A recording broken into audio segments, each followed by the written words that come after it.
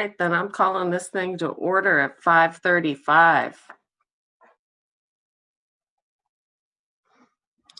Is there anyone here from the public who would like to speak?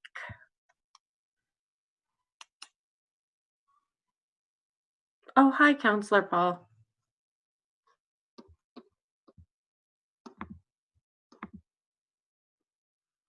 It doesn't look like we have any public forum signups. Great, thank you. The next thing on the agenda is the first thing, which should have been the motion to adopt the agenda. Would anyone like to make that motion, since I have already jumped into the agenda?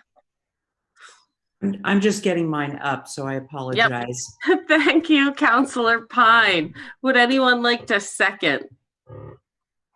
Second. Thank you, Counselor Paul. All in favor? Aye. Hey, I'm going to assume there's still no public comments, Jordan. So we're going to move to the consent agenda. Is there, the only thing on the consent agenda is the Board of Finance draft minutes from November 9th. Is there any comment there? Yes, Counselor Pine. No, I was just going to move to adopt the consent agenda and take the actions indicated. Excellent, thank you. Is there a second? Thanks. Thank you, President Tracy. All in favor? I'd like to Yes. speak to it, please. Yes, of course, Counselor Paul. Okay, so in the minutes, there are some things that I think were quite important that were left out. And I'd like to be able to just simply send you language, those related to the use of the unassigned fund balance, the non-spendable items, which were sort of glossed over in the minutes. And I'd like those stated on the record that, you know, there were comments about the unassigned fund balance, the use, partial use of that unassigned fund balance, as well as the support that the Board of Finance gave in relation to the fact that there are employees who are concerned that given the challenging times that we're living in, that we had affirmed our support for the fact that we will make the budget work.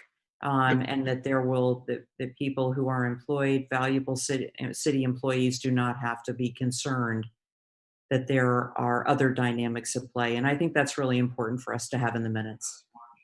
I agree. Thank you for looking at that so carefully and providing that language. So we will table that motion. I mean, I'm happy to vote on that. I just wanted to state that, and I will get it's my mistake for not having done that today, but I will try to get that to you tomorrow. And I'll copy everyone if that's okay. If it isn't, and it would be construed as being part of a meeting, then I guess we could table them and do it at the next meeting. Whatever, maybe Eileen wants to speak to that. She does. Well, I think they moved to adopt the consent agenda, which included those minutes as they're written. So somehow there would, either you have to move to amend the motion to include your language, or you table it to next time. Or we can what? I'm sorry, what was the end of that? Or you table it to next meeting. Either way. Okay, so once a motion has been made on the consent agenda, would the person who made the motion have to table it? Is that what you're saying? No, I think anybody can. Anyone. Yeah. Okay, so I would make a motion that we table that until the next meeting. Second. Okay. Great, thank you. Any further discussion on that? All right, then we are going to move into item number 4. You have to vote on the motion. Thank you. Okay. Oh, All in favor? geez, guys, I'm like all over the place. Um, all in favor of tabling the motion, please say aye. Aye. Aye. Aye. All right. Now I'm going to move on to item number 4, which is a report out regarding the COVID budget update. And I do have good news to share. I don't know how many of you saw the presentation ahead of time. But the headline is we got the money, the $2.5 million from the state. So that is great, great news. And I really want to thank Katie Kinstead, especially from CEDO, who's been the point person on this, and to even though I can't say she quite took it on exactly willingly, ever since she took it on, she has done it with a smile and has done an excellent job. So, yeah, the headline is we got the money. And we are able to submit for reimbursements through the ELGR. It's got a great name, for up to $2.5 million. It's a huge lift, and we're strategizing how to do that because all the receipts and documentation have to be submitted by December 11th. And of course, on the other end, we were only guaranteed $750,000, and we didn't find out until Friday. So we've been trying to manage that. And as a result, this presentation is already outdated, but I did update it as much as possible over the weekend. I just am not going to have every answer to every question that you'll have. We'll keep talking. In the next Board of Finance meeting, we'll come to you to officially accept the grant, and I expect we'll know more even then. This is the overall summary.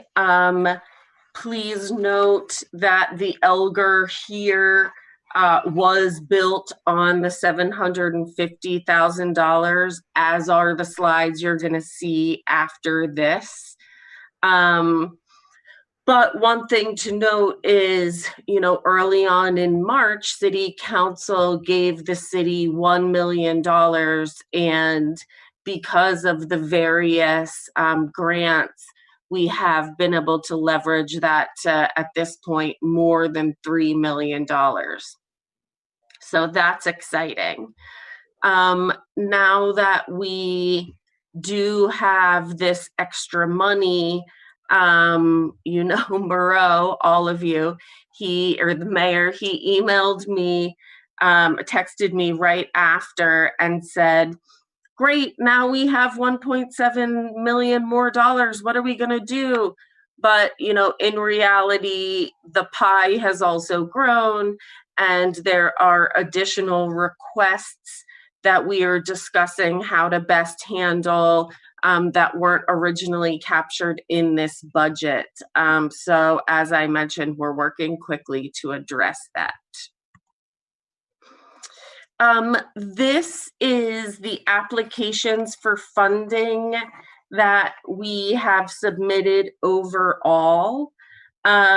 We are excluding the airport and B.E.D from our COVID reporting because those are managed autonomously. So you'll see that's why they're in a different color.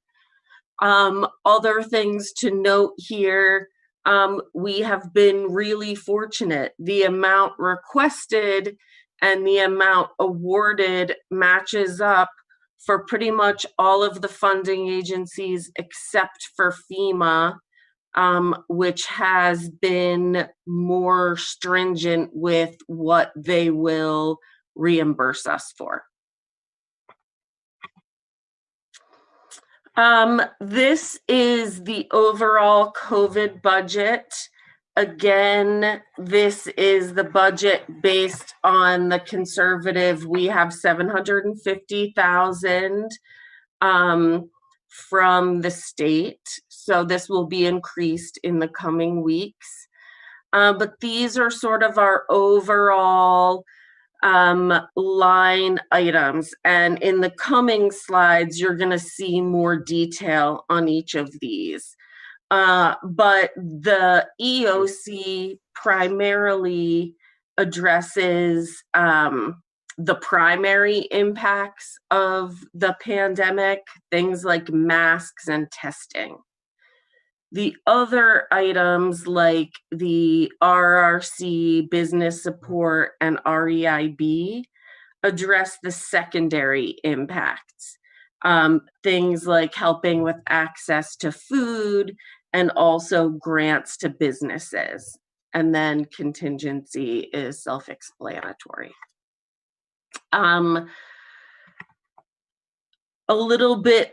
Digging a little bit more deeply into each of those lines. This is the EOC, and you'll see most of these lines are the budget through the end of this year. That is how the EOC and RRC were budgeted.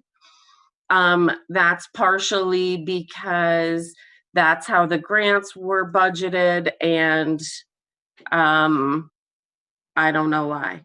That's how we originally thought we were going to do it. And now, as things have developed with Elgar, now is a good time. We'll take another look because we have more money to keep going into January. But as you can see, what we call COVID response is the largest chunk. That is for things like masks, PPE, disinfectant. A lot of that is reimbursable. Facility costs are largely ventilation improvements in our actual buildings. The low barrier shelter, what is the operating grant to a new place, supportive quarantine, I think we've talked about. Infectious disease response staff time sounds very interesting. That is kind of a technical FEMA term, and it is temporary. They're temporary positions. I believe they're all in the RRC, but they are focused on community engagement and getting public health messages out. And we track them differently because they're 100% reimbursable.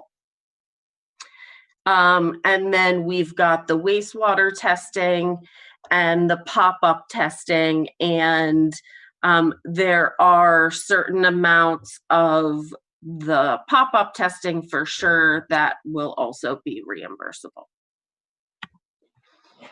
The RRC, again, we've got staff costs that comes from CEDO as well as other department staff like planning that have been staff redirected to assist with COVID recovery.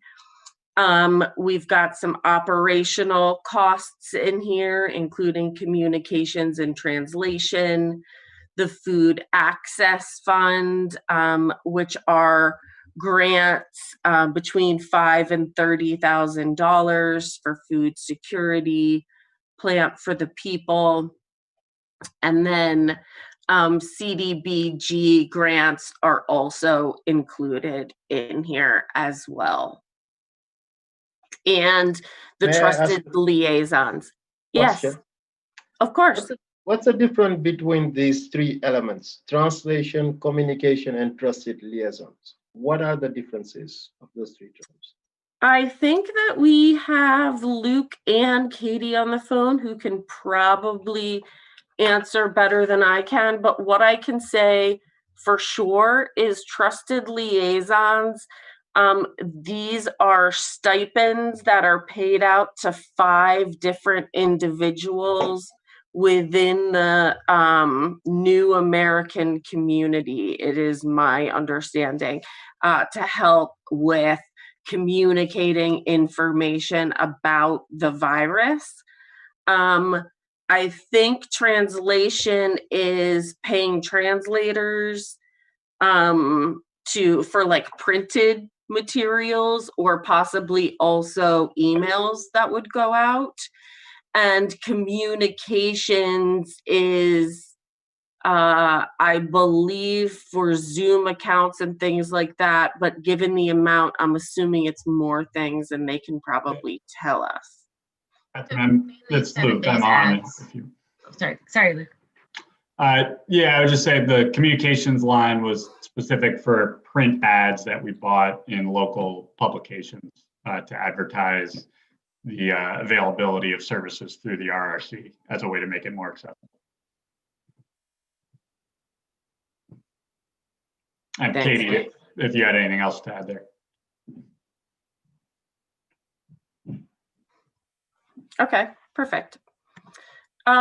We also have business support. So as you will recall, while the Church Street Marketplace staff is working with CEDO, kind of under this business support lens. These are costs that are specifically going to help all of our businesses downtown. So again, we have grants. These are $5,000 grants. We have the Love Burlington website and some associated costs. We have the abatement from last year of the Church Street Marketplace fees. We have some staff costs, as well as various projects that Cara is working on that I'm sure she would be happy to talk to us about, and the ventilation micro grants. If I could make one quick correction, Catherine, Please. our work is not just focused on the downtown, but on businesses citywide, so including all neighborhoods. Thank you. Mm-hmm. The last category is racial equity, inclusion, and belonging. And this category looks a little sad, but keep in mind, it is in addition to the 1 million already allocated, and up until recently, racial equity considerations for COVID were addressed through CEDO, and now that's moving to the REIB team. There's money in here for this 8-point plan, and I'm sure Taisha could speak more to that. But that is sort of operational money, as I understand it, for things like website PPE that may be more culturally appropriate, and translation services specifically for BIPOC communities. And the rapid response team is the group that she is working with, and these are the stipends that we are paying that group. That is correct, Catherine. The 8-point plan, the money that's allocated there is, it's for everything. It's like for printing, for translation services, for PPE, for the rapid response team members who go out into the community, just to make sure that they're safe as they're talking to other community members. Great, thank you, Taisha. Mm-hmm. So what's next? We've got the money, which is great. Our next priority is getting all of the paperwork together over the next 3 weeks, because we've got to get it in by December 11th, and it's a lot of paperwork. And continuing to budget for RRC and EOC activities. As I mentioned, the other things are already budgeted through June.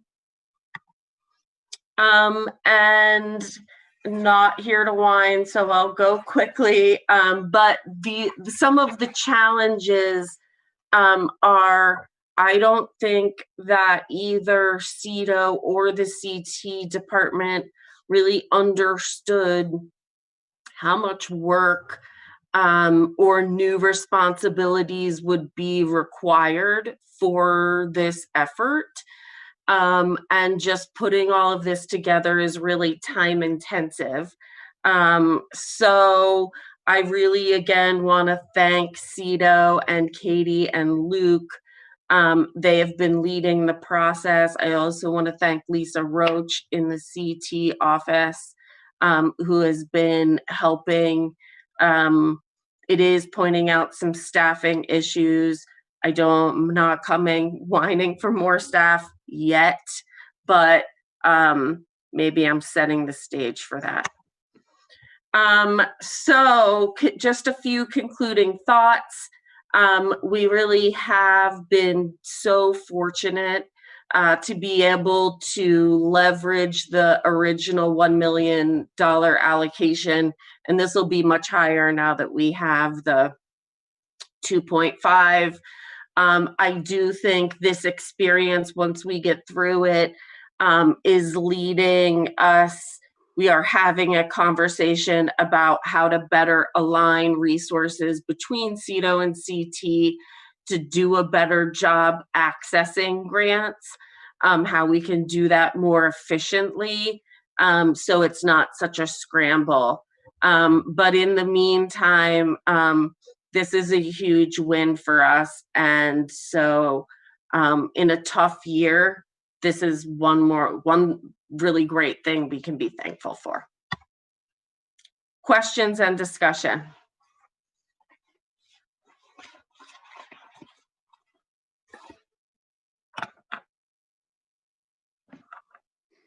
Yes, Councillor Pine.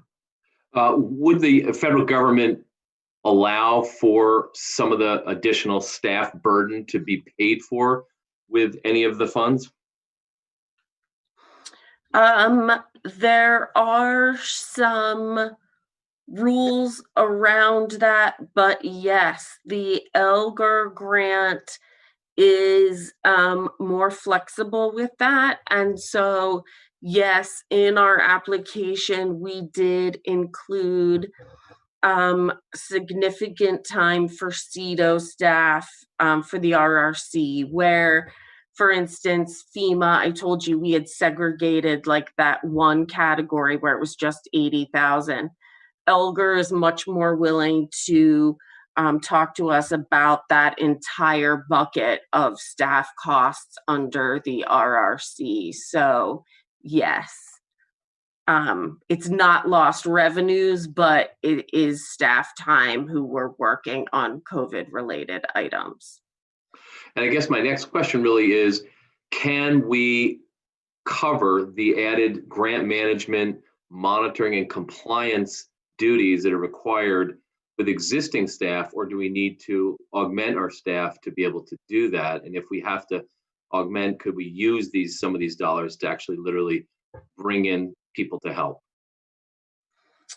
So we don't have time to bring people in, but the time that people are spending now, they can charge, and that's allowed. So yes, it's just a little bit, we don't quite have enough bodies. And so I think we're looking at a short-term real crunch, and we're just gonna like get through it. But realizing that this is a longer term issue, and even beyond the pandemic, wanting to be efficient with how we use our resources around grants. I think having closer coordination between these two departments and maybe just looking at that will be useful. Thank you. Yeah. Oh, thank you. Yes, Councillor Paul.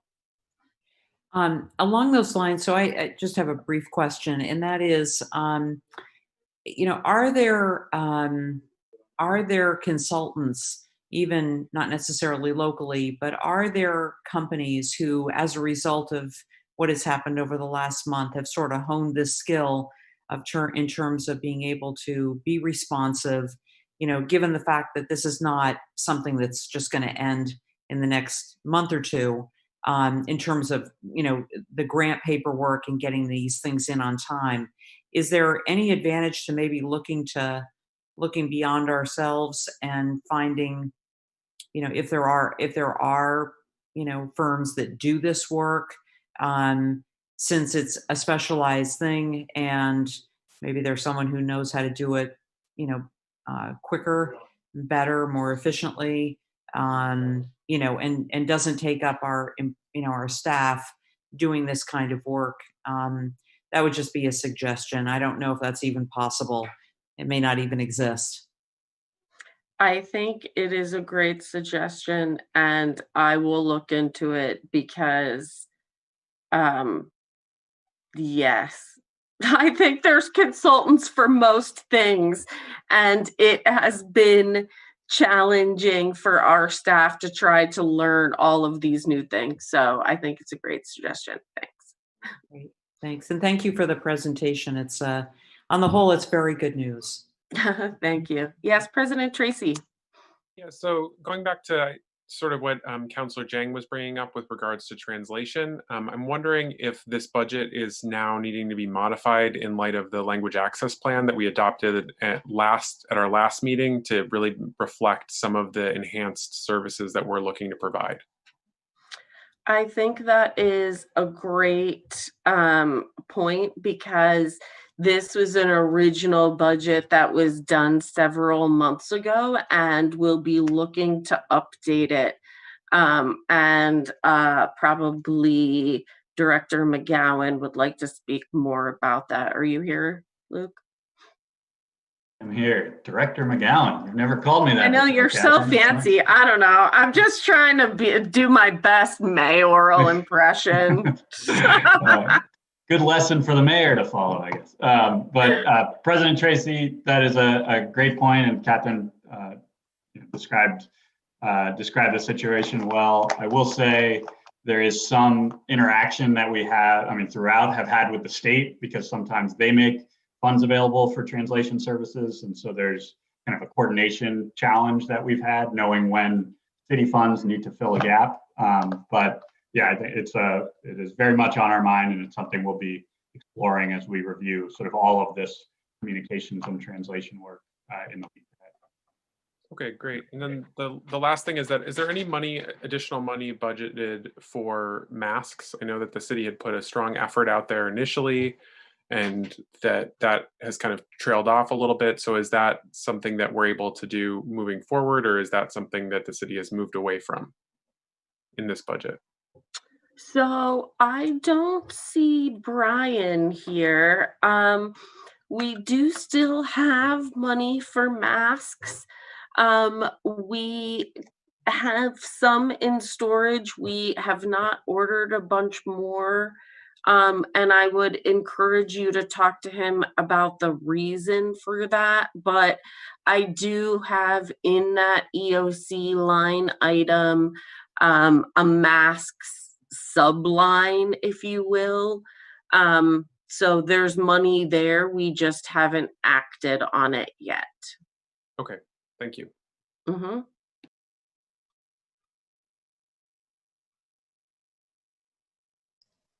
Catherine. Yes. So I just think as I'm on the call, the point you made about needing help with grants, and between clerk treasurer's office and CEDO. Just so you know, this is not new. It is something that the city has needed for a long time. And I just wanted to speak up to say I would support that if I were you and others on this call, because I think we're short-staffed when it comes to grants, and we don't have the resources to be looking at grants all the time. And then all the procedural matters with the new grant systems are very time consuming. So I just wanted to give us a shout out to support that initiative of getting some help for you, for us. Thank you. I think this is one of the unique things that I bring.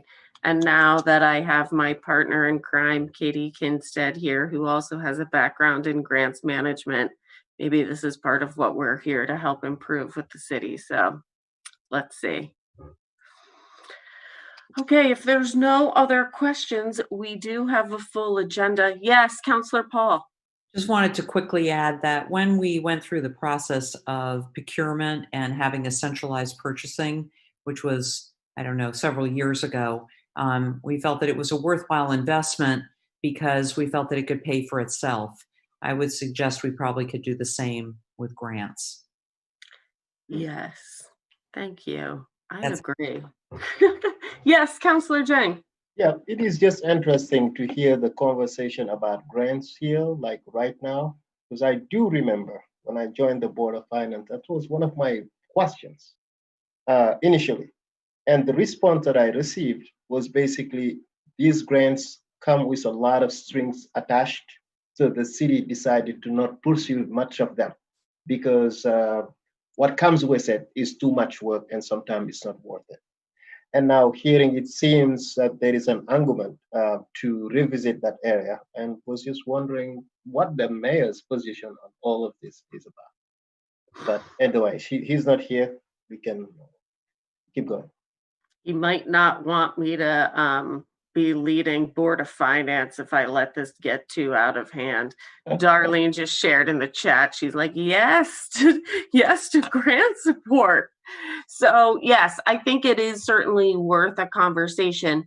That is also a true point. I mean, as CEDO can certainly attest, many grants have very strict requirements year by year. That being said, that maybe still doesn't mean it's not worth doing some investment overall in grants. However, if I don't move us along, we'll never make it to be able to get to City Council on time. I agree. So I'm going to move us to item 5.01. How would the board like to proceed with B.E.D's property, boiler, and machinery insurance renewal? Yes, Councillor Paul. I'm happy to make a motion if you'd like to move it forward. I do have a number of questions I wanted to ask. Excellent. We've got some people here to answer them. Should we get a second first? That's confusing. Thank you, Councillor Pine. And Councillor Paul, why don't you go ahead with your questions? Okay. Thanks so much for the insurance memo. Greatly appreciate it. I'm trying to make sure that I understand from what I think I read in the memo. It says that the value of McNeil is around $180 million. And I don't know if that number has gone up or down because I don't think I saw that in the memo. Then it sounds like the total insurable value is going to be capped at $175 million versus $258 million for last year. And the price, if we had gone to the 258, was going to be $683,000 by piecing together different insurance. And we're not doing that. We're paying the 644 for less, for a lower cap, for less coverage. Is that right? I think I can answer that. Good evening, all. So you're right that every our total insurable value means if we cover everything from paper clips to gas turbines, we have $258 million of property on our books. For the last several years, that gets capped at 175 million.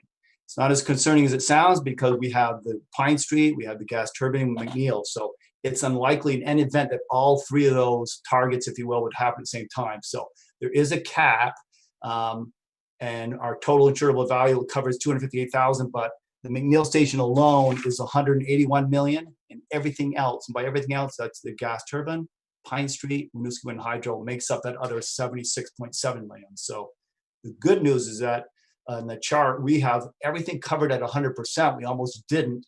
AIG was going to cut back their share from 30% to 25. So we do have, and that's been, Commissioner Paul, that's the way it's been for several years now. That cap is not new. We've been at 175 for the last 4 or 5 years. In fact, I think in 2009 was the first year that we were actually capped. Okay. And the, I'm not 100% positive I understand what the implications are on the budget. If in fact you budgeted for that amount, I probably missed that. No. And then the last question that I have for anyone is that it does appear as though, as you had just said, Paul, there are the chances of all of these things happening at the same time, or even in the same year, or even maybe in the same couple of years, are pretty remote. Have you gone through the exercise of considering? I noticed in the memo you talked about self-insuring. Have you gone through that process, or is that something that you might consider doing over the next year? Because obviously the price is going up, not down. No, I'll take the first shot at that. So as far as the budget, so you may recall from 2 years ago, you talked about, this is our monster line of insurance. There's nothing even close to this. Our second largest line is general liability in the $80,000 to $90,000 range. So just give you the magnitude. 2 years ago, this line was 228,000. Last year, it jumped to 579,000. This year at 644. That 644 represents 11.25% over last year's premium, or against the budget 14.97%. So those are big numbers, but what we're seeing in Paul Plunkett, our insurance agents online also, anywhere from 20 to 200% that across the nation, people are saying. So we know we got hit last year. We had a 125% increase last year. Now we're in the 10 to 15%, depending what you compare it to. So that's not bad, but it's still huge numbers that we're talking about. The second part of your question is looking into the future. There are several things we've identified along with Hickok and Boardman that we might be able to do to either offset the premiums in other lines to take some of the hit, or some things that we can do here at B.E.D. And the number one thing we can do is certainly we have there's 4 insurance carriers that write this policy: Zurich, AIG, StarTech, and Aegis. And their number one thing is have an engineering recommendations. We had 21 of those on a list. Some of them have been out there for years. We either can't afford to do or they don't make sense. We have trimmed that down to 11 to 12 this year. That makes a huge difference. And as Mr. Plunkett can attest to, when we can eliminate that list, we might now get the premium down to something a little more reasonable. We'll probably never see in my lifetime anything in the 200 to 300,000 range, but I think we can get that down considerably as we tick these off. Okay, well, I appreciate that answer. I mean, it is concerning. I mean, given the fact that it went up so much last year, has not gone up as much this year. I don't know. I sort of feel like maybe next year is going to be another large increase. I don't know if they tend to be cyclical in that way.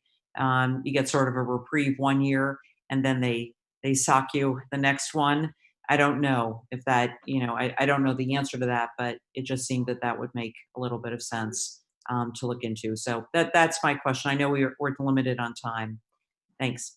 Thank you. Thank you all for being here. Sure. Yes, Councillor Pine.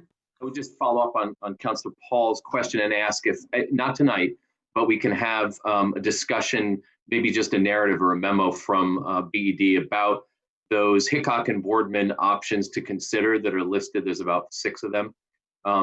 Which of those are, advisable and desirable to pursue as ways to hopefully bring down this premium going forward? Because we certainly don't want to see it jump up continuously at this double-digit rate that we're seeing here. So that that list was, I was glad to see it. And I think I'd like to hear from B.E.D. What's the plan for going through those future options going down in the future? Thank you. Absolutely. And I think Commissioner Paul, what I didn't answer was next year also, if there's such a limit, we went out, and as Mr. Plunkett knows, 25 carriers. So we've gone to all the big hitters that are out there. We're down to just these 4 that are really interested in writing us. If we lose those 4, that's when that's sort of not an option, but that self-assured means no one will underwrite us. And now we will dollar for dollar pay for the loss. Knock on wood, we've had great experience at that plant. But if we do have a loss, it tends to be significant. It's a 9-story boiler, as you know, if you visit the plant. So that would be risky, but it's an option for sure. But Thank you. Thanks for the answer, Paul. You've been doing this for a really long time. I have no doubt that both of you, named Paul, have done your homework. I didn't want to chair the meeting. I think Commissioner Dang's got a question. Yes, Councillor Jang. Thank you. Yes, and maybe for that memo, Councillor Pine is requesting to also include what self-insurance means and how does it look like, how does it play out. I think having that details. And also, if you could, what are, because you never know about fire or lightning, you never know when it's going to happen. You never know. Like you said, let's knock on wood. But what are the likeliness, even for that, when it happens and hits, what type of damage, for example, can it contribute to those boilers and etc.? I think no time right now, but next time if you could include those, that would be great. We'll do that, certainly. Wonderful. Great, thank you. Any final questions on this? Yes. And the final question that I have is why we're seeing this today, knowing that the application already expired a couple of days ago?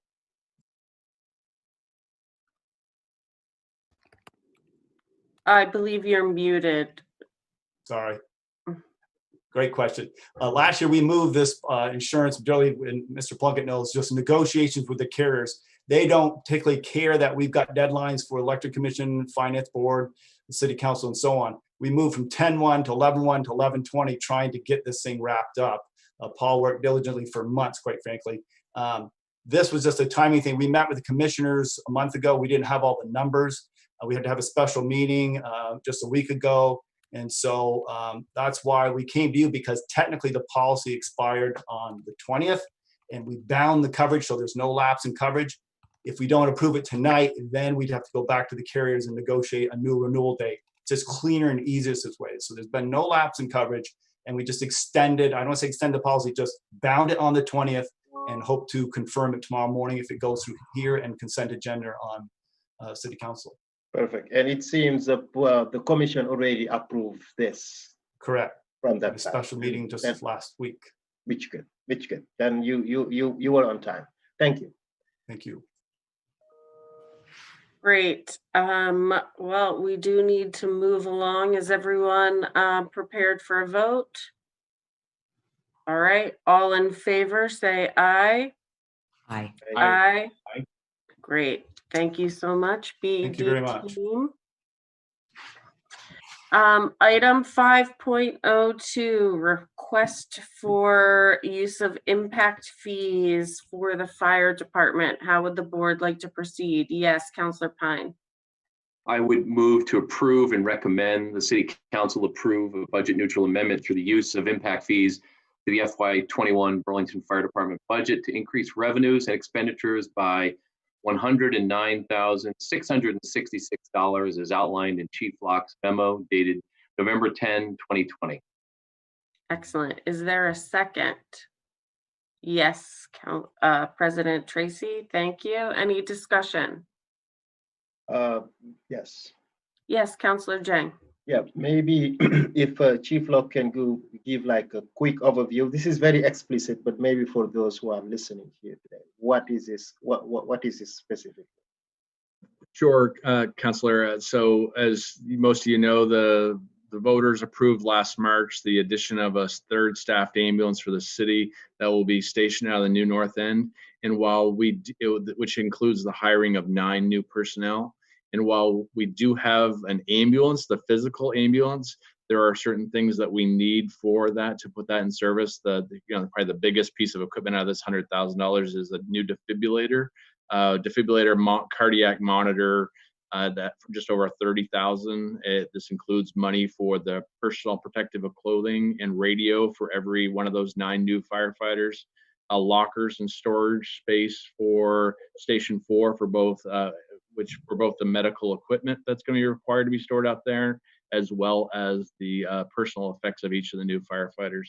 So at a high level, that's what that's for, and we are still on track to hire those 6 new firefighters in March and 3 additional in September, and anticipate the go live of the 3rd ambulance right around the 1st of August of 2021.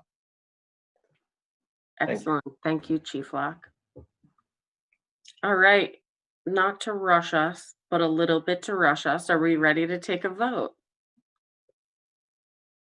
Excellent. All in favor, please say aye. Aye. Aye. All right. Congratulations, Chief Locke. Go outfit that thing. All right. Item 5.03, the Champlain Elementary Pedestrian Improvements Project. This is authorizing a small additional contingency. How would we like to proceed? Councilor Paul.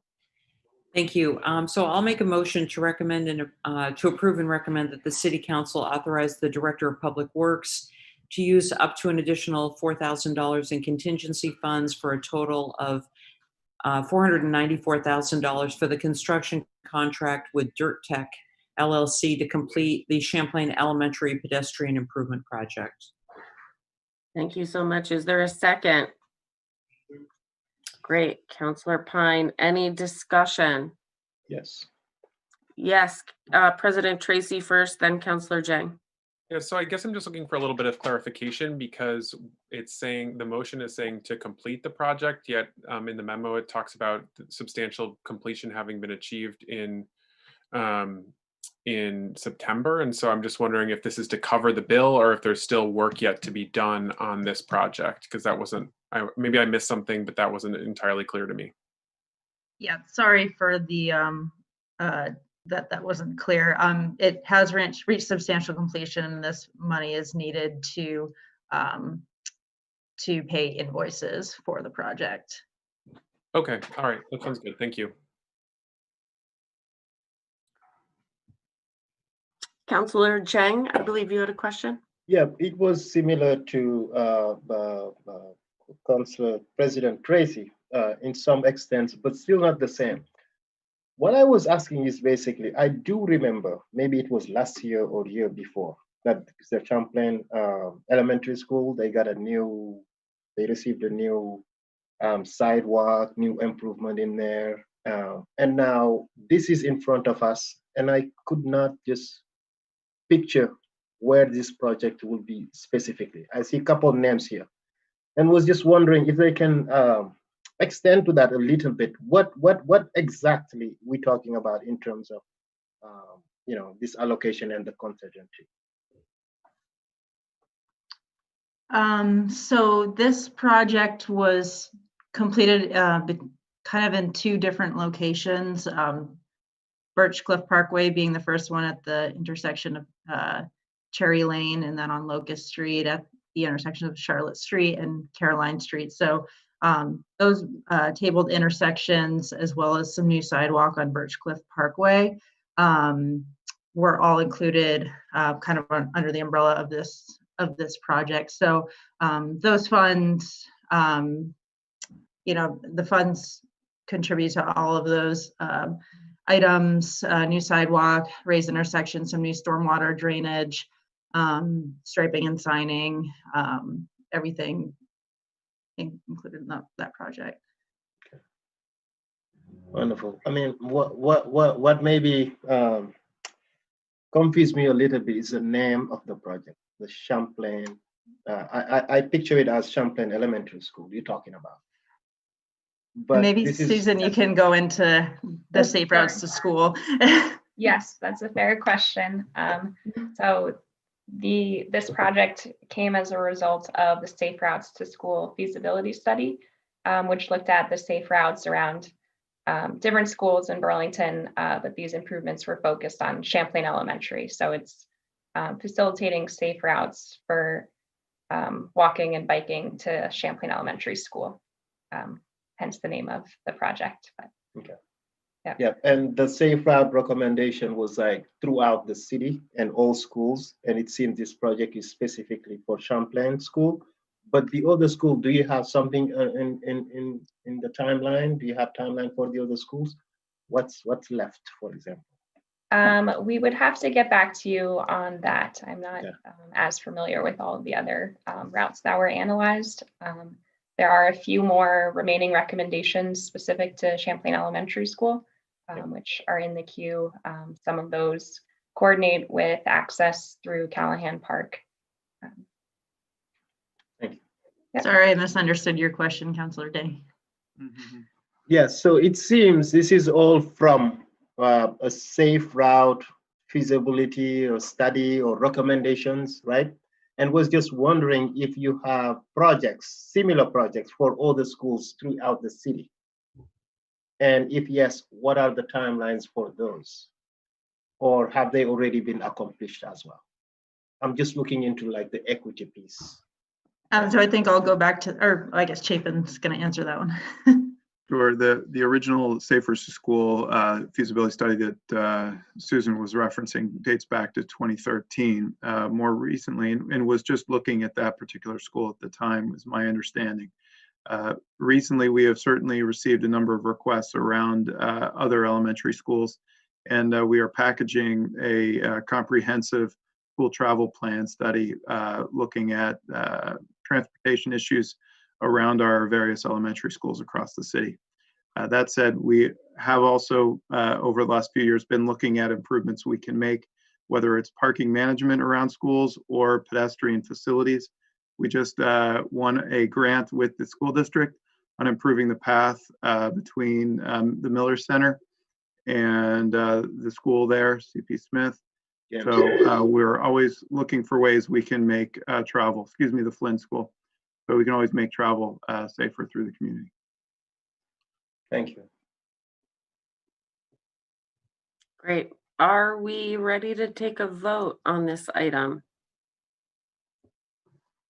All right, all in favor, please say aye. Aye. Aye. Great. Thank you, Thank you very much. DPW staff. The next item is item 5.04. It is a special personnel management system for BPD. And I know we do have some BPD staff with us. How would the board like to proceed? Yes, Councillor Pine. I think it would be helpful to hear staff describe and discuss how this will be helpful to their efforts moving forward with efforts around, police reform and accountability and monitoring of both data and outcomes. Excellent. Thank Would you. like to start, Chief Bured? Sure. Thank you so much. And thank you for the question, Councilmember Pine. So this is designed to do exactly that. This is a program that is being used by a number of police departments and is designed to monitor, to ensure compliance, to have it's a certain amount of convenience that it brings to this process, and it integrates. So we have a number of ways of keeping track of a variety of different personnel databases and personnel related information. We have use of force reporting, we have training documentation, we have issues with internal discipline, with internal investigations, with personnel related performance evaluations, with personnel records, and all of these things are maintained in different ways. Some of them are maintained on paper files and in file cabinets. Some of them are maintained through our existing Valcor system. So our use of force reporting, for example, is through the Valcor system, but that's not what Valcor is designed to do. Our complaint intakes come in through a portal on the internet into our emails. We enter them into a spreadsheet. We follow up on those complaints with complainants, investigate as necessary. That's a separate system. What the benchmark system promises to do is to actually integrate all of that into one. And it is something that allows us to actually have, and it data ports it as well. So it exports the data from, for example, our Valcor system. Now, our Valcor system is the system that we use to be dispatched to calls for service, and then to enter in all the information about a call for service and enter in the reports that the officer writes, whether there's any enforcement, and on rare instances when use of force occurs, that's also where the officer records the use of force and the rationale for it, and there's a number of things that have to go in there. That data would all be ported out into the benchmark system, which then would be able to track it in a very different way. It provides an early warning system for that kind of activity if we are seeing patterns of behavior that are troubling for a specific officer or even a specific shift. It also allows us to track good things, commendations, to track training that officers have done, to track the idea of being able to complete required reports. It is something that really centralizes a lot of our management functions into a singular system, and one, frankly, that is not unique to this police department. It could be operated by anyone. So I know that as we look at police transformation, we're talking about having other entities being able to look at certain functions of the police, whether that's access to civilian complaints, whether that's access to use of force. This allows all of that to be in one place, which only facilitates the ability to share and ensure that other entities can see these kinds of pieces of data as well. One quick follow-up, if I could. How will we? How does this data? How does this system do a better job, perhaps, of triggering some monitoring for poor quality data or incomplete data that we've heard in the past has been an issue around some of the data being provided? So ensuring quality, I guess, is. So in that, council member, it remains an issue of it's GIGO. It's garbage in and garbage out. Our data is as good as the data that comes in. What this does do, however, is it gives supervisors an added ability to know when an officer hasn't filled something out and to be able to press on that officer to say, hey, you didn't finish this and you need to be able to go back and do it. With use of force specifically, it creates a number of tabs that have to be completed. It also flags for supervisors or for the officers themselves. You didn't do this yet, you need to. That alone will improve the data that's coming in and thus the data that ultimately comes out as we are able to track these things. There have been a number of different methods of tracking data over the history of the department. This is going to consolidate a lot of it and impose a level of uniformity that's only going to be helpful moving forward. Thank you. I'm optimistic that this will be an improvement. Thank you very much. Thank you. Councillor Jang. Thank you, CFO Chad. And Chief, Deputy Chief, was just wondering if the council did not reduce the number of the police through attrition, would you need this? Would this come handy or no? Just wanted to know that. Absolutely. We need this irrespective of our headcount. This is something that all the officers present will benefit from. They'll benefit from it with regard to being able to track their training so that we're ensuring that we're keeping up with not only the rules that the state has. The state has very specific rules about certain kinds of training that we have to complete each year in order to maintain certification. It will not only help with that, it'll help with all the new training that we anticipate coming out of changes in the legislature in Montpelier, that will be additional training issues and the training that we want to be able to do as a community, and that frankly, the resolution for racial justice requires of us certain kinds of training.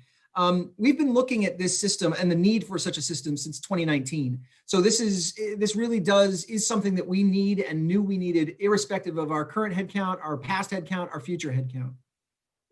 Wonderful. And then lastly, I think we can follow up via email. It's just about when you receive a complaint, what are the appropriate steps you need to take to respond to that? But do you wish for me to answer it now, council member, or in an email? If the answer is quick, yes. A complaint comes in through email generally. There are many, many methods through which it can come in, and we do our best to make as many different avenues available to the community as possible. But the majority of them come through email, through the portal. So they're made online. They come into our email boxes. We enter them currently into a spreadsheet, just an Excel file, and then we basically track that incident through the necessary steps, whether that turns into a citizen complaint that is one that we talk to the citizen, we talk to the officer if that's necessary, and we come to a resolution, or if it turns into administrative review. An administrative review is a slightly higher level of complaint. It's more complex. It's going to require, in all likelihood, an interview with the officer, one that entails a certain amount of protection for that officer in that he gets or she gets to have a delegate with him or her if so desired. And then the final being a Bureau of Internal Affairs investigation, a BIA. So any one of those can sort of be where that civilian complaint goes. And it is something that will be automated with checks and balances by the benchmark system. So that it's not just us entering it into an Excel sheet. Thank you. Yes, President Tracy. Yeah, so I'm wondering how you're going to leverage the operational efficiencies embedded in this software to increase transparency and specifically make some of this information more available to members of the public. Thank you very much for that question, Council Member. There are a lot of ways that we can do that. Those come down to decisions that are currently being made by the Police Commission about what we are going to release or not. I think that one of the things we've talked about with Benchmark is the fact that they actually can create ready-made forms and data collection. So they actually, it automatically exports data into forms like bar graphs and pie charts, et cetera, so that we can actually visualize what we have. Our complaints, for example, a full third of our complaints are on their face, not actually complaints. They're either things that are about crimes that are happening and have nothing to do with police conduct. They are meant for Burlington, Iowa, or South Burlington B.E.D. They are oftentimes sent to us by people with pronounced mental health issues.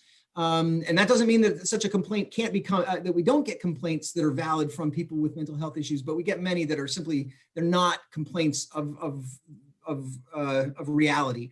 And so a full third of our complaints aren't that. We'll be able to actually distinguish between those and track those and put those up.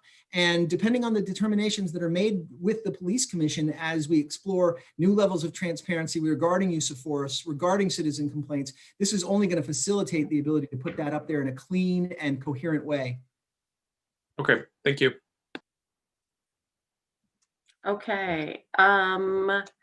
Any other discussion, or is anyone ready to make a motion on this item? We do have a lot to get through in the next 20 minutes. Yes, Councillor Pine. You'll make the first. Councillor Paul, are you okay with the second? Great. All in. What? Absolutely. Thank you.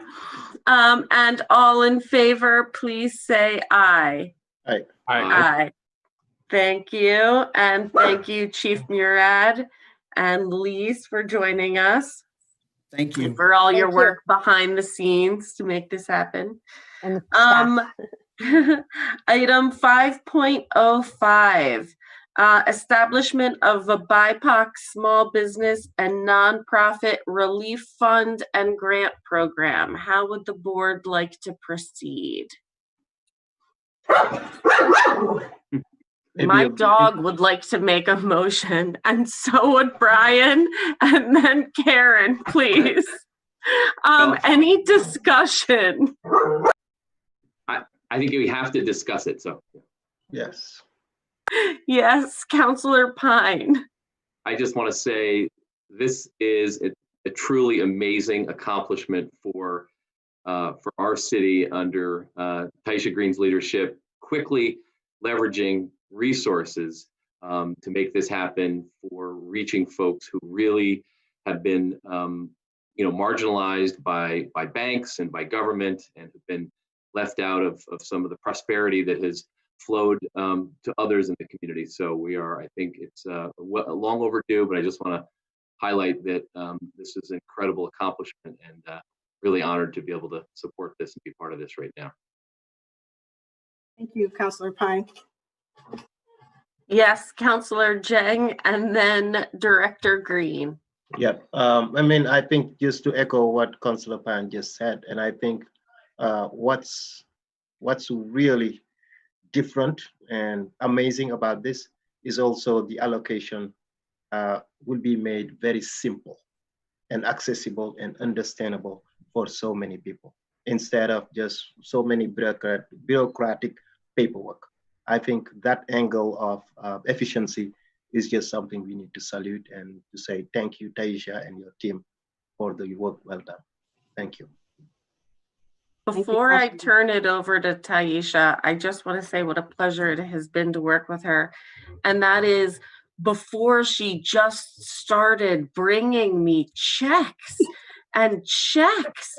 I mean, we are so fortunate to have this director who can really raise money. And then, as Councillor Jang says, create a very simple and effective grants program. And so I'm really fortunate, and I'm going to give you a chance to brag about it, Director Green, but it looks like Councillor Paul wants one statement or maybe a question. Councillor Paul.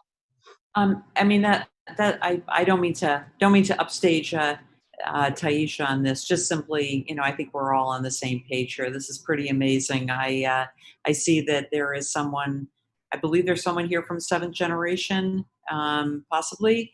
And all I can see is the name and the word 7, but I'm assuming it's 7th generation. That's right. When you give $50,000 to the city, we give you your time to speak. But thank you so much. And we did speak about this at the Racial Equity, Inclusion, and Belonging Committee, of which 3 of us are members. And I also want to echo what Councillor Jang has said, which is that we need more grant application forms that are as easy to complete as this one. So thank you. Thanks very much. Taisha, take it away. Thank you. I just want to say thank you all for your support, and definitely thank all the businesses who have supported, and especially 7th generation. And I do want Joey to be able to speak to why he thought it was really important to support this effort. And I definitely appreciate 7th generation's support. So Joey, I'll let you take it from here. Thank you.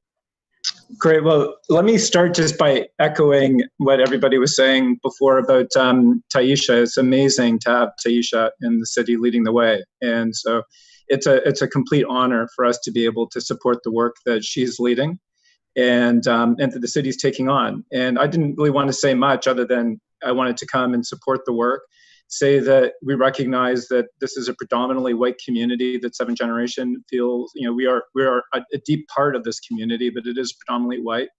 And we're working through a crisis that is disproportionately affecting people of color.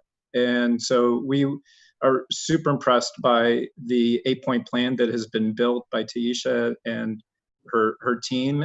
We think it's really important to be able to get support directly to BIPOC business owners, and are just really honored to be able to support that effort. 7th generation is a company we believe, not just in the health of this generation, but the generations to come. And we've long taken big stances on climate justice and know that it's important that we stand for people who are hit first and hit worst by crises like this. So I'm very happy to collaborate together to have a real big impact. Thank you. Thank you so much. Sorry, Taisha. No, it's okay. I was just thanking Joey for saying that. I don't have anything else to add. Counselors, I know that we're running behind, so thank you all for indulging us. Oh, the swags. So I assume that we are all ready to vote in favor of this. All in favor, please say aye. Aye. Aye. Have Yes, we made them? Has the motion? I don't believe a motion was made. Well, I have you as a second. Oh, that's right. That's right. Okay, I'm sorry. I apologize. It's Long okay. meeting. They're coming fast and furious. That's why I write them down, to make sure I don't miss any. Apologies. Sorry. No worries. Thank you. I really do need all of you to keep me honest, so that's helpful. item 5.06, which is a reclassification, elimination, and creation of a position within BCA. And I know we've got Doreen in her awesome hat and Tony in his awesome plaid here to talk to us as needed. How would the board like to proceed? Yes, Councillor Jang. Yes, a quick overview would be great because there are this jumped from a photographer to a social worker. Yeah.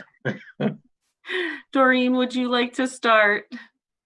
So we have the opportunity with the darkroom director leaving BCA this past year to reorganize in the education department our team, as we both are meeting some of our strategic goals from our plan from last year. This reorganization was and continues to be a priority in terms of serving a broader, more diverse community and emphasizing the work not just during COVID, but understanding some of the implications from COVID for how we will program going forward. And so we are shifting now to bringing an emphasis on children and families because of both the emphasis in a number of our internal programs, but also reaching out deeper into pockets in the community and serving and working with our other partners in after-school programs and various youth groups, along with the other cultural departments in the city. And then bringing some of the responsibilities that were in the darkroom and the photography program to a shared responsibility within the department as a whole. And Melissa is here as well, I believe. Melissa, are you on the call? Maybe not. Melissa is the Director of Education, and this has been sort of a 9-month wind up for her to bring some strength into the times of the year as well, like the very robust camp program that we run during the summer. And we've had interim and seasonals working in that program. And now to bring that in, here you are, Melissa, to bring that into the team as a part of our reclassification, I think is going to strengthen having this in one person. Melissa, would you like to add anything to what I've said? Hi, everybody. My name's Melissa. I'm the Education Director at Burlington City Arts. I've been around for a while and just so excited to really think about taking us to the new level with this position changes. It's been something in the works since January. Had a lot of time to think about things, but I think with a youth and family programs coordinator, we'll be able to take those programs to the next level. And then we've kind of recategorized the current community programs person to really focus on the adults. So together it would be a team effort, but it would be really efficient from a staff perspective. Every summer we run an amazing amount of summer camps. And I always lose a seasonal camp coordinator at the end of 8 weeks. So I really lose that momentum of really partnering in the community and really getting a foothold on youth and families. So this would be a huge, wonderful change for us to have this kind of a year-round position to really go further. I could go on for a long time, but I'll stop. Yeah, I just want to quickly say I appreciate the attentiveness that the BCA staff has given to how to pivot programming in a cost-effective manner. So thank you from the finance person. Councillor Jang. Yeah. Now, what would happen to the dark room photography program since this is going to be the part-time position is now eliminated? The program would not change. The offerings through our photography program are still there. This is just being brought in under management inside without an individual person, which is a new model that we have for managing the different classes within BCA. Yep. So I want to make the motion then. Thank you. You're welcome. Great. Is there a second? Counselor Paul? Yes. Any other further discussion? Great. All in favor, please say aye. Aye. Aye. Aye. Great. Thank you, Doreen. And Thank you very much, everyone. You're welcome. We've got some more reclass and staffing news and a request from BPRW. And we've got Cindy and Danielle. How would the board like to proceed with item 5.07? Yes, Councillor Pine. Given the hour and the fact that this is laid out so clearly, I would move approval of the reclassification as presented in the resolution from Burlington Parks, Recreation and Waterfront. Thank you. Is there a second? Councillor Jeng, any further discussion? Great. All in favor, please say aye. Aye. Aye. Aye. Thank you, Danielle and Cindy and all for your clear memo. Congratulations. Thank you very much. There is no item 5.08 because I included it accidentally. So that's great for us right now as we're running late. Under Board of Finance approval only, we do have one more staffing issue, and that is item 6.01 with CEDO, the Community Works Project and Policy Specialist 2. How would the board like to proceed?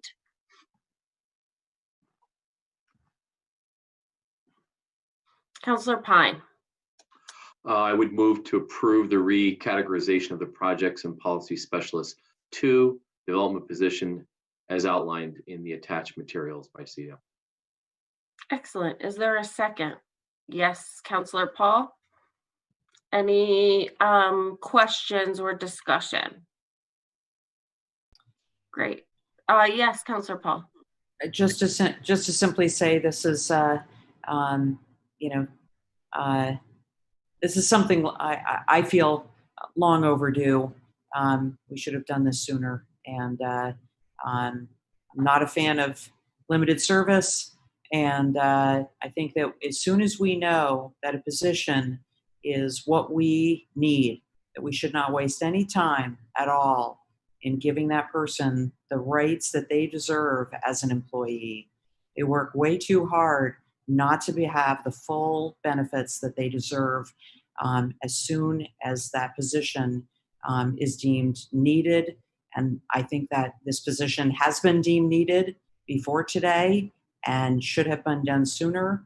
And I hope that this will not be happening in the future. Thanks. Thank you. Everyone ready for a quick vote here? All right, all those in favor, please say aye. Aye. Aye.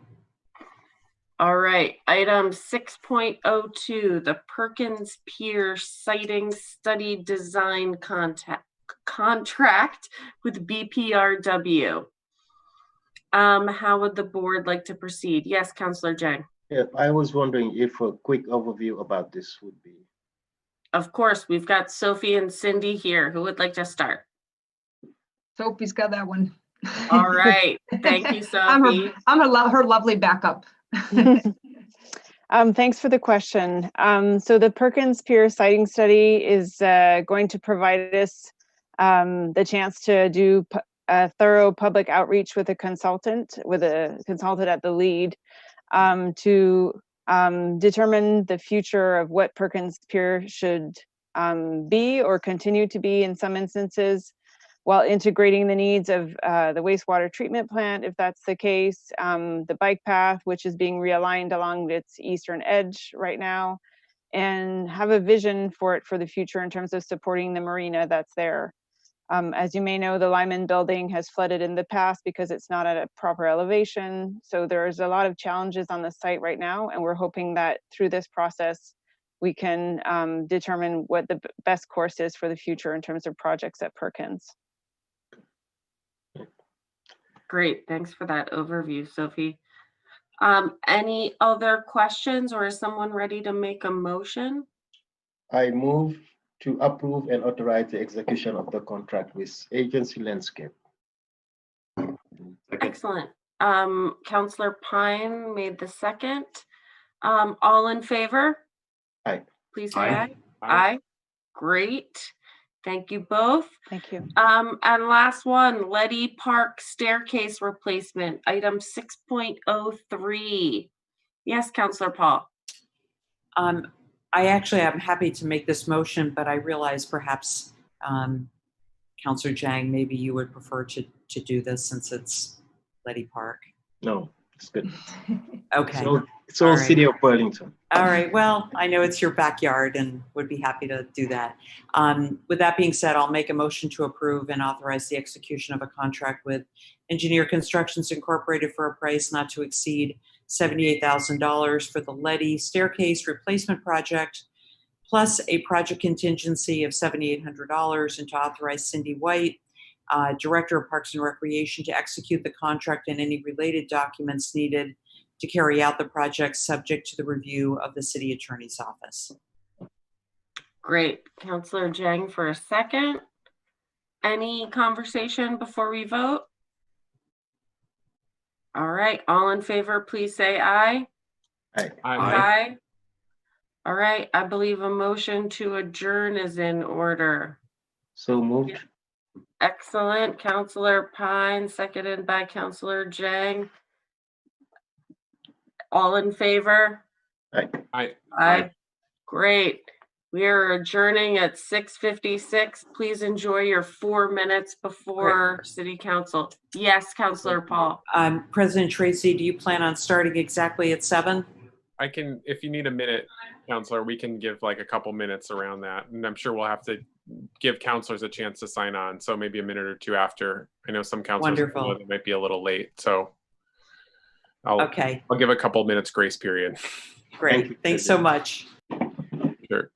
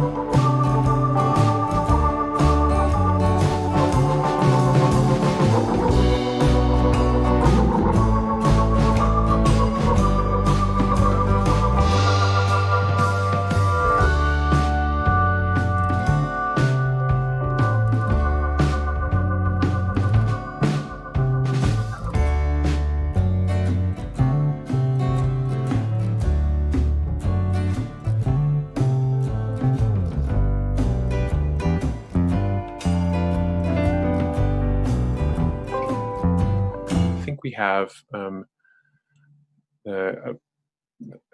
all the counselors on at this point. I know that a couple were going to be here a little bit late. So with that, I'm going to call to order the City Council meeting at 7:05. The first item is the pledge, so do that. Allegiance to the flag of the United States of America, one country, liberty and justice for all. Okay. The first item on our agenda is our agenda. Councillor Stromberg, may I please have a motion on the agenda? I move to amend and adopt the agenda as follows. Add Councilors Carpenter, Paulino, Shannon, and Freeman as co-sponsors to agenda item 5.02, resolution divestment of city funds, including retirement from fossil fuel investments. Councilors Stromberg, Paul, Hanson, Hightower, Pine, Tracy.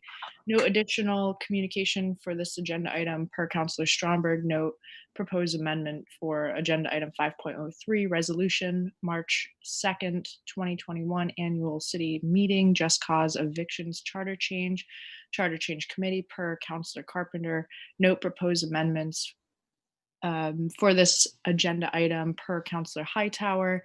No additional document per Assistant City Attorney Sturdivant per Bill Ward for agenda item 5.04, ordinance, Burlington Code of Ordinances, Housing Minimum Standards, Parking Plan Ordinance Committee, second reading.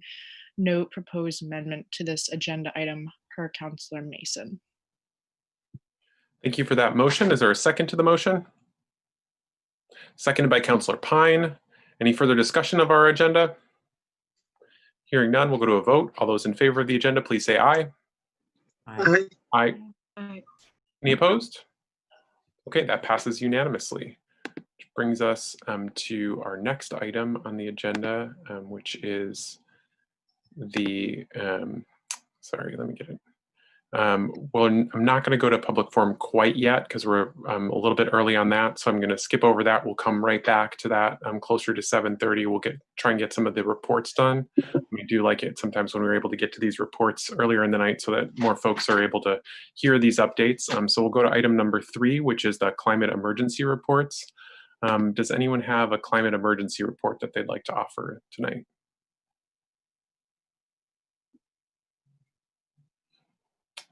Okay, seeing none, we will close that item and move on to some of the other reports that are down further below on our agenda. So I'll go to item number 6, which is our committee report. Are there any committee chairs who would like to report out on work that they're doing in their committees? Councillor Pine, go ahead. I think we'll have plenty of time to discuss the just cause eviction item coming up tonight. I just wanted to at least mention the idea of landlord licensing was something that our committee discussed. I know that Ordinance Committee has spent some time on this issue and wanted to at least provide, the circle back to the full council and maybe Ordinance Committee members would add some to this. But the idea behind licensing rental property owners is one that has been discussed for many years. It still has, I think, some valid sort of pros and cons for what it would do and what it could do. And we're not ready to. I don't think anyone's ready to propose any kind of action. There's still some work that needs to be done in terms of the Code Enforcement Office providing essentially a memo about how licensing would change the way. Or I should say, whether the registration system that we have now could get us the benefits of landlord licensing. And so that is a sort of report back that we will be hopefully getting from Code Enforcement. We have no action really, but I just wanted to go back because that came to our committee and that's where we're at on it. Thank you. Thank you, Councillor Pine. Any further comments? Councillor Mason, go ahead. Thank you, President Tracy. To sort of pick up where Councillor Pine left off, I would concur that was sort of the conclusion that the Ordinance Committee had reached. So I'm encouraged that CDNR is sort of carrying that forward. 2 other things to report. One is that there will be yet another joint committee hearing with the Planning Commission tomorrow, 6:30 on Zoom, not not live, to continue the discussion relating to short-term rentals. I think we are probably in the last 2 or 3 meetings on STRs, but we will see. The other sort of update, just for the benefit of the full council, we had a hearing on the decarbonization electrification proposal that had been put forth, where we're thrown a little bit of a wrinkle from the city attorney's office relating to some concern that all or some portion of the proposal went beyond the enabling legislation. So they were tasked, the city attorney's office and B.E.D are sort of tasked this week with figuring out what the potential path forward, if any, might be. We are potentially bumping up on some charter change deadlines. I think, unfortunately, that's the reality. So to be continued, but I wanted to not have it be a complete shock depending on what happens next. Thank you. Thank you, Councillor Mason. Any other committee chairs? Councillor Jang, go ahead. Thank you, President Tracy. These are items around the Racial Equity and Inclusion and Belonging Committee. We decided to now host our meetings every 3rd Tuesday of every month. So now that calendar now is set. Our next meeting will be on the 15th. So in our last meeting, we received updates around MLK Day from both Patrick Brown, who've been doing it since the 90s, since 1993, as well as the city of Burlington, MLK, how it's going to look like during COVID. And the report is basically both entities will be having some type of MLK celebration day. And the last item is specific to the swags that the Racial Equity and Belonging Department, led by Taisha Green, she's selling a lot of swags, and please consider buying them. Casks, hats, jackets, shirts, and all of that. And Christmas is coming. Good time to support the program by purchasing gifts for families, co-workers, and loved ones. Thank you. Well, thank you for that. Any other updates from chairs? Councillor Hightower. Yeah, just a quick update on the joint committee between the Police Commission and Public Safety. One of our items is on the consent agenda, so hoping that goes through, we should meet with the first set of our consultants December 3rd on community visioning and kick off a plan for that. That same day, we'll also hopefully get some things from charter change later this week, so we'll be discussing that on December 3rd as well. And then hoping to make a decision on the second set of consultants that we hope to be working with on December 22nd, so that we can get that done before the new year and to the council early January. Any further updates from committee chairs?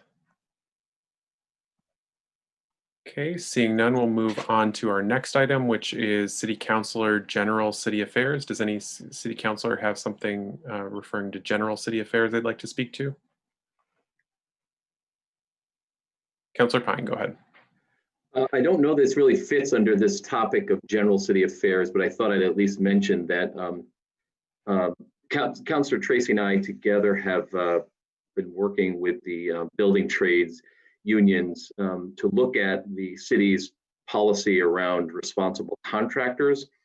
We have an existing ordinance that was developed about 20 years ago. Back then, City Councilor Phil Tremonti spearheaded that effort as a way to ensure that the city procurement of construction contracts does so in a way that levels the playing field for building trade unions, so that they can compete head-to-head with other contractors for publicly funded construction projects. We just want to give a heads up that we'll be bringing something in December in this regard to strengthen the Burlington existing ordinance to be more in line with what the city of Montpelier has done in this area. About a year ago, Montpelier passed a responsible contractors ordinance. So this would be taking our existing ordinance and proposing that the ordinance committee look at the revisions and changes to that ordinance to bring it in line with what Montpelier has done. So just wanted to give a heads up. Thank you, Councilor Pine. Any further comments on general city affairs? Okay, seeing none, we'll move on to the next item, which is the City Council President updates. I do not have any council updates for us this evening, councilors. I'm not sure if we have Chief of Staff Riddell. Is the mayor with us this evening? Yes, he is joining momentarily. Just give us 1 minute here. Okay. If it's going to be a little bit longer, I can hold off, or if it's like 2 seconds, I can just wait on that. Here we go.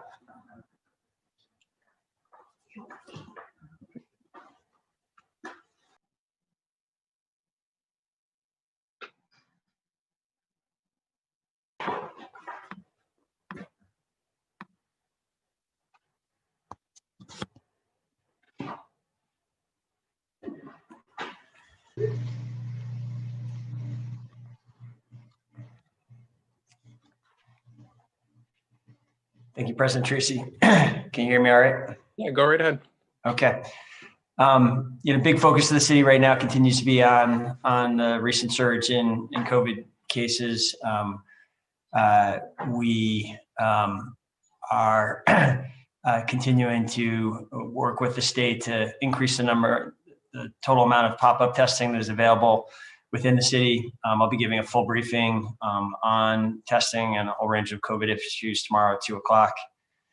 I do just want to say happy Thanksgiving to all my colleagues and to all Burlingtonians, and urge everyone to really take seriously, listen carefully to the guidance coming from Commissioner Levine regarding the need for Thanksgiving to be different this year and to avoid gathering with other households at Thanksgiving, even within your family and loved ones.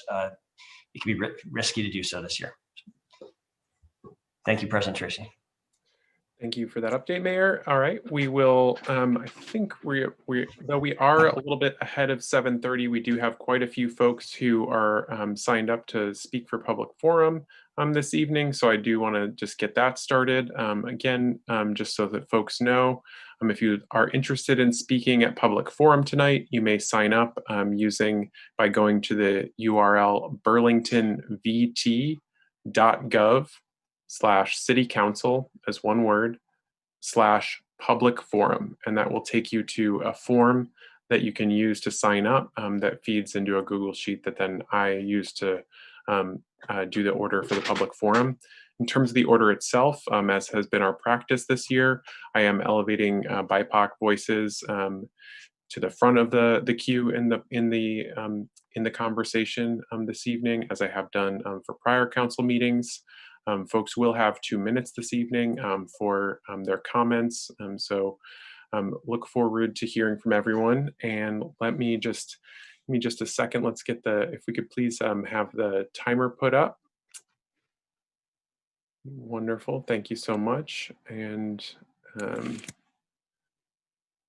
first speaker will be Jess Laporte, to be followed by, and I'll read off a couple folks just so that you know if you're going to be coming up shortly. Russell Statman, Stephen Marshall, William Dunkley, Ezra Leibowitz, Philip D. Foy, Grace Feel, Lydia Kern, and William Keaton. So I'm going to come to you, Jess. I'm enabling your microphone right now, so you should be able to speak. Hi, Council. This is Jess Laporte again. I use she, her pronouns, and I'm a Black resident of Ward 2.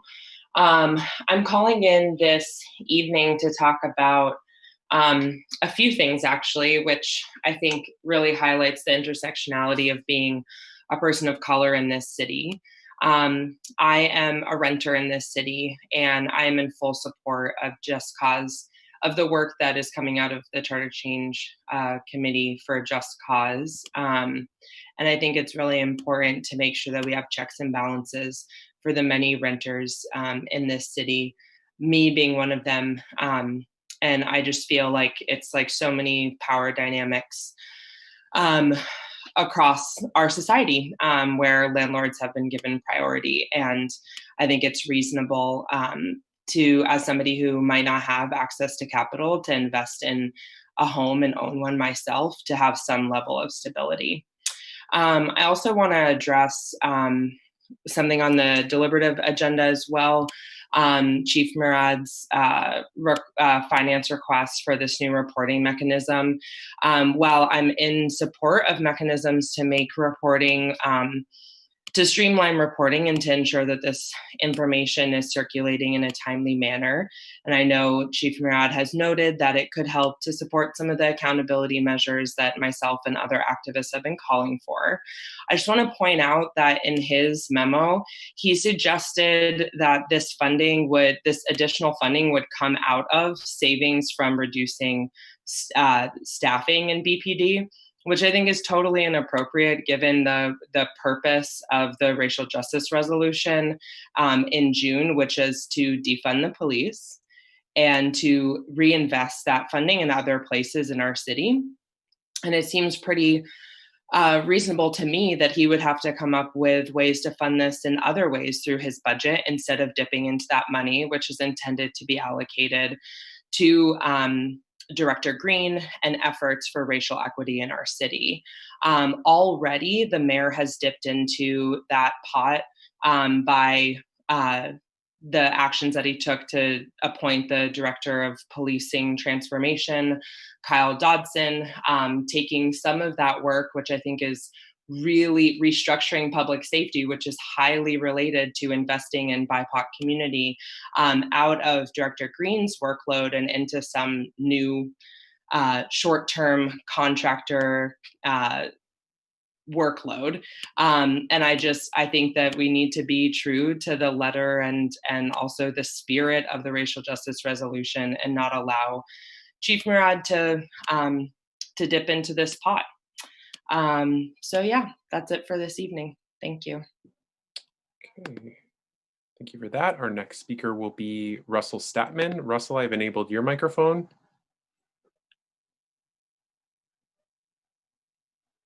Russell, it looks like you're muted on your end.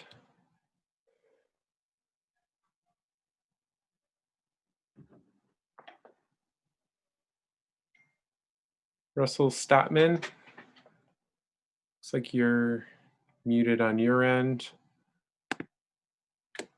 Okay. Russell, I can try again in a little bit. I'm gonna go, I think I found Stephen Marshall. One second. Stephen, I've enabled your microphone, so you should be able to speak at this point. Yes, hi. Hey, Stephen, go ahead. Thank you.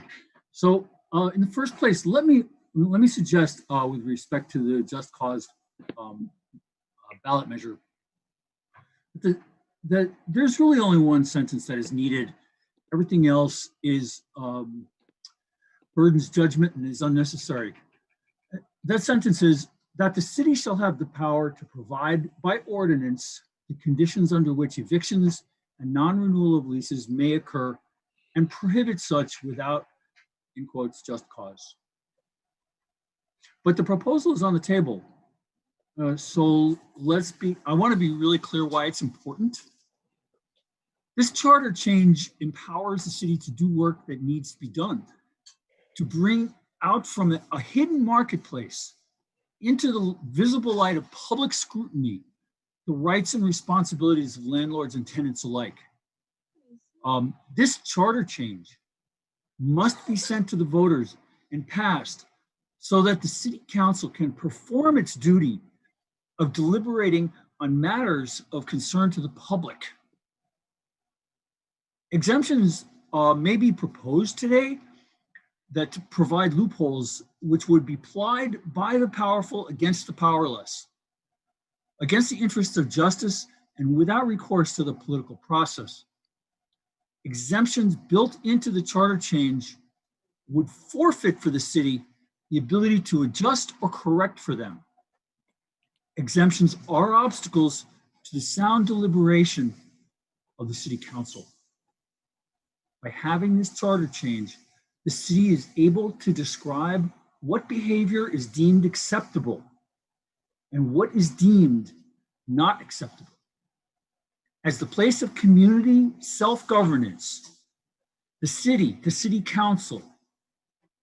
It is logical and appropriate that the city would have the power to deliberate upon and set the conditions which govern a relationship of such great and lasting consequence to such a large fraction of the city population. I implore you, pass this ballot measure, put as few conditions and criteria into it as absolutely necessary so that you, the city council, will have the maximum amount of flexibility to deliver justice to the Burlington community. Thank you. Thank you. All right, I'm going to go. Our next speaker will be William Dunkley, to be followed by Ezra Leibowitz. William, I found you and I'm enabling your microphone. You should be able to speak, William. Hey, thank you. My name is William Dunkley. I live in Ward 3 as a renter. I use he, him pronouns, and I'm a white man. I've been calling to the Charter Change Committee meetings over the last month, and I want to voice my brief thoughts on a few things tonight. 3 things. First, I don't know much about agenda item 5.01, but I don't support Burlington Police Department, and I do support the movement of resources away from the department and back to the community where it belongs. This has been a core demand of community members and many of my colleagues, and I spent more than a month at Battery Park demanding this in part. The police don't help me. They don't help many among my community. It seems like the Burlington Police Department is requesting more money. Say no.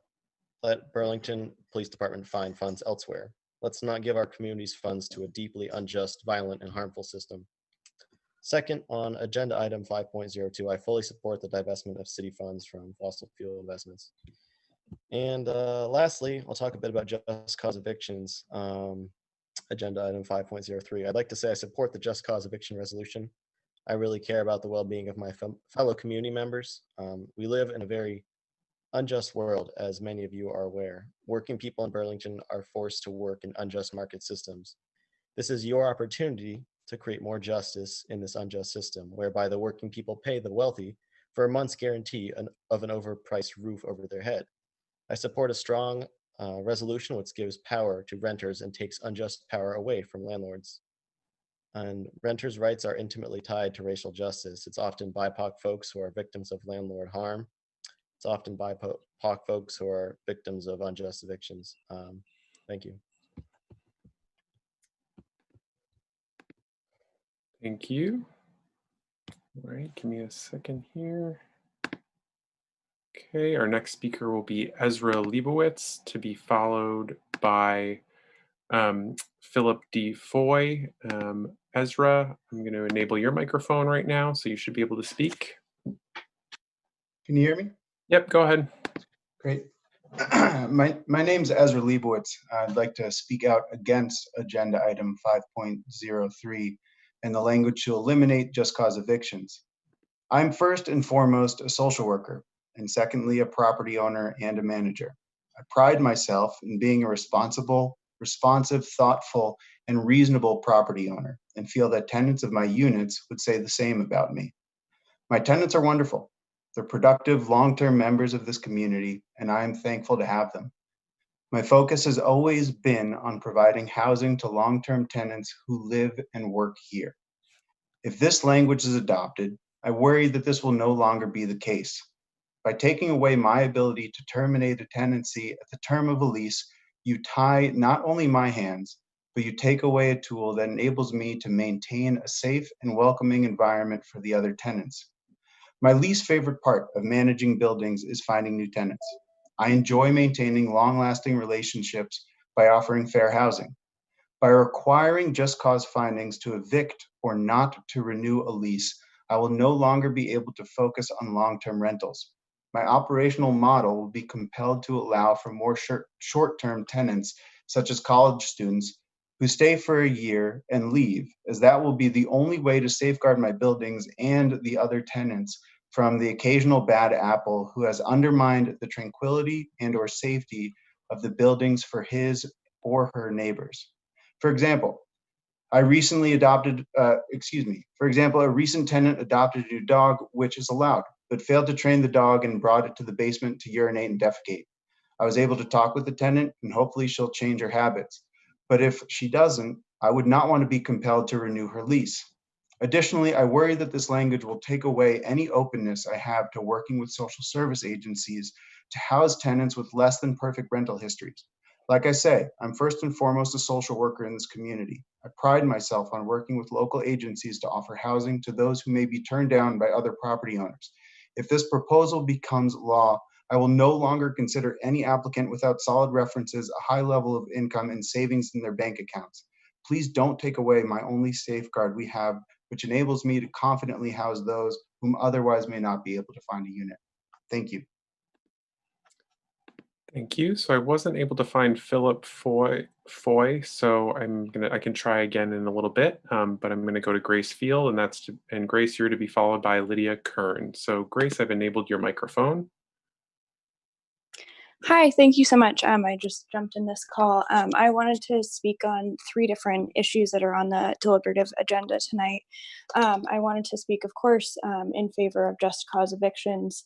I know there's been probably a very compelling case laid out in favor of no cause evictions by landlords, but I believe that we must have this just cause eviction change in Burlington. It's extremely important that folks not be evicted from their homes without a cause, and I think that seems pretty clear to me. I also wanted to speak on the divestment of fossil fuels. I think that is extremely important. And I also wanted to speak to the request by the chief that I believe he's going to speak on later this evening to take the $13,000 that was saved from the staffing reduction and to have that go back into the budget. I think that should not happen. I think that money should be, per the RISE initiative, that money should be invested into the community, and that perhaps they can find a way to pay for this new information system software by readjusting other funds from the budget. I think they spend around $30,000 a year to launder uniforms. So perhaps some money can be found elsewhere in their budget to be able to pay for this new software. Thank you so much. Thank you for that. I was unable to locate Lydia Kern. So I'm going to go to William Dunkley, and William is to be followed by Dana Keys Gibbons. William, I'm enabling your microphone now.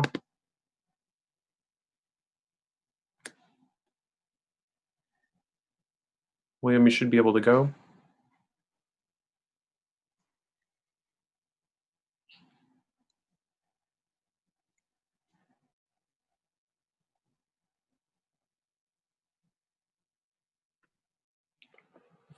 William Keaton. Hey, I already spoke. I don't know where William Keaton is. Oops, sorry. Thank you for letting me know that. I apologize. Let me just see if I got, okay, there we go. I got the wrong William. I apologize for that. All right, I'm going to come to William Keaton. There we go. William, your microphone should be enabled. Apologize. All right, awesome. Can you hear me? Yep, go ahead. My name is Will. I use he, him pronouns. Just wanted to speak out briefly support for the divestment of fossil fuels and city pension. UVM recently divested, but only after, years and years and years of pressure from the student body. So, I think the time for, us to kind of like diddle around, just kind of wait is over. We need to divest from fossil fuels, to ensure safety in the future. We also need to understand as Vermonters that, the people who feel the effects of climate change the most, it's not felt equally. It's a racial justice issue as well as just an environmental issue. So we need to be conscious of that going forward. Also, definitely am in favor of just cause evictions. I think it's just nonsense that, landlords can just kick out people, whenever they want to. And I don't have a ton to say, but just full support for divestment. Thank you. Thank you for that. Next speaker will be Dana Keys Gibbons. I believe I've located you, Dana. I'm going to enable your microphone right now.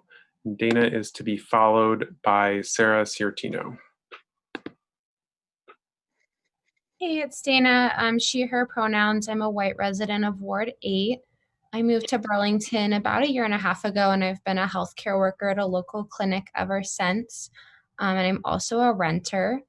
And it makes me feel really unsafe knowing that I could just be kicked out of my home without just cause and without any real reason, and to think about how a landlord could use this power to manipulate or take advantage of a tenant.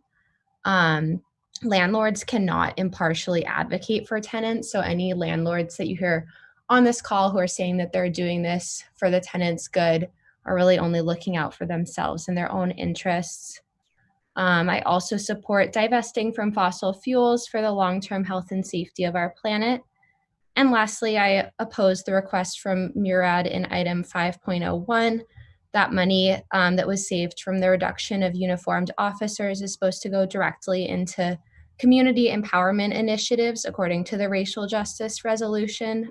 So that would be completely going back on all the work that's been done this year to give back to BIPOC in our community.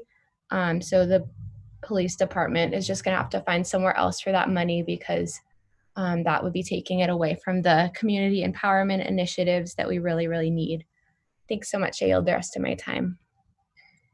Thank you. Our next speaker will be Sarah Ciortino, to be followed by Peter Tucker, Tom Proctor, Emily Reynolds, Gail Rose, Lila Fortunoff, Thea Zalewski, Lou Mulvaney-Sanic, David Siddell, Erhard Monka, Christy Delphia, and Kai McKell Forley.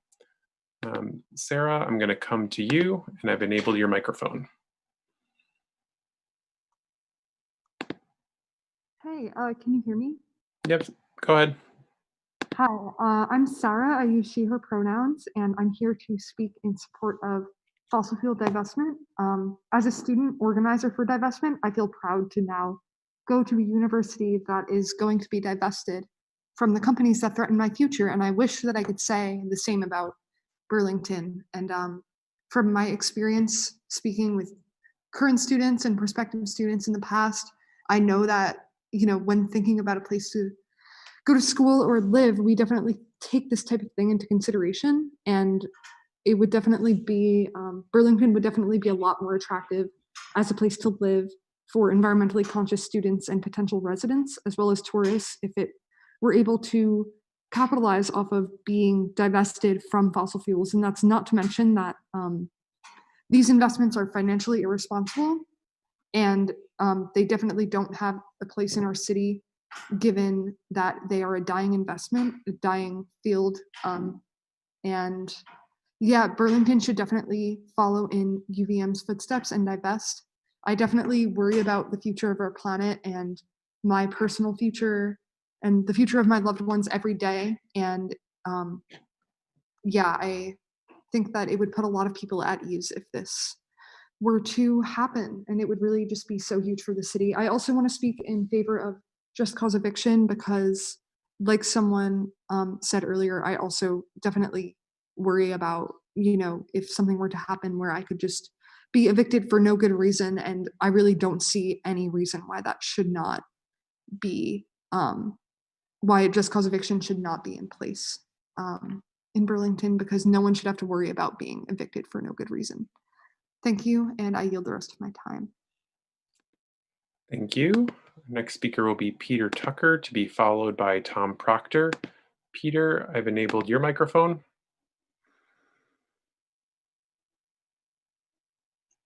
There we go. Can you hear me now? Yep, go ahead. Great. Hi, Peter Tucker. I am the Director of Advocacy and Public Affairs for the Vermont Association of Realtors.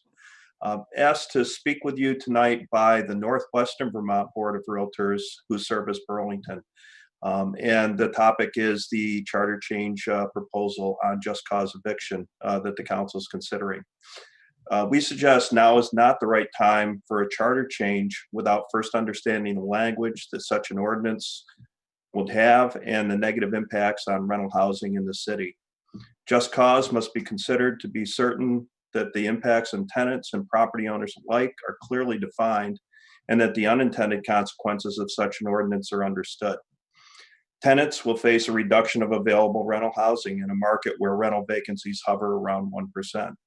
Just cause policies create a misallocation of rental housing units as tenants maintain the status quo and blocking new tenants from entering the rental market.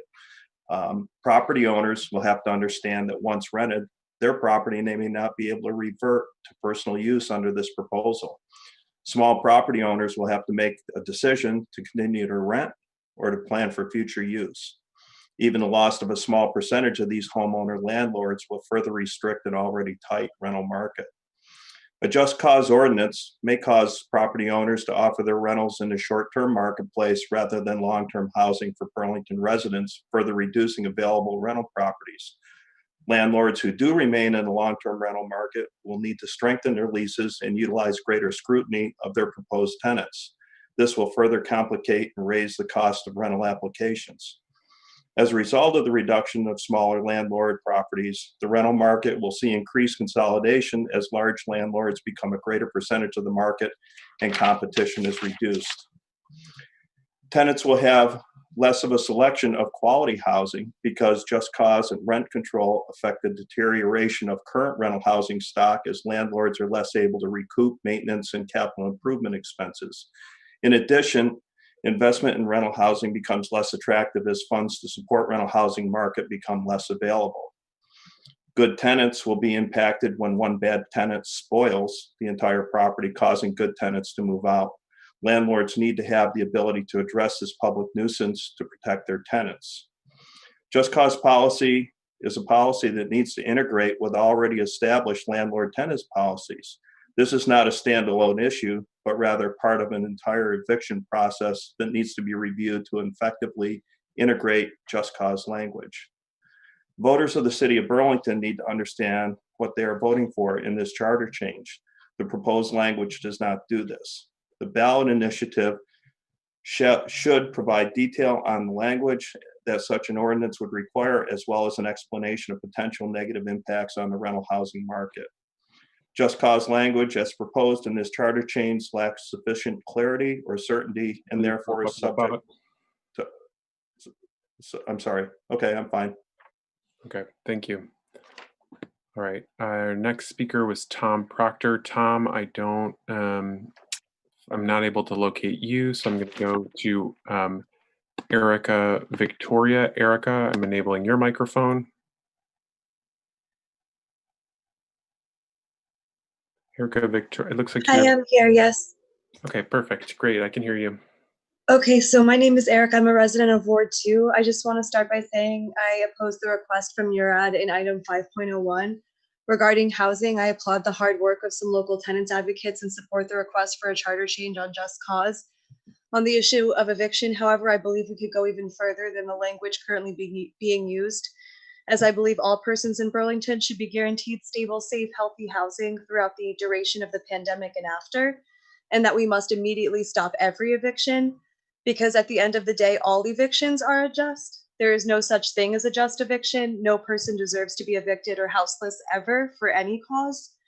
Tenants who are made the most vulnerable to houselessness and eviction should be the ones deciding what happens to themselves, not landlords or city councilors, some of whom are landlords, not homeowners or nonprofits or mayors or governors.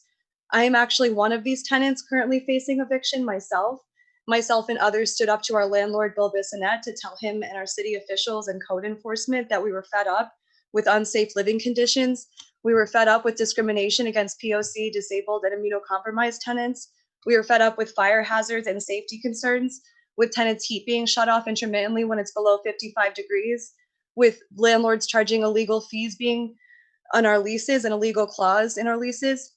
And as one of these tenants personally facing eviction, I can tell you with certainty that the crisis ahead of ourselves is not going to be fixed by any program that does not center the lived experiences and realities of poor and working class BIPOC, disabled, trans, queer, and or immunocompromised tenants. This week alone, the tenants who are fighting against Bissonnette's abuses of power and his disregard for our health and safety were served letters from High Bailiff Daniel Gamelin and were informed that eviction papers would be filed with the courts in 30 days, just a few days before Christmas. It is our belief that Bissonnette is coordinating with Chittenden County Sheriff's Department in an attempt to scare tenants as a retaliation for our activism amidst a global pandemic and a ban on evictions at a federal, state, and local level. Our community has a real immediate material need for stable, safe housing now.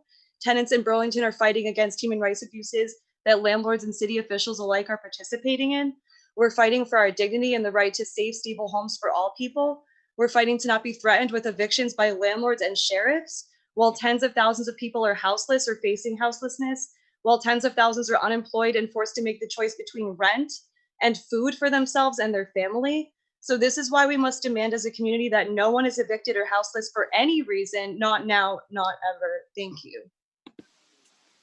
Thank you. I was able to locate Tom Proctor, so I'm going to go to Tom and then I'll follow up with Emily Reynolds. Tom, I've enabled your mic. Thank you. So my name is Tom Proctor. I use he, him pronouns and I'm the regional organizer for Rights and Democracy in the county. Many of you know me already on this city council.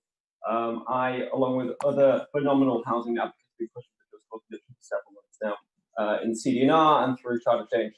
It's noticeable that landlords on this call, that many landlords in the committees that we were talking about, where just cause has been discussed, have used threats against tenants as for reasoning for why they cannot have just cause eviction. If this sounds like an abusive relationship, it's because it is. And 60% of Burlington find themselves on the wrong end of this power imbalance. Good landlords support just cause, Northgate supports good cause, CHT supports good cause, just cause protects against gentrification, supports stable housing, supports neighborhood growth. It protects tenants from being harassed from bad landlords like the ones we've heard tonight. It protects tenants from being discriminated against based on their age, race, ability, or sex. It gives tenants legal protection to challenge bad evictions and bad landlords. And it creates an equitable standard and levels the playing field and protects good landlords along with all the tenants of Burlington. I would strongly urge you to pass just cause tonight using Zariah Hightower's amended bill. This is an issue that's not going away. It's only getting worse. And Burlington is watching right now and listening. And we really do urge you to do the right thing. Thank you. Thank you. Our next speaker will be Emily Reynolds, to be followed by Gail Rose. Emily, I'm enabling your microphone.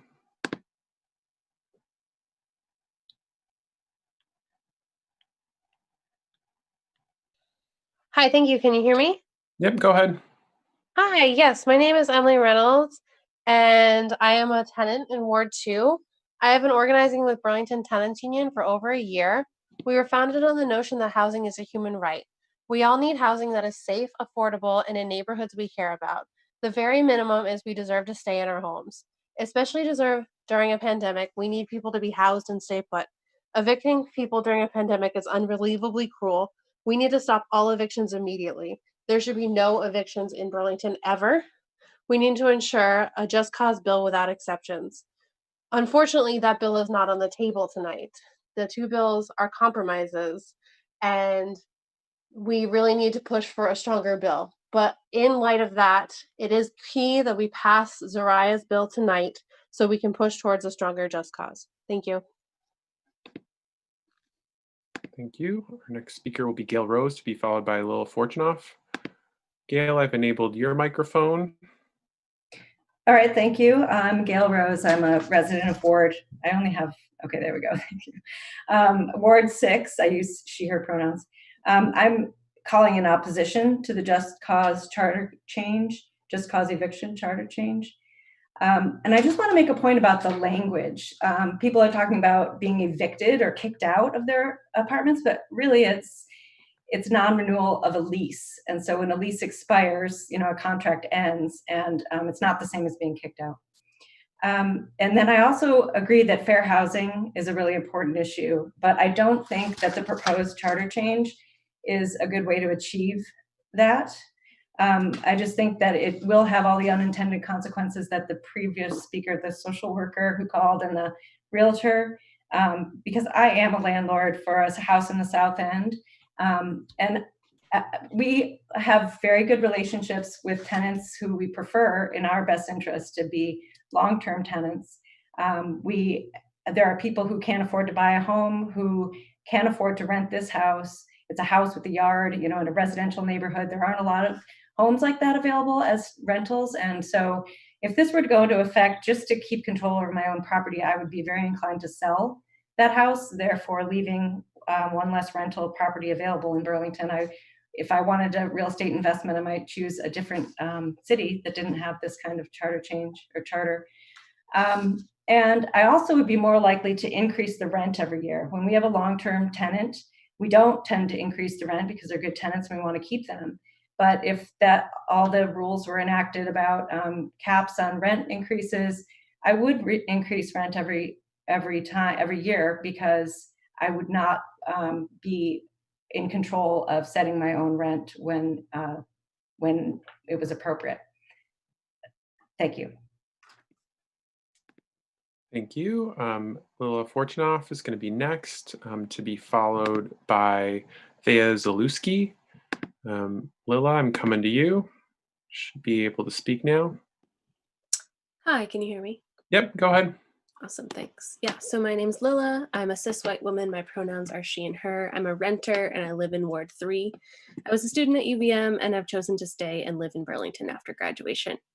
I firstly want to voice my support for the establishment of BIPOC Small Business and Nonprofit Relief Fund and Grant Program. I highly encourage the council to pass that resolution.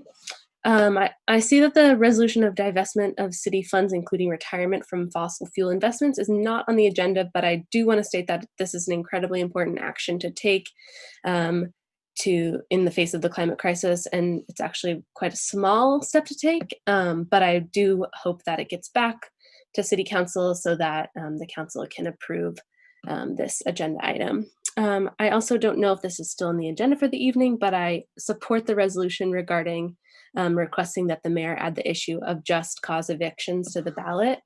In regards to the way that the landlords and the realtors who have spoken on this public forum have talked about this issue, I want to point out that the landlords are worried about losing their money and they're worried about losing capital, whereas the tenants are worried about losing their homes, about facing houselessness. And I don't think that those worries are comparable. I personally don't believe that being a landlord should be considered a job. And just the idea that you're worried about losing some income versus folks who are worried about facing houselessness is ridiculous to me. And I absolutely want to echo what Erica V spoke about earlier. Everyone deserves housing, not just the good apples or the good tenants. And regarding to the agenda item about the police budget and the benchmark analytics personal management systems, I want to urge the council to engage in a discussion around this issue and reject the resolution as it currently stands. Similarly to what Jess Laporte and others have stated, I support systems that would allow further accountability and monitoring of what the police do, but I do not support the way that Deputy Chief Murad has suggested that the city pay for this management system. The funding for this should come from reallocation of the current police budget, perhaps from the $26,000 dedicated to uniform laundering. Thank you. Thank you for that. So just one point of clarification that may have been confusing for folks. The divestment resolution was inadvertently placed on the Board of Finance agenda.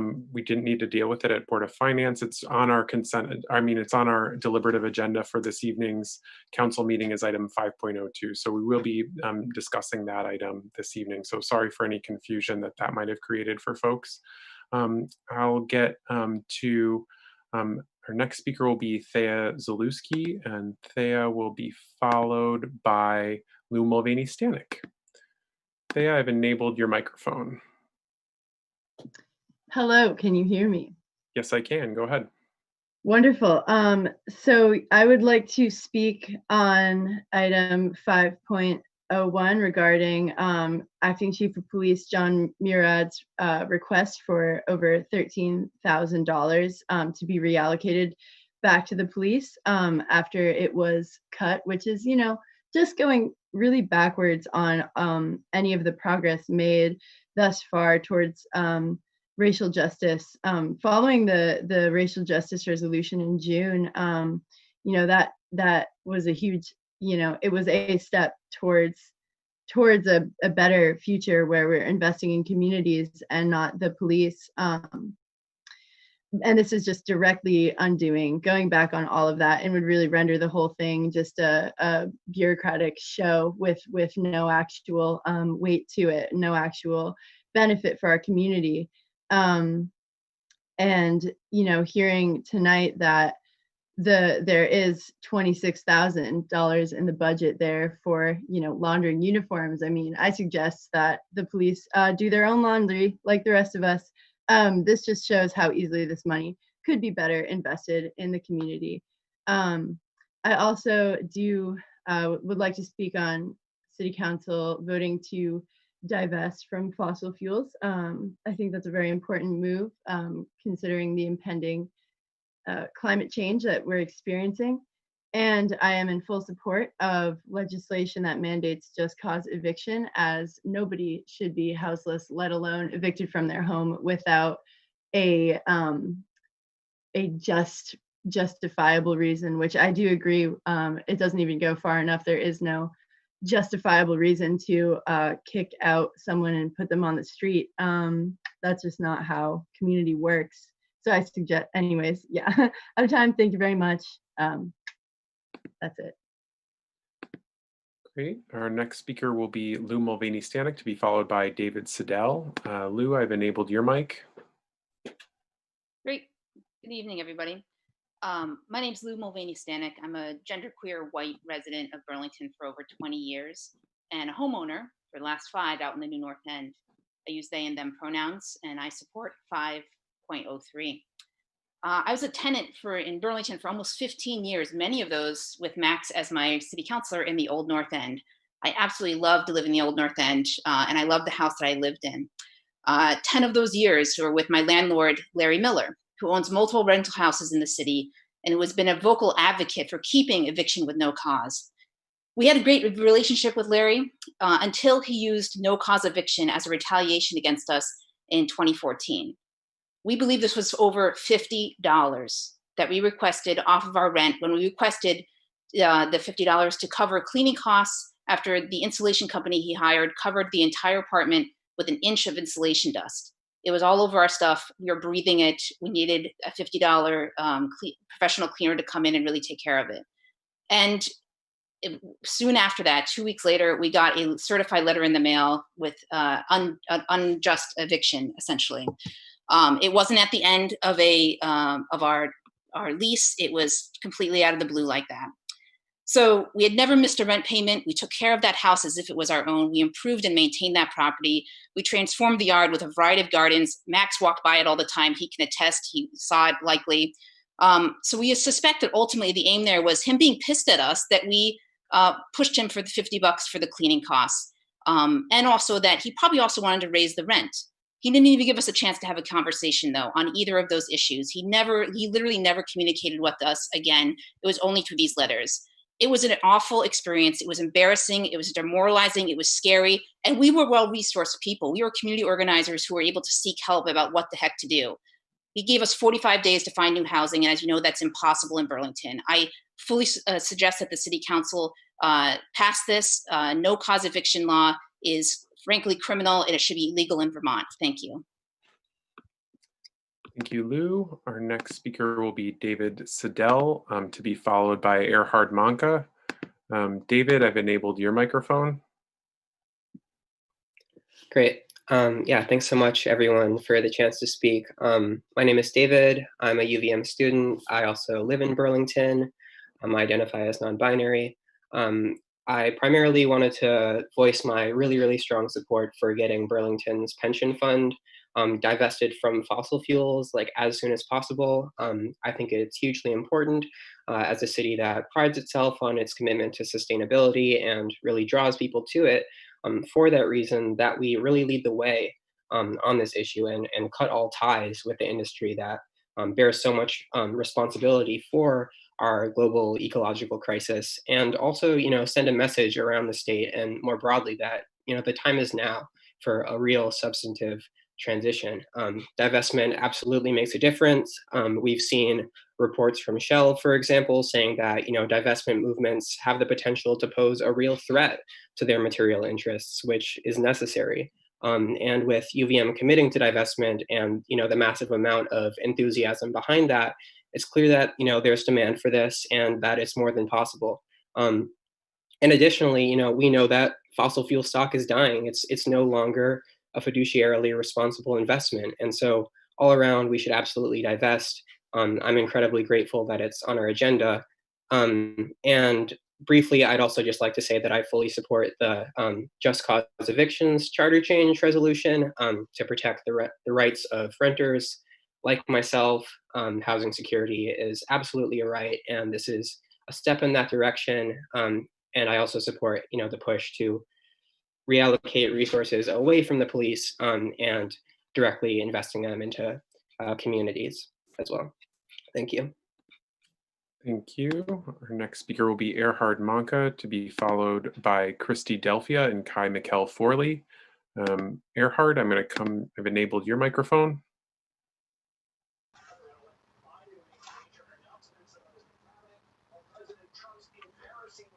Can you hear me okay? Yep, I can hear you, Erhard. Go ahead. For some reason, y'all have disappeared from my screen.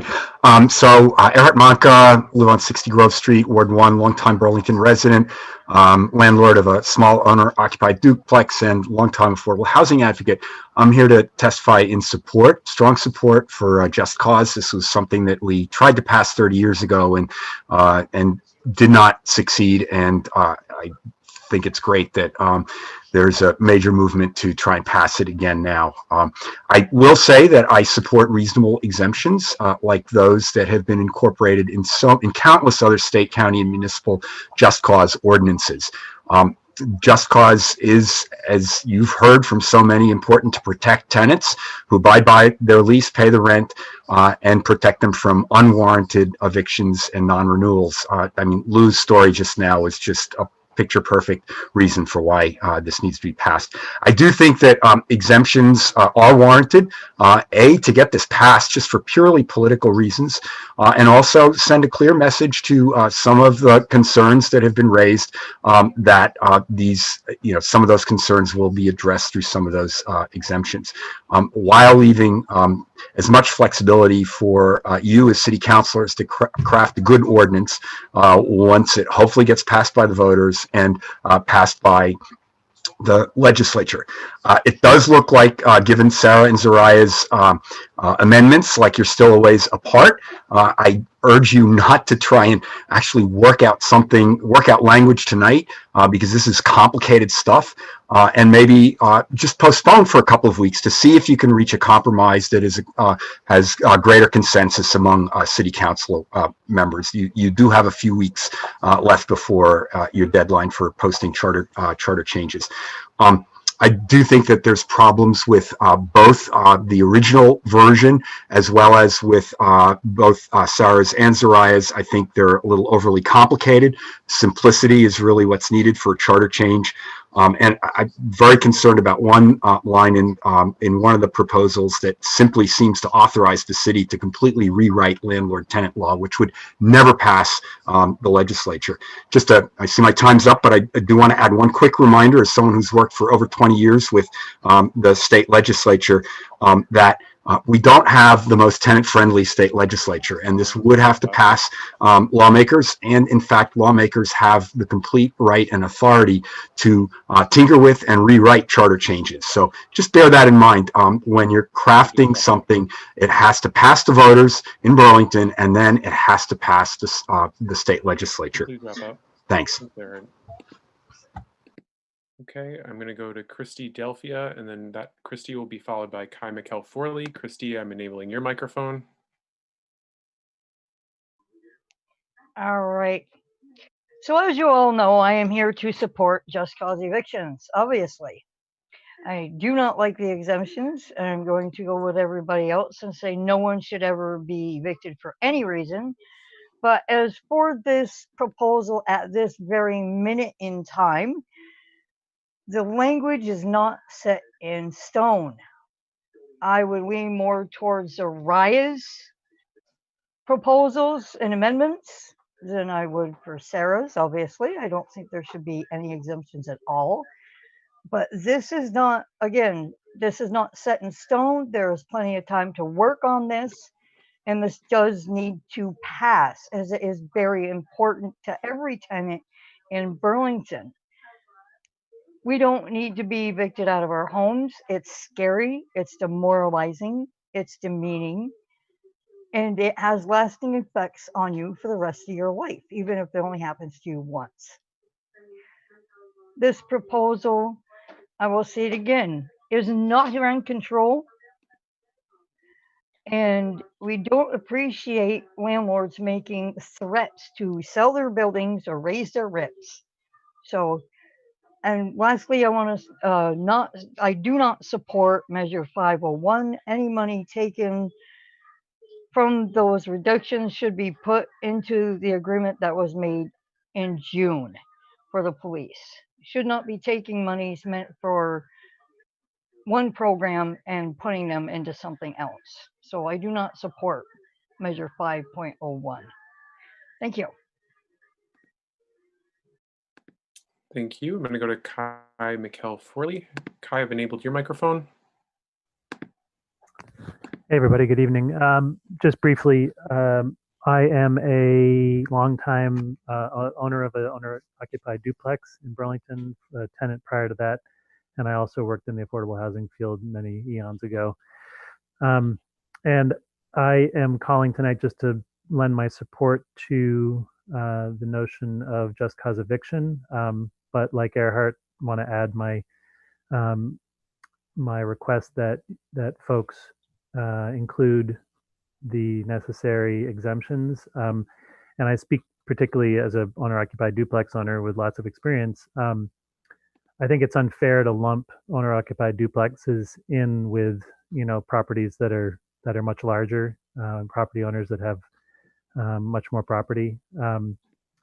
There's exemptions that owner-occupied duplexes have been granted to date.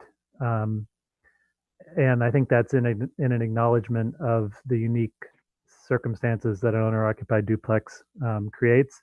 It's much closer to like a housemate situation than a larger landlord who has multiple units.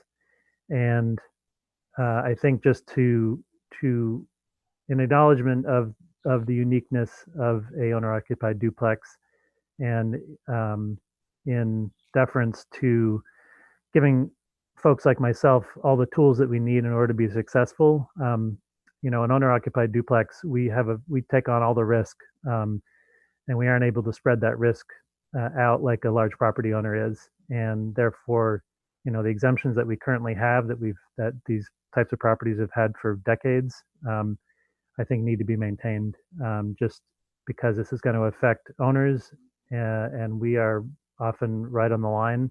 And so we need all the help we can get. So I have 2 seconds left. I'm also going to say I support divestment, but I want to make sure that it's divestment, real divestment, as opposed to what we've found out from several investigative reporters, like 350.org's divestment, which, yes, divested from fossil fuel companies directly, but then put all the money was dumped into fossil fuel service providers.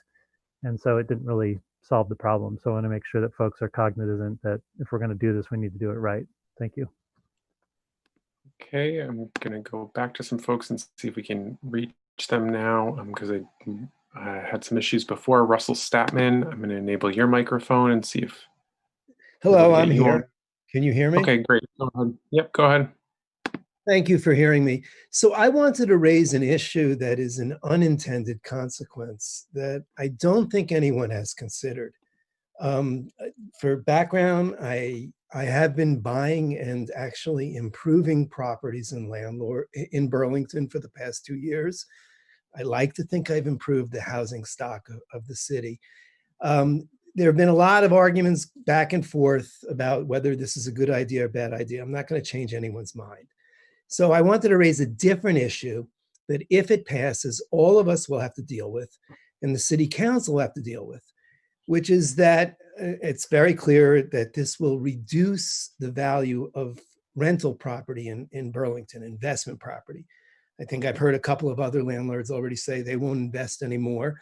Certainly I would be less interested in investing. As an economic proposition, it just makes it a less valuable investment. So that will reduce the value of property in Burlington, which affects our tax base.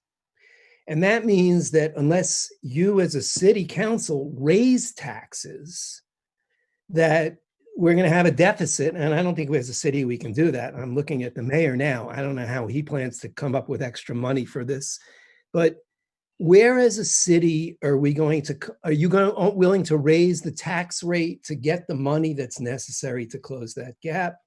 Or is there some other way that we're going to come up with this lost revenue from the city as a result of our tax base being reduced? So that's the question that I have. I think it's clear that it'll reduce the value of the tax base. I have a lot of other issues with it, but other landlords have spoken to it, and I'm not going to change anyone's mind. So I'm just hoping you as a city council begin dealing with that particular problem as well as the mayor. Thank you. Thank you. I was not able to find Philip Foy, so but I was able to find Lydia Curran. So Lydia, I've enabled your microphone. Hi, can you hear me? Yes, go ahead, Lydia. Hi, everyone. My name is Lydia Kern, and I'm a resident of Ward 1. I'm an artist and a care worker. I've lived in Burlington about 8 years. I'm just calling in support of the Just Evictions charter change. I want to thank Zariah and everyone who's worked on this to push it through. I think housing is a human right, and no one deserves to be evicted. And also, I just want to bring up the psychological toll on people wondering whether their home is stable. That's not something that I want anyone in my community to have to live with. I also would like to speak about Officer Murad taking funding from the defunding of the police to this new software system. I agree that anything that holds police accountable is good, but that funding really needs to come from somewhere else. You've heard from hundreds of community members over the last couple of months that we want the money that from defunding the police to go towards things that benefit our community, that research has shown actually keeps our community safer, like housing and healthcare and education, and a community center that supports our BIPOC community members. There are so many other creative ways that we can find this funding. And so to do anything different would be to be going backwards. And I think all of you have listened to so many people for way too many hours on these calls to not address this. So thank you so much for your time and your work. That's all. Thank you for that, and thanks to everyone who spoke this evening. That'll be our final speaker for tonight. Appreciate everyone coming and sharing their thoughts with us, as always. We'll get into our agenda now. Since we already have done our climate emergency reports, that brings us to item number 4, which is the consent agenda. Councillor Stromberg, may I please have a motion on the consent agenda? Yes, I move to adopt the consent agenda and take the actions indicated. Okay, I see a motion and a second from Councillor Freeman. Is there any discussion? Okay. Hearing none, we will go to a vote. All those in favor, please say aye. Aye. Aye. Aye. Any opposed? Okay, hearing none, that passes unanimously, which brings us into our deliberative agenda and item 5.01. Which is an item about benchmarks, analytics, personnel management system. I think before we go for a motion, it'd be beneficial to hear from Chief Murad as an explanation as to what exactly the system is. Chief Murad, are you on the call? Hello, how are you doing, Council Member? Thank you. So what is Benchmark? Benchmark is a analytics personnel management system that for us consolidates a number of systems that we currently have scattered across a variety of different platforms, both electronic digital platforms and frankly, paper-based hand-created systems. So taking all of the material from those platforms and putting into a single place where we can better monitor, better track, have accurate flagging that includes the ability to have early warning systems for a variety of different kinds of categories of personnel management, and overall accountability. And among those methods and categories of personnel management are use of force reporting, training documentation, internal discipline and internal investigations, personnel performance evaluations, and personnel records. And these currently are across a number of different kinds of platforms. Our use of force reporting is tied to our Valcor system, which is the primary system we use to categorize and bring in our dispatch calls for service. And then it is the reporting platform also for officers to report what happened once they go to a call for service. And they can include evidence in that and photographs and sworn statements and video. And it's a use of force platform, but it's not designed for that. It is it's not, that aspect of it is not its strength. It's not what it was created to do. What Benchmark does is it is able to export data from all of these different platforms. Valcor, in the case of use of force, it would be able to export data from our current spreadsheet where we categorize and keep citizen complaints. It would take all of this and put it into a system where it's all put together, where it can create auto-run graphics of data so that we can see, for example, what kinds of calls for service or uses of force we're engaging in. We can see what kinds of citizen complaints are coming in. We can be able to track whether or not specific officers are appearing more often or less often in some of these categories. And we are able to really enhance both our data integrity, our flagging systems, our transparency, and our early warning systems. Tracking training, tracking use of force, tracking performance evaluations, all of this comes through the Benchmark system. And this is one that we've been looking at since 2019 and looking at others as well. But one of our lieutenants, Justin Kucher, has done a huge amount of work getting this system through our processes and really evaluating it. We looked at it with Director Dodson as well and others more recently, but this was something that we had proposed to the city even before COVID, actually, and had brought forward to the mayor, I think ultimately in May for the first time. It functions irrespective of our headcount. It functions irrespective of who's using it. So even if we see increased civilian authority with regard to monitoring civilian complaints, with regard to monitoring use of force, this platform is going to facilitate the work that they are doing as well. And it facilitates whomever is in charge of putting that information out in a transparent, coherent way by creating ready-made forms and images that can really be digestible and understood easily by the public so that we can be better at sharing what it is that we do and these categories that are so important for police legitimacy and transparency and public accountability. Okay, thank you for that explanation. Are there comments or questions from councilors?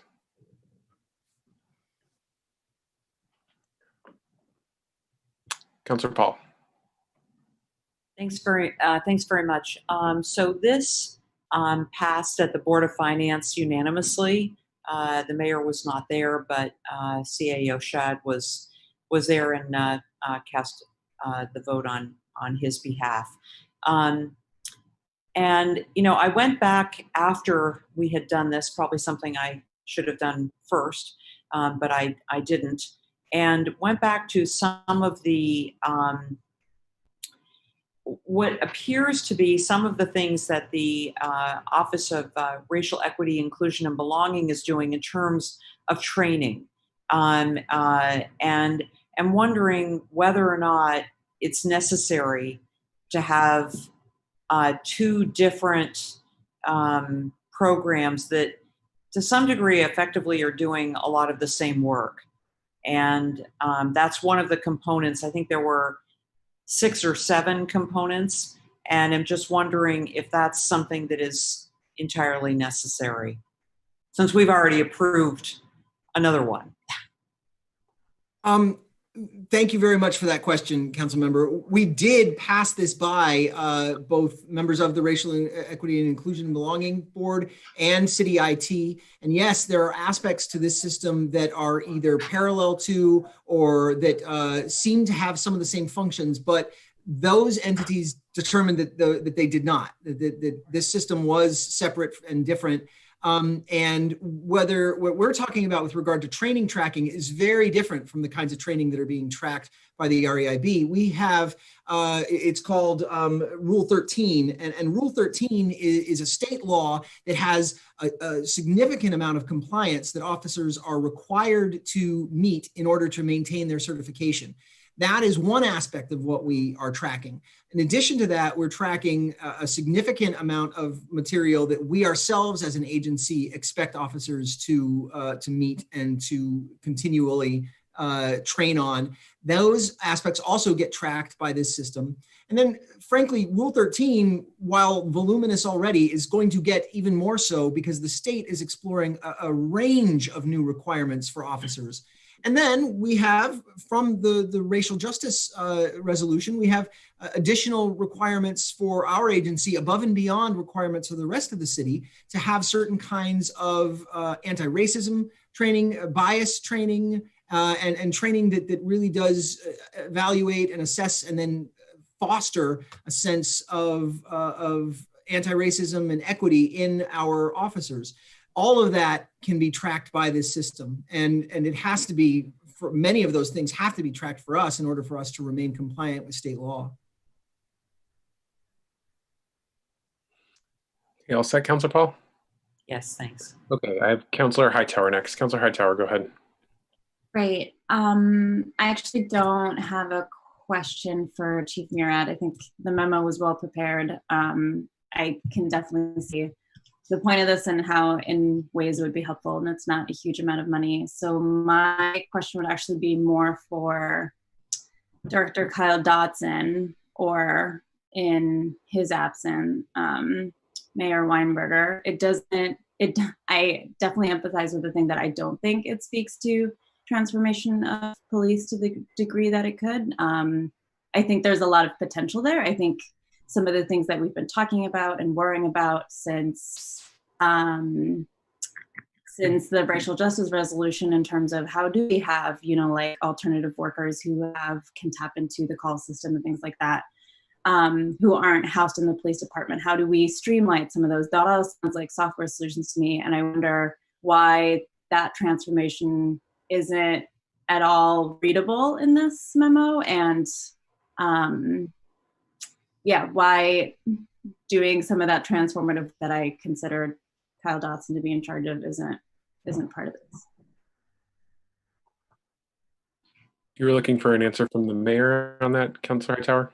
I am, and if he doesn't have one, I also don't mean to put him on the spot, because I'm happy to make a motion instead. Oh, there we go. Well, Mayor, recognize you if you'd like to do that. Yeah, I don't have a whole lot to add to the contribution here to the conversation. I think Chief Murad has explained where this is coming from and the history behind it, and it's not been the focus of work from the mayor's office. Okay, Councilor Hightower, you have the floor. Great. Along those lines, I think that this is an opportunity. It's a 3-year contract. I think there's an opportunity here to do more around software. So I'm not opposed to allocating this money to the Burlington Police Department. I think we need to be careful about the contract that we're using. So I would actually move to have Director Dotson take a look at this, look at what police transformation needs to be done and how this needs to be accounted for in this, and table this item until our next city council meeting to have him the chance to propose some of those amendments and changes and work with the contractor to infuse anything that needs to be infused. Yep. So I believe you're making a motion to postpone, because motion to postpone is time certain to our next meeting. So we have a motion on the table. Is there a second to Councilor Hightower's motion? Seconded by Councilor Hanson. Is there further discussion of the motion to postpone for further input from the Director of Police Transformation? Councilor Hanson. Great. Yeah, I would agree with Councilor Hightower that we could go a little bit deeper in terms of how this move is going to align and mesh with the police transformation work that we're doing. I think we could have a clearer vision and articulation of that. I also do take really seriously the concern that was raised in public forum, which is that we passed one of the most important resolutions that certainly since I've been on the council, and I think one of the most important that the city's ever taken this summer, the racial justice through economic and criminal justice resolution that we passed in June. And one of the early, I think the third resolve clause in that is that the dollars freed up from reducing the number of uniformed officers shall be used to reduce the demand for police services, and basically reallocate these resources towards, cultural empowerment, racial justice initiatives, and the vision that we laid out in that resolution and that we're all working on. So I think I'm not really interested in going against that resolution, even if it is a small amount of money. I think that was a key resolution, and we need to stick to that resolution and find ways to actually stay true to it, even on the small things. And yeah, so I don't want to set a precedent of violating that resolution. Thank you, Councilor Hanson. I have Councilor Paulino to be followed by Mayor Weinberger and Councilor Shannon. Are there others interested? Councilor Jeng, I see you. Others interested in speaking to the motion? Okay, got that. Councilor Paulino, go ahead. So my question was for the chief. I was just wondering, is there any time constraints as a result of this? Are you in negotiations? Is a delay, is there a time certain by which you have to accept? Is there an RFPs that went out, like that sort of thing? Well, this is an engagement that we've been in with this vendor for, as I said, more than a year now. And we're really feeling that we've gotten it to a finish line, especially with tonight's unanimous vote from the Board of Finance. It was something that Director Dodson was present for the demonstration, the most recent demonstration that we got from the vendor. And it was a very important moment insofar as having him understand why we have issues with our use of force reporting and concerns about our use of force reporting. We want to fix those concerns as immediately as possible.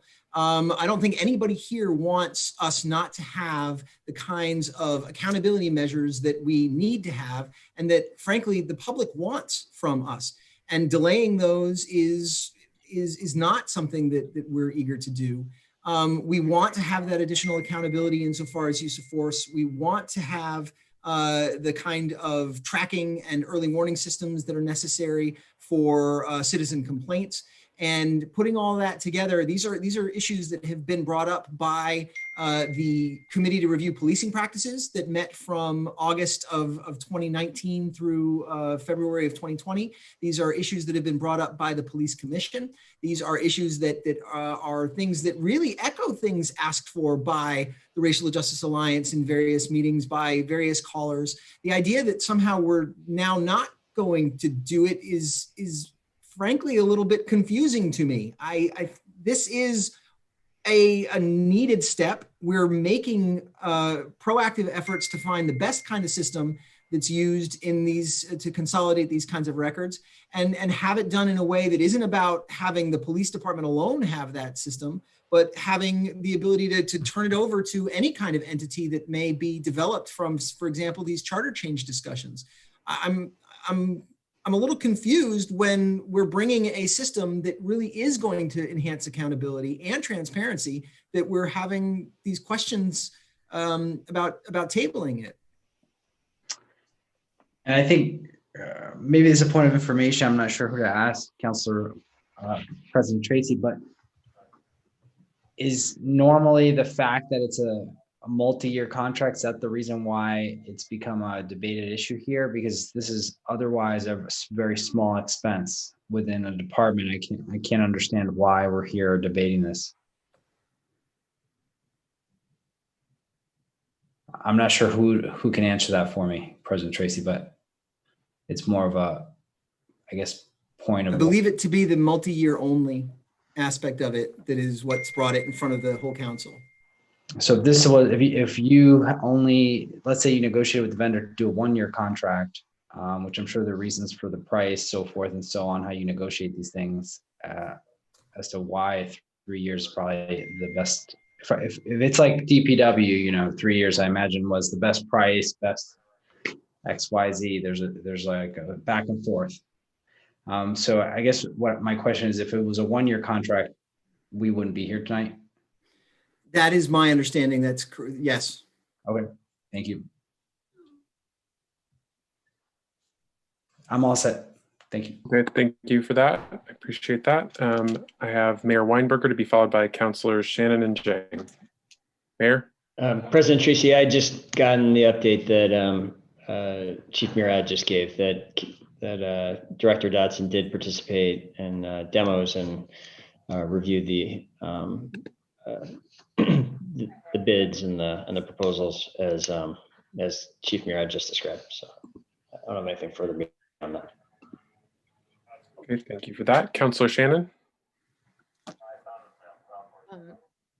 Thank you, President Tracy. I was just going to ask Chief Murad the same question, and understanding that Director Dodson has already had an opportunity to participate in this, I can't really justify postponing action on this. And I think this is a great initiative for increased police accountability, which is what people have been calling for. Thank you. Okay, I have Councilor Jang. Thank you, President Tracy. I think it's important to also highlight who is on Board of Finance. And there were statements here that Board of Finance unanimously approved this measure to recommend for the council, right? And the members, President Tracy, Councilor Pine, myself, and Councilor Paul, we all did, right? Now, maybe the question to be asked here is based on what Councilor Hanson just stated. It is where the funds are coming from to pay for this new system. I think all those that spoke here in front of us, that's their concern, but it's not the system itself. I think it's important to highlight that. Now, the question that I have is for Dr. Green, Taisha Green. What does she think? What is her take on all of this?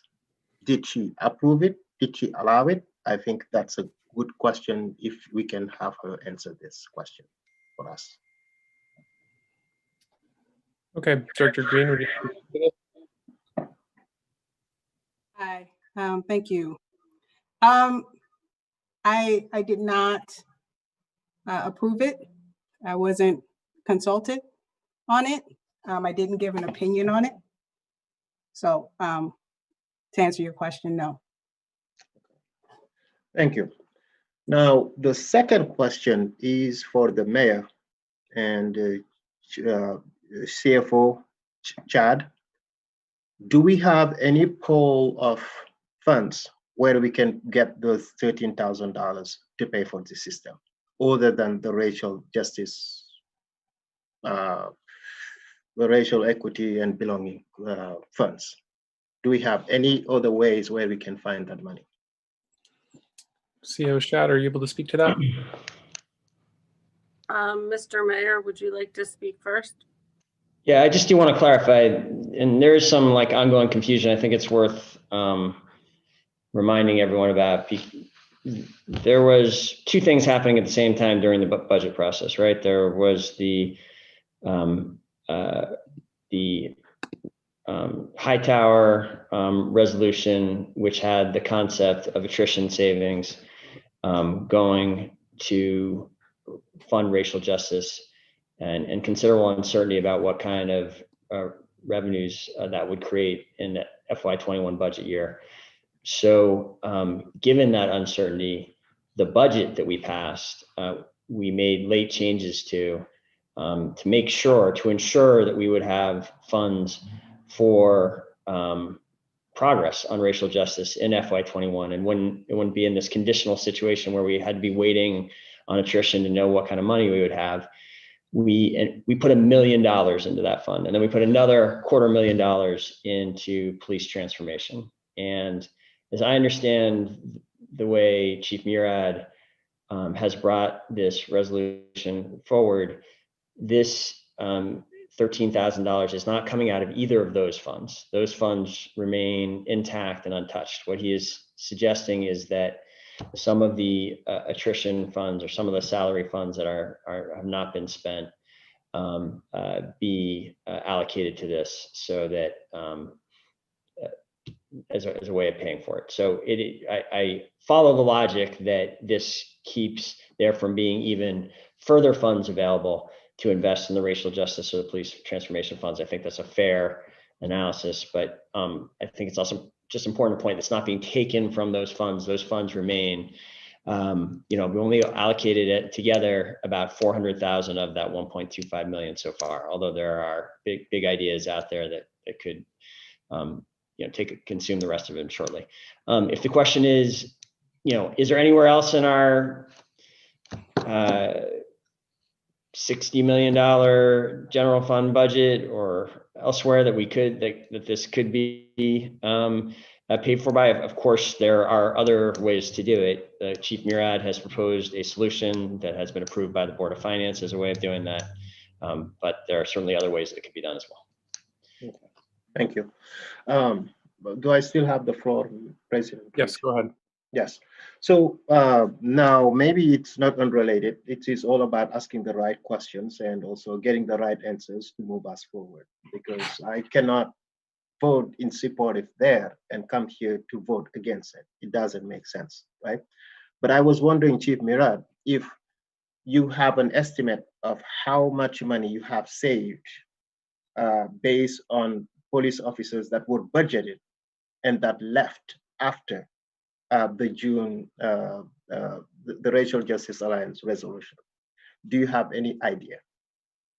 Not off the top of my head, council member, I don't. I do know that we are not using those savings, that they are, as the resolution requires, as the budget requires, those are planned for savings. So we don't consider them to be savings. And I believe that we've now crossed the threshold. Now that we are at 83 effective officers, we've crossed the threshold at which there was a certain amount of buffer built into the budget already, and are now in a position to have savings. But I do want to point out that we did contact and we discussed this platform with Vanessa Santos Eugenios, and made certain that while it had parallels to NeoGov, in her words, there are specific needs that the police department has that NeoGov cannot accommodate for in the same capacity. So we did discuss it and try to make certain that we didn't have that kind of overlap. And both Ms. Santos Eugenios and Brian Lowe were clear that our system had addressed needs that could not be met by other city IT systems. Okay. Wonderful. And lastly, thank you for the reminder about NeoGov. And I think President Tracy, we made a request to have NeoGov presentation to the full council. I don't know if you access it yet from Marisela Gang. I think the council and the public would really benefit from that new tool that the city is using in managing, staffing and all of that. So I won't be voting for the motion on the floor to table this. I think we should move forward, and especially when the mayor really made it very clear that the saving for the racial justice and belonging funds stays intact. No fund is coming from there to pay for this. Then I think we should just move forward and keep this in mind as we move forward. Thank you. Okay, I have Councillor Paulino to be followed by Councillor Freeman and Councillor Pine. Councillor Paulino.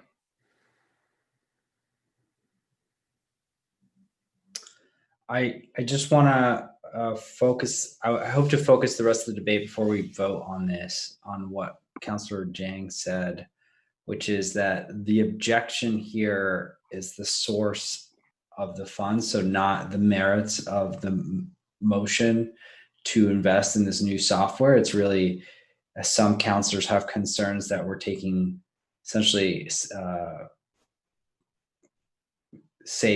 vacancy savings money and moving it over. In the memo, the vendors giving the police department a 30% reduction on their normal rate. So I think we should take advantage of that and not lose this price, one. But in addition to that, I just think that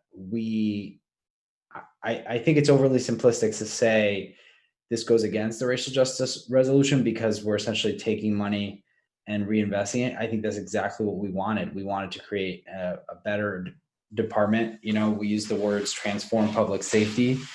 And I think that it seems like this is a one-of-a-kind software used in the state of Vermont by a police department, first of its kind. So it would give them more tools to figure out what they need, more tools for the consultant that we're about to hire to be able to use in the 6 or 7, 8 months upcoming where they're going to be looking at the department.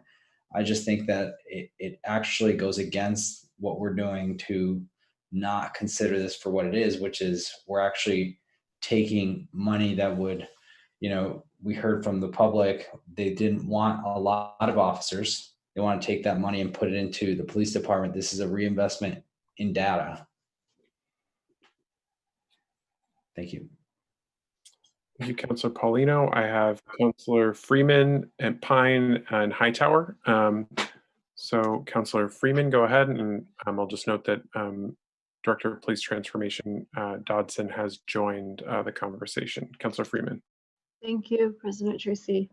I didn't see this mentioned in the memo, but I do know that the BPOA contract has a restriction on retention of records. I believe it's page 42. I can pull it up. It's in section 15. And I'm curious, given, and those are specifically around instances of discipline and misconduct. So I'm wondering, I see that this is a software analytic system to look at essentially the performance of personnel. And so I'm wondering how that interacts with our union contract. I personally don't agree with that part of the contract that allows for those records to be not retained past that limited period. But if we are trying to have an integrative performance tool, something of this analytic nature, I'm wondering how is that interacting with that clause in the BPOA contract? That's a great question. Frankly, it's going to be a matter of diligence on the part of the operators of the system to do the same thing that we currently do with their personnel files. Those, when we talk about the personnel records, we mean only the record of those incidents as it is contained in the personnel file. So if a letter is given to an officer that is a letter of reprimand, it lives in the personnel file for a predetermined amount of time. The contract limits how long that can be. And it is the job of usually the deputy chief of administration to go into the actual physical folder. It's a hanging folder in a file cabinet, and take that letter of reprimand out at the appointed hour. In a computer system, it would be the same. It would simply be a file that would be removed from the overall database at that time period if there are no changes in the interim to the contract and these kinds of issues. And if there are changes at some point when the new contract is negotiated, then it would live within that system longer or shorter, depending on the terms of that renegotiation. Thank you for that clarification. So I do, I know people have already spoken about the concern about the source of the funds for this software system. I think my concerns are actually a little bit more focused around, though I do think that is a concern. I'm not disagreeing with it, but the concerns that I had written out are more in regards to sort of the direction we're going in. In terms of reviewing performance and being able to have a system of accountability and improving performance. So as I just mentioned, the union contract is an issue. I think also some concerns around the fact that, for example, Dr. Seguino's research has been out and sort of presented to the city and to the police department, and is not really, and this is my perspective, has not been embraced by BPD leadership or by the leadership of the city, not the council, but specifically the mayor's office. And that is no cost to us and is an incredible tool that we can use for evaluating performance and looking at how we can improve the police department. It's free. We're not using it. In fact, the department has actively disregarded it. I also served on the special committee for policing practices.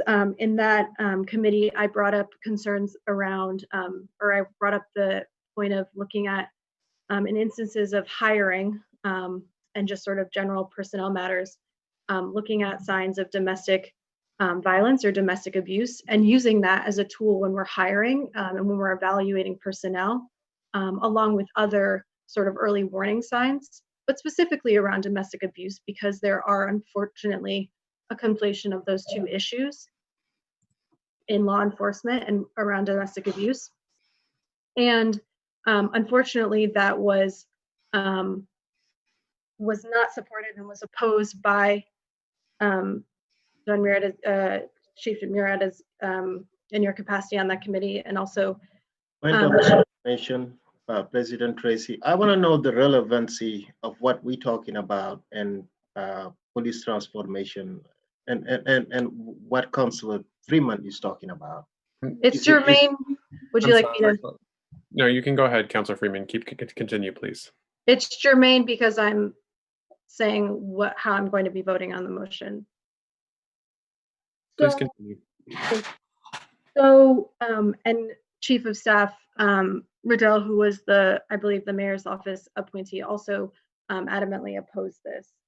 And so I have concerns around investing in this analytic system. I don't understand how, if we don't actively change and really think about transforming the system the entire policing system, and really have a change in how leadership in the city is looking at performance. I mean, the fact that we're not even talking about the union contract, and there's been no indication from the department or from the mayor's office that we are willing to look at that and re-examine that contract, that we have not engaged with Dr. Seguino's research from what I can. Sorry, who is that? Mayor. Mayor, go ahead. I just think it needs to be clarified. I issued a public directive that the city attorney's office is reviewing the police contract with the mandate to report back to this council on issues in the police contract by, I believe we put a 90-day timeline on that. So it's just not accurate to suggest these issues aren't being discussed or paid attention to. Councilor Freeman, please continue. And anyway, so I mean, yeah, we can spend $13,000 on this software analytics system, but I agree that the source of funding is a concern, and I also just feel like we're putting money and trying to offer solutions when we're not. I don't think the direction is to actually change things, and I still have concerns about that, and whether we spend this money and create this and invest in this analytic system or not. I just have a lot of lingering concerns about the hesitancy to actually make changes and really think about how we can hold people to a high sort of standard of accountability and professionalism. So those are my concerns. I do agree with tabling it. I think it needs further review. At this point, I don't feel that I am ready to support this. I do think we need to review the funding source, and that's where I stand on it. now. I apologize. I hear that there was the directive from your office to look at the union contract, but it hasn't felt like there's really a significant push, and that we're actually just tiptoeing around it instead of really fully engaging with it. So that's my concern. Thank you. Okay, I have Councillor Pine to be followed by Councillor Hightower. Thank you. The motion to table by Councillor Hightower really did focus on something that I don't think has been mentioned much, which was, is this the right approach? Not so much all these other details, which are important details to discuss, but the motion to table is based on, is this the right way to move us toward transforming the way we police our community? And is this a tool that fits within those goals? So I think having Director Dodson on the meeting, I'd like to hear your thoughts on that and how it does or doesn't align with that and where we are right now. And point of information, just because before Director Dodson goes, President Tracy, since he wasn't here for my question, do you mind if I just reiterate it? Certainly. Go ahead, Councillor Hightower. Sorry, Councillor Pine. Yeah, so my question, and admittedly, I did not know that you had seen this. So my comment had been that, to me, this very much reads like something that has been in the works, and that is doing something marginal to move the police in the right direction, and that I understand why it's necessary. I think it's a good idea, but I don't think that it has anything to the point of police transformation, and that none of the things go far enough in terms of getting to that police transformation. And so I had thought maybe you hadn't looked at it, or maybe you just didn't have comments on it. But to me, this reads like George Floyd and Breonna Taylor didn't happen, and it was in the works before this, and we did nothing to change it in light of that. So wondering if there's any changes you would like to make as the Director of Police Transformation to make this a more transformative process, even if that does increase the cost. Good evening, everyone. Thanks for inviting me, and thanks for the questions. I appreciate the questions and the due diligence. I think there could be a fundamental difference in opinion on what transformation means. I have taken it that transformation is not equivalent to obliteration. There will be officers in Burlington, 74, 65, 85, and we'll want them to be the most professional, trained, accountable organization they could be.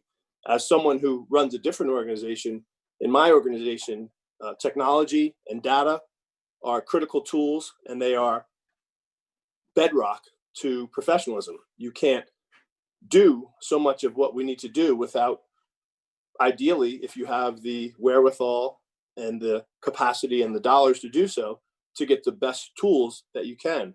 I appreciate Councillor Freeman pointing out the use of the data, or the lack of use of Professor Seguino's data, but my understanding is the only way the data gets there is to the degree that an officer puts it in. So it's useless. It's only as good as the person who was in the moment doing the action, which is the officer, and there's accountability, and there's a chain of command that reviews and makes sure they put that data in. And it's not data last week, but imagine, I hope that the council and our community is creating data for 2 years from now, 5 years from now, because that happens. You'll want to go back. And part of the problem now, Dr. Seguino happens to be a friend of mine, is the data can be spotty sometimes when we go back. The data is not super reliable. It's not as comprehensive and consistent as we would like it to be. And therefore, we could be saddling future generations with a similar problem by not having a tool that is not directly related to transformation, but it is, I would argue, directly related to professionalism. And professionalism, if we're going to transform, we are going to have the most professionally refined police force in the nation. Part of transformation will be high degree of professionalism. So when I looked at it, and I had an all-day presentation with the tools, and based on PeopleSoft and other things that I've used that aren't police specific, but I understand the different components that you would want, I was convinced, particularly in what is a transformative element, and that's use of force, that this is the Cadillac. Objectively, if you look at analytics for police work across the nation with people, not B.P.D. saying that, multiple large police agencies will acknowledge that this is the Cadillac for maintaining data that is germane to the job of policing. So I was convinced that if we could get a tool that is user-friendly, that an officer after a long shift who is tired and not particularly interested in doing data entry, but has a user-friendly tool that is intuitive and that creates a really high degree of useful information, that would help Burlington. It would help BIPOC communities. It would help transformation, because what happened, not only in that moment, but sometime down the road, some users who were not there when the thing went down would be able to access easily in a consistent format what had actually happened, so they could determine perhaps the pattern of a rogue police officer, and someone who, if we look, would be like, wow, in 2020, 2022, 2023, and 2025, there were these incidences that create a pattern. And thank goodness we have this data that shows us this pattern. So now we can make a decision about appropriate public safety for the community. So that's what compelled me. When I looked at it, we do not have that tool currently. The consistency of officer input is not what we would want it to be for any number of reasons. And part of it is because the tool is not commensurate with the need. And I was convinced that this tool would do that. So mine was a vote for professionalism. And I personally see professionalism as connected to transformation. Okay, Councilor Pine, you still have the floor. Thank you, Mr. President. What I heard both just now and during the Board of Finance certainly gave me optimism that this was a useful tool, and it is just a tool that has to be, viewed in the context that it is, in and of itself, it is not like a panacea. It's no silver bullet here. This is just a tool to be used for this. But what I appreciate what Councilor Hightower brought up is, are we sure that, we haven't exactly defined, and Director Dodson mentioned, we haven't defined and come to consensus on what exactly we mean when we say police transformation. So we're putting together a tool to help us get there, but are we kind of putting that cart before that horse is the question. Are you looking for an answer? I was hoping Director Dodson would at least, help me with that a little bit.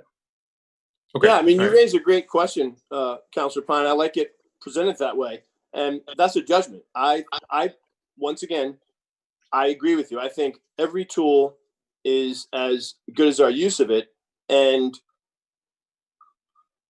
is a better tool helpful during the time when you're also working on culture and how the individuals, the humans who use the tool, use it? I would say yes. I wouldn't say, hey, let's have a totally insufficient tool and we'll use that insufficient tool until we have the humans behaving where we want them to behave. There probably would be few organizations that ever buy new technology if they're waiting for the humans to catch up. Humans are going to be humans, but I think giving humans this, this is all personal opinion. I believe that, equipping the human folks who are in an organization with better tools that create greater potential for the kind of data collection, the kind of professionalism we're hoping for, while you're hopefully impacting what supervisors are doing and what other mechanisms that manage the humans who have to utilize the tools. So it's a both and, not either or. I don't see it as either or. I would say that for me, in the kind of things we're looking at, the dollars are kind of short. It is a tool that's going to have some tail, $13,000 a year, and we're at a moment where our community has to spend money, but we're spending significant dollars on all sorts of things, and all those things are aspirational. We hope will do that, and as it may have been you or someone else, there is no panacea. We're going to work through this, and we're going to work through humans. And some of you are managers of organizations, and your organization moves at the pace that you can move the work through human beings without the magic wand. And this will be that process as well. I will affirm that I think this tool can be helpful in asking and requiring a greater degree of professionalism. We have to put the tools in place, which there's any number of things before this council to put the tools in place to increase accountability and transparency. And I think this tool will be helpful to those professionals who are being, sort of transformed, quite frankly. Okay, Mr. President, I just wanted to ask, Interim Chief Murad if the police commission is looked at this and what's the feedback we got from the police commission on this?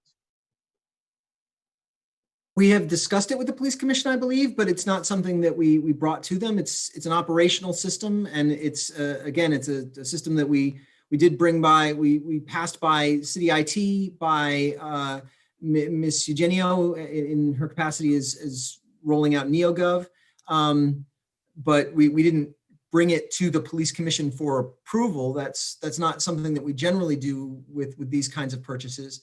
But I do know that it will directly apply to the information that we supply them and the information that we've passed new rules to have delivered to them on a more regular basis so that they can have more complete interaction with that data and discuss the parameters for which they are considering making that data public, such as issues with civilian complaints, issues with, citizen complaints, issues with use of force. So that's, yes, that's what I can say about, I mean, I think it's going to definitely benefit the information that gets presented to the city council, the police commission. Thank you. And Mr. President, I have to just ask, since the motion was to table to allow for feedback from the Director of Police Transformation, and that feedback is in front of us tonight, I just want to ask if you as Council President could just ask Councilor Hightower if that is still the desired action, because I just want to make sure that's still is it needed? Yep, so I have that in Councilor Hightower in the queue, and I just want to clarify that because it was a time certain, that's actually a motion to postpone, and that's what I believe the original motion was, because it was to the next council meeting. So Councilor Hightower, I'll recognize you now. I'm happy to withdraw the motion. It sounds like Police Transformation Director saw it and saw no need to add anything transformative to it. So I guess that is where we are. So I'm happy to withdraw. Okay. Are there, Attorney Blackwood, are councilors allowed to withdraw motions without, I don't know that we necessarily do that. No, once a motion has been made and seconded, it's on the floor, it belongs to the body, and the maker can't withdraw it. Okay, that's what I thought. Okay, so the motion is still active. Does anyone want to still speak to the motion on the tape that was originally made? If I may, Chairperson Tracy, just might be helpful because Councilor Hightower brought up rightfully how's this connected to transformation. It might be worth noticing that in the wake of the George Floyd horror, there are multiple agencies that have implemented benchmark, Minneapolis being one. And if it would be helpful to have a list, I could probably bring forward any number of other municipalities, urban municipalities that have taken to the fact that this tool is out there. It's being seen as something that can improve the professionalism. So other agencies that are pretty deep in this work are using benchmark to help up their professionalism. And that's part of what I think argues for its being used in transformation to the degree that places with some pretty acute challenges are seeing it as a way to help them do their work. Good. Thank you for that. I have Councilor Jeng to be followed by Hanson and Freeman. President Tracy, that's you made that motion exactly. I wanted a point of information. Can we withdraw a motion on the floor? And you captured it. That's it. No question. Thank you. Councilor Hanson. Great. So yeah, I still think it's beneficial to take more time to address some of the concerns that have been raised, the funding source being one, as well as can we lean deeper into how this interacts with transformation, or maybe that's just a better articulation or vision that's laid out around how this is going to be used for transformation. We could also potentially get input from Director Green and or the police commission. So I still think there's a benefit to taking more time to address these concerns. Thanks. Okay. Thank you, Councilor Hanson. I have Councilor Freeman to be followed by Councilor Paul. Yeah, so again, like these, there were officers that came under like incredible public scrutiny, and yet it seemed pretty clear that leadership at the police department believed that they were essentially in the right. So how does a software analytics system impact, how does it help essentially when there are things that are out in the open and public, are clearly warning signs or concerns around performance? And yet those incidences that are publicly well known are considered to be in the right. So I still just can't fully understand how the software analytics system, I do recognize it as a tool, but there's something that's just really not, I can't figure out here in terms of how we're actually going to move forward in terms of transforming the department. Thank you, Councilor Freeman. That was a question for. Oh, okay, all right. I'm sorry, who was it a question for? My comment was directed at Chief Murad. Okay, all right, sorry about that. Go ahead, Chief. So I think that the notion of this platform is that it allows us to flag behavior that is troubling, that's recurring, if we see patterns of that kind of behavior. I think that when we have these situations for which people want quick redress and want action taken quickly, I think the idea of tabling this and not moving on it, of waiting more time, doesn't seem to make a lot of sense. I understand that you're saying you want certain outcomes. The software doesn't create outcomes, but it provides the mechanism for which, by which we can see patterns of behavior and then make determinations about outcomes. Absent that, if you don't see the patterns, then the outcomes are not as likely.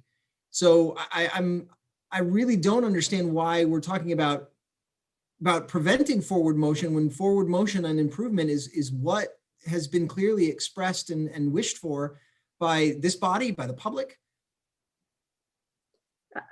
For me, it begs the question on what you're going to see something, but how is it going to be seen differently? Because as I mentioned, there are these public incidences that have caused incredible outcry over and concern, and yet leadership at the department has basically stood behind it and not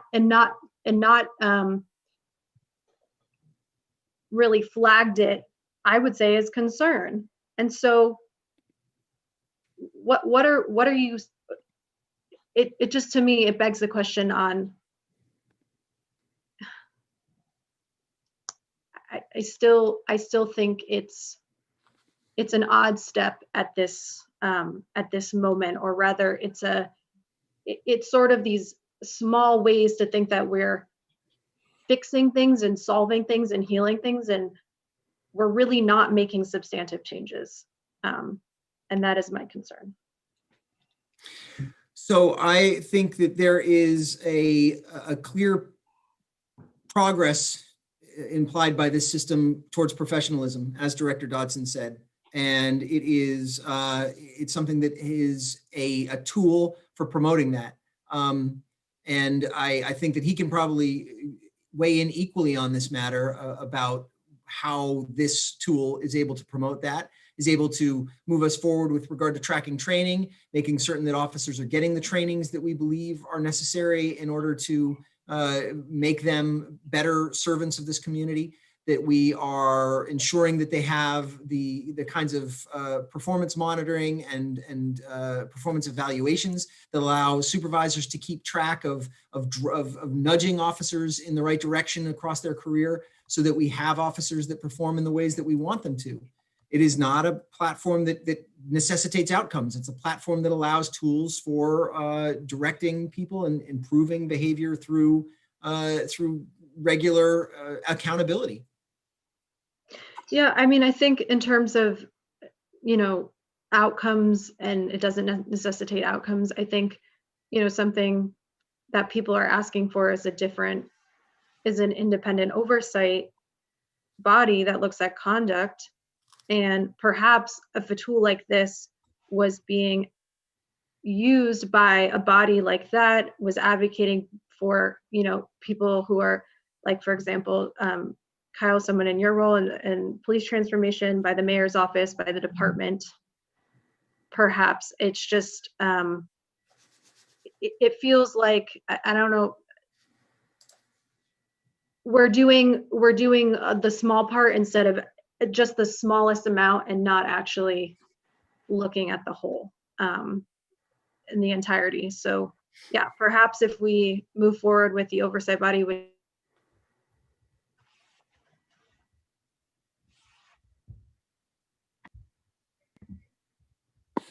I wonder if it might be helpful, something that. Sorry, no. Councilor Freeman has the floor. Councilor Freeman. I think that needs to be strongly considered if we're talking about reviewing personnel. For a minute there. Sorry, that's okay. I'm all set. Thank you. Okay, so I have Councilor Paul to be followed by Councilor Mason and Shannon. I have a point of information, President Tracy. Yep. My understanding is there's been a motion to withdraw made by the maker. As I'm Googling Robert's rules, that motion is at the permission of the body. If anyone objects, then there's a vote and it's not debatable. We're back off on a tangent on a motion that the maker no longer is making. Okay, would you like to call the question?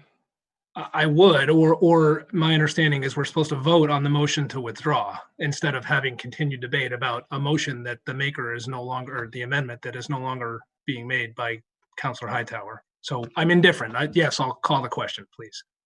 Okay, thank you for that. So we have a motion to call the question. It is non-debatable, seconded by Councilor Shannon. Point of information. I'm sorry. I need to clarify what I'm voting on, please. The motion you're voting on calling the question. Surrounding the motion to postpone. Yes. Okay. All right. Thanks. Yep. So motion to call the question is non-debatable and requires 2/3. All those in favor of calling the actually, let's I'm going to go ahead and have the city clerk call the roll, please. Councilor Carpenter. You're on mute, Councilor Carpenter. Yes to calling the question. Councilor Jang. Aye. Councilor Freeman. Yes. Councilor Hanson. Yes. Councilor Hightower. Yes. Councilor Mason. Yes. Councilor Paul. Yes. Councilor Polino. Yes. Councilor Pine. Yes. Councilor Shannon. Yes. Councilor Stromberg. Yes. Council President Tracy. Yes. That's unanimous. Thank you for that. We'll now go to a vote on the motion to postpone this item to our next meeting. Would the city clerk please call the roll on that? Councilor Carpenter. No to postponing. Councilor Jang. No. No. Councilor Freeman. Yes. Councilor Hanson. Yes. Councilor Hightower. No. Councilor Mason. No. Councilor Paul. No. Councilor Polino. Councilor Paulino, I couldn't hear you. No. Councilor Pine. No. Councilor Shannon. No. Councilor Stromberg. No. Council President Tracy. Yes. 3 ayes and 9 nays.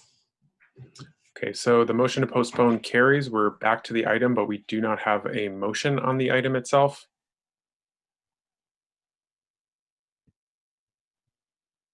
Is there a councilor who'd like to make a motion on the item?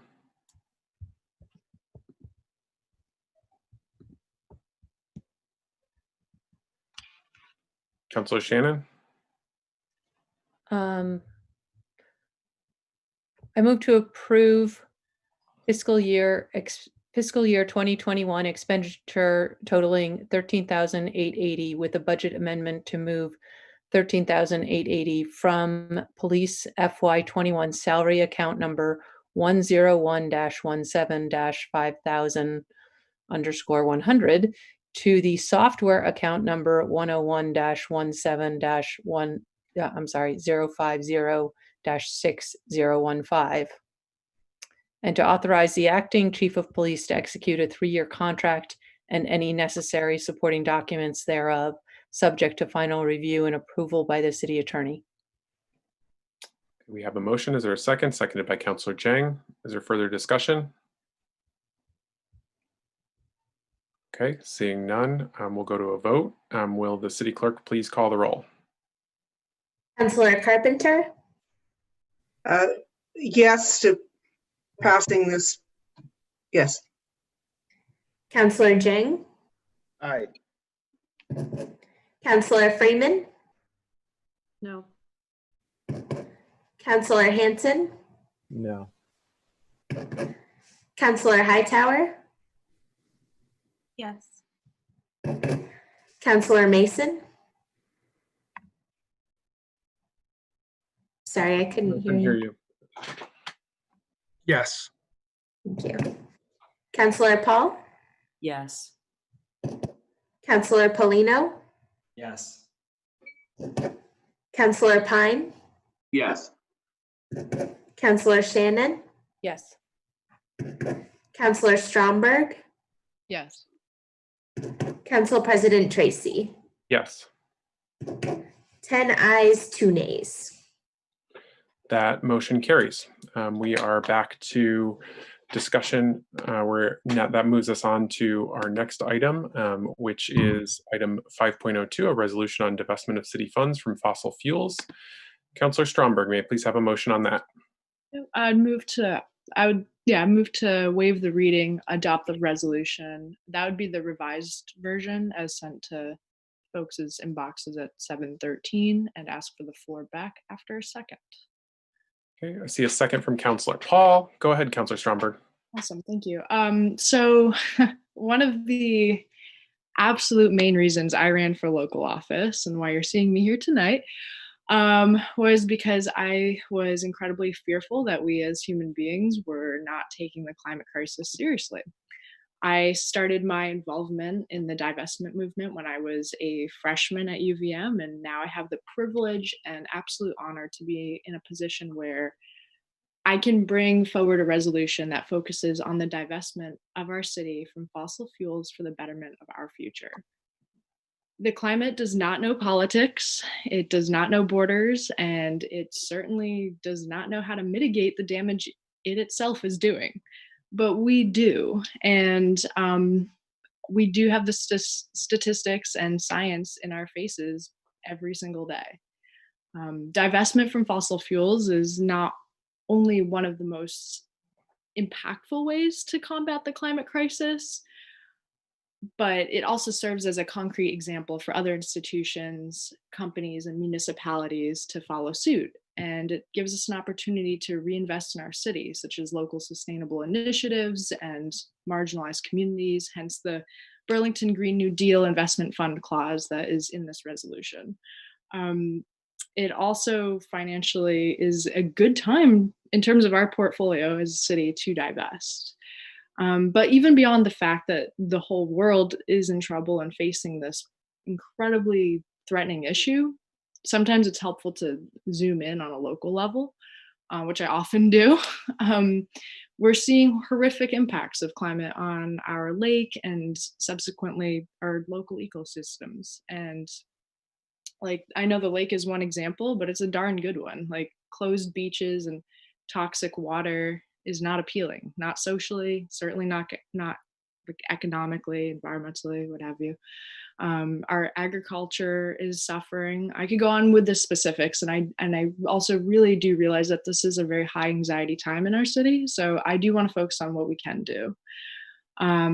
Nowhere on this planet can we afford to wait any longer, and we are not exempt. Burlington has come a long way, but we are not exempt from moving forward and moving to, fulfill our full potential and capacity with what we can do to help mitigate the climate crisis. We need to step up and we need to be brave. And, for some, this is long awaited and overdue. And for others, this may be a new priority. But the point is, we have an incredible opportunity to lead the way. We can be the city that other states and municipalities go, well, Burlington did it. Many of you, even specifically folks on council, have children and they get to say, well, my mom or dad or parent did that. That's huge. And it isn't only just meaningful, it's a widespread, positive, permanent impact. Tonight, I don't speak from a place of fear, though. And I do speak from a place of hope and ambition. And that ambition is shared amongst so many of us. We are not making this a partisan issue here. And it's simply because it is not. To see that this project is so widely supported by colleagues and the administration is honestly just incredibly heartening. But it also reinforces that broadly understood urgency of the climate crisis. So I could not be more proud to bring this forth tonight. But I really am not doing it alone. I do want to thank everyone for their support and just a lot of local leaders and collaborators. But I really specifically want to thank Councillor Paul for her incredibly thoughtful collaboration and leadership on this issue. I am so appreciative of her expertise and input and the productive space that we shared to really work on something that will truly be beneficial for as many people as possible. We have a long way to go, and I realize that, and this will be a process. The resolution itself lays that process out to some extent, but I do hope to see everyone's support here tonight. So thank you. Thank you, Councillor Stromberg. I have Councillor Paul in the queue. Thanks so much. Thanks, President Tracy. I think this resolution brings the council, the retirement board, who's really entrusted with our city's pension assets, with our community, our valued employees, to really a critical juncture, one where we just have to mirror the climate science reality. It's one that's widely accepted across our planet. We all do our part to embrace our personal responsibility to lower our carbon footprint. And I think now more than ever, we need to take our commitment to environmental justice to our investment portfolio. And this is a long time in coming. There have been other initiatives in the past, and I want to speak to the reason why I think this one is successful, but I'll get to that. I think we have, one of the things to keep in mind about the pension assets is that we have a significant fiduciary responsibility to honor our commitment to the employees and assist with their retirement with a defined benefit plan. But we also have a commitment to our taxpayers, to our community members, to ensure that the rate of return in the plan is commensurate with the actuarial rate of return. If it isn't, then that responsibility is borne on the taxpayer. And I think the really good news is that, as Councillor Stromberg said, and as the resolution points out, we can do both. More so now than ever, and I've been following this for a really long time, there are more investment options available today that can allow us to pursue our goal of environmental justice.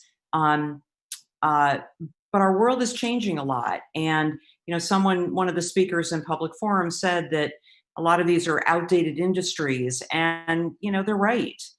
There are a lot of utilities that are now looking for alternative energy investments. Between new technologies, healthcare, exciting alternative transportation models, such as the electric planes that we're seeing under development at our own airport. These industries are leading the way financially to allow more longer-term stability in our pension plan. I I'm really thrilled about the fact that Councillor Stromberg got a letter from Rights and Democracy with their support for this. And I also really want to thank Mary Powell, the former CEO of Green Mountain Power. Green Mountain Power was the first utility, I believe, in the nation to announce their decision to divest their pension fund portfolio from fossil fuels. And they are now a national leader in this effort. The last thing I just wanted to get to is that there is a reason, I feel, why this resolution is going to be successful when there have been other attempts, and I've been part of some of those attempts. And I think the reason is, a huge thank you to Councillor Stromberg, who did a lot of the heavy lifting, most of the heavy lifting, to bring this resolution forward. But it was the way that it was done, and it was done in a very collaborative way. Not only did she reach out to me over a month ago, she has actively engaged the administration, who is very supportive.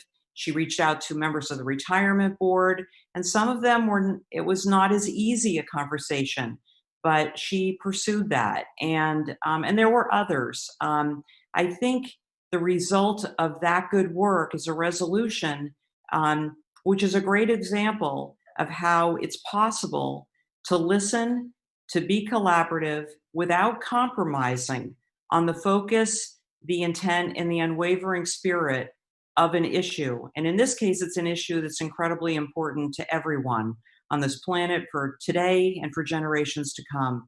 So I just want to say, as someone who has served on the council for a long time, thank you to Councillor Stromberg. A job very well done. And I trust that this resolution will have our unanimous support. Thank you. Thank you, Councillor Paul. I have Councillor Mason to be followed by Councillor Jang. I will pass, President Tracy. My thoughts have been shared more articulately by my colleagues. Thank you. Thank you. Councillor Jang, go ahead. Yeah, I mean, I cannot pass on this one, to tell you the truth. Because, I want to also speak about the substance, the thief of this resolution, but about the process you have used, Councillor Stromberg, to get us here. I do believe that you did your due diligence, very smart. You reached across the aisle, you reached outside of the city government, and I think this is exactly how things should be done. We should not come here to fight against each other. We should come knowing that this has unanimous vote that could move us forward. I just want to say, I don't know how old you are, but I'm inspired today. It's rare to get inspiration from others, but you demonstrated that today. And I just want to say thank you. And hopefully after Christmas, it will be another new beginning and we will all move forward, united. Thank you again. And definitely I'll support this. Thanks. Thank you for those comments. Any other councillors? Councillor Hanson, go ahead, and then Councillor Freeman and Councillor Hightower. Go ahead. Great. Sorry, it wasn't unmuting. Yeah, echo everything that's been said so far, and thanks to everyone who's contributed and worked on this, especially Councillor Stromberg, and also shout out to former City Councillor Selena Colburn, who I think initiated some work on this in 2015. And something I was going to say during the climate emergency reports, but I thought I would save it for here in case folks haven't been following it, because there's a lot going on right now. We're in the middle of the worst Atlantic hurricane season on record right now. There's been 30 storms, and it's been 5 years in a row with a Category 5 Atlantic storm, which has also never happened on record. So I know it sometimes gets lost in the shuffle of the news cycle, but the climate crisis is raging right now. And this is just, a small preview into what things are going to look like going forward. So it's critical that we take every opportunity we can to get off of fossil fuels and also start to adapt to the new, I won't say normal, but the new world that we're going to be living in as the crisis unfolds. So glad that we're taking this step forward tonight. Thank you, Councillor Hanson. I have Councillor Freeman to be followed by Councillor Hightower. I just wanted to echo what some other folks were saying. I just really, really appreciate the work of Councillor Stromberg and Councillor Paul for collaborating on this, for working really hard on it. I know Councillor Stromberg took a significant lead role. It's just really amazing to see this work. I feel really excited to pass this. Hopefully, it sounds like it's got quite a bit of support. It's quite a lot of sponsors. Yeah, I'm just really proud of this work, and I really do appreciate it. Thank you. Councillor Hightower. Yeah, at the pain of sounding repetitive, or the possibility of sounding repetitive, huge kudos to Councillor Stromberg and Councillor Paul. I think it's always just a great moment when we have these bipartisan efforts that make real change, and it's so great to have during these times especially. So thank you all so much for leading this and digging into the details and doing the work. Councillor Pine, go ahead. I can't pass up the opportunity. Councillor Stromberg reached out to all of us so we can all share in that praise. I would just say, hopefully, as goes Burlington, so goes Vermont, and so goes the nation. That's it. Excellent. Anyone else? Okay, we'll go to a vote. All those in favor of the resolution, please say aye. Aye. Aye. Aye. Any opposed? Aye. That passes unanimously. Great. All right. All right, which brings us to our next item, which is a resolution regarding just cause evictions. It's actually a charter change on just cause evictions. Councillor Pine. Thank you, Mr. President. I'd like to move the resolution, waive the reading, and request the floor back after a second. Okay, we have a motion and a second from Councillor Hightower. Go ahead, Councillor Pine. I think I've shared with many of you before that the concept of just cause eviction is something that is something I have worked on, not consistently over the last 30 years, but we started this effort as a community debating whether this was a good idea, honestly, on town meeting of 1988. And the majority of Burlington voters said it was a good idea. We just asked for sort of an advisory question. So posed an advisory question. Then we went back to the drawing boards and tried to develop a charter change language for the ballot in November of that year. And it was crafted in such a way that the opposition to the idea was able to essentially assert, and they successfully asserted to the voters, that we were asking the we were giving the city council essentially a blank check with no details in it at all. And it was a very vigorous fought campaign. Tenants and tenant advocates and many, many homeowners, frankly, were organizing hard to pass it, and real estate interests were working very hard to stop it. Then Mayor Sanders was a supporter, and we tried to build broad coalitions, and we're not successful. But I think it's important to just keep in mind the whole concept, the concept of housing security is a universal concept in most countries. This is the policy, the law of the land throughout Europe. North of us in Quebec, this is a guaranteed right. This is not a radical concept. The notion that if you play by the rules, if you pay your rent, if you follow your lease, if you don't disrupt the peaceful enjoyment of the property, you deserve the right to not live in fear that you're going to get an eviction notice or you're going to get a termination notice. People like to correct us and tell us, oh no, terminations aren't evictions. Well, to the person being pushed out, it's the same thing, whether it's called an eviction or a termination. So the effect is families live in fear. They live in fear of what might be coming. They live in fear of making a complaint to code enforcement, even though retaliatory evictions are totally illegal. What we hear from property owners is, how big a problem is this really? We don't think this is a really big problem. Well, the reality is you don't know the problem because you can't actually measure it, because most of these terminations happen as an oral transaction between the owner of the property and the tenant. This is mostly done through face-to-face discussion. This doesn't end up in court. So the data we have is incredibly incomplete. What we do know is that people living in fear of having their housing, of losing their housing, there's health implications, there's issues around family stability, there's stress and there's tension. There's a whole range of things that come from that. And to offer the level of security that all the people on the council who own their homes, that's what you get. You pay your mortgage, you pay your taxes, you pay your insurance, and you get to stay in your home.